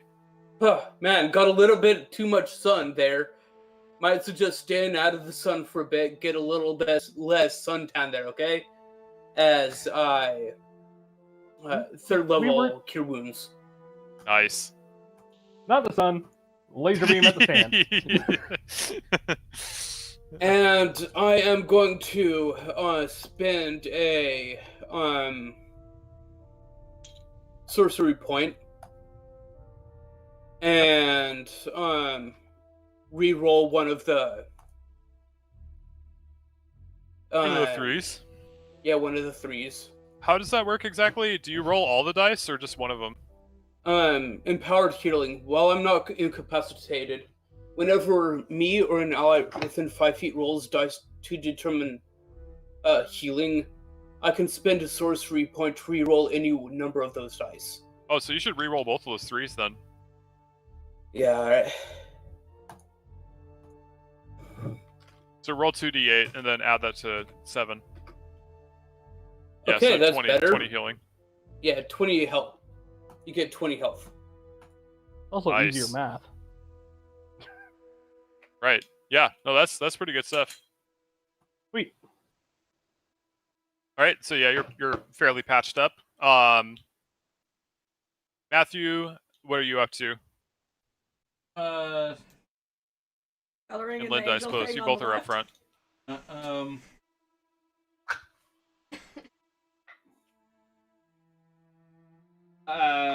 Ready to fucking go. Is everybody ready to go?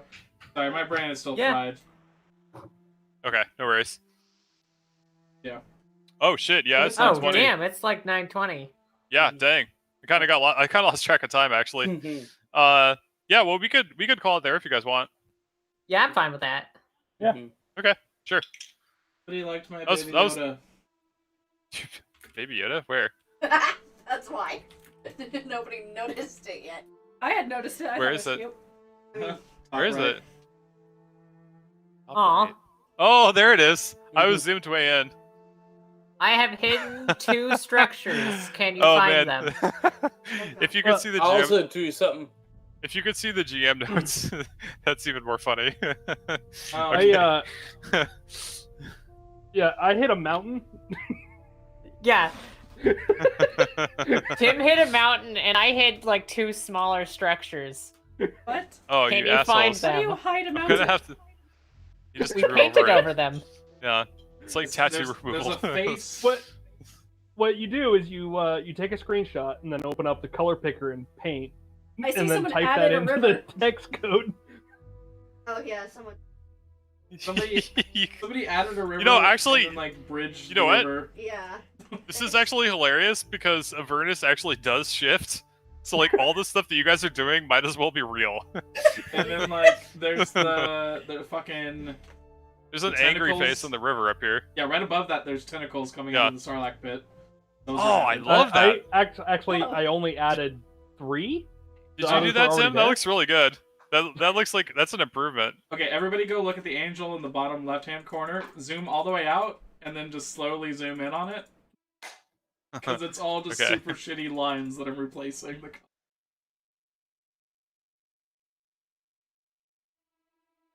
Did you change your blindfold to like purple?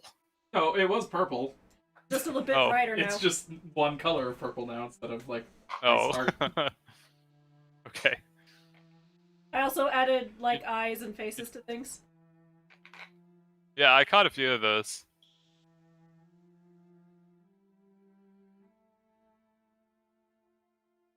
Yeah, the weird jellyfish thingy. But where are my additions or hiddens? I found your troll face. Well, I have 2 more Yeah. you haven't found. I'm just No, gonna that's assume like that you guys were only... looking all over for the faces, and I was messaging Emily like they still haven't found the missing mountain. Oh, I found one of the buildings. I'm just gonna assume that Emily only actually drew one troll face and is trolling us by saying there's more. That's what I'm operating on. I hid other structures like Tim did. Okay. There's a Oh, I hidden, found a hidden thing. hidden structure near the volcano above where we are. Between the volcano and the like crouching demon guy with his army. Where? Why are we playing like Where's Waldo? It's funny. Yeah, Right no, here. actually, Oh, I this found is a hilarious. face under the tentacle Oh, pit up top. I can see that. Yeah, that one's. I can see that. Yeah, you definitely like painted that whole thing out. Wow. It looks Now like where's the other one? It looks like a bad mascara job. Kinda. Yeah. Where's the Where other Tim one? I don't painted know. out a mountain.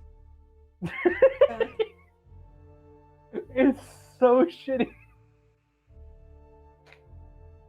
Like, you guys have looked right at it several times. I Brilliant. know what we're looking at. What? Because you've mentioned things like almost touching it. You gotta give me a hint, Tim. Where is it? It's basically dead center in the map. Okay.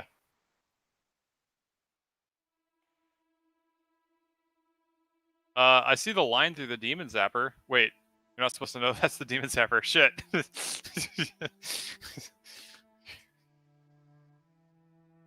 Yeah. Wait, there's a mountain there?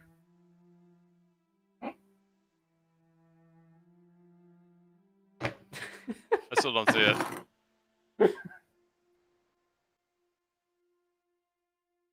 I don't know, this is gonna drive me crazy. I'm pinging my other one. Where is it? Oh, right there. Oh yeah, I There, saw I that. don't see it. Oh, yeah. Yeah, no, I see that one now. There was a I star thought you- Okay, where was it? I was on another tab. right above the volcano. Water. Right here. Oh. Hey Tim, are you talking about this? Yeah. There's Oh. a mountain under there. Oh, okay. Oh, We shit. mentioned- I mentioned that Yeah, you we just. mentioned Well, the- there's the river, but I didn't know that there was a mountain under there. Yeah. You did a pretty good job of actually making it look like a. So okay, so in my defense, I have GM notes over that. Like I can't even really see it very well. That's my excuse, at least. We're gonna roll with that. Alright. All right. Yeah, I'm it again. Toodaloo. that was really fun, guys. Good Yeah. session.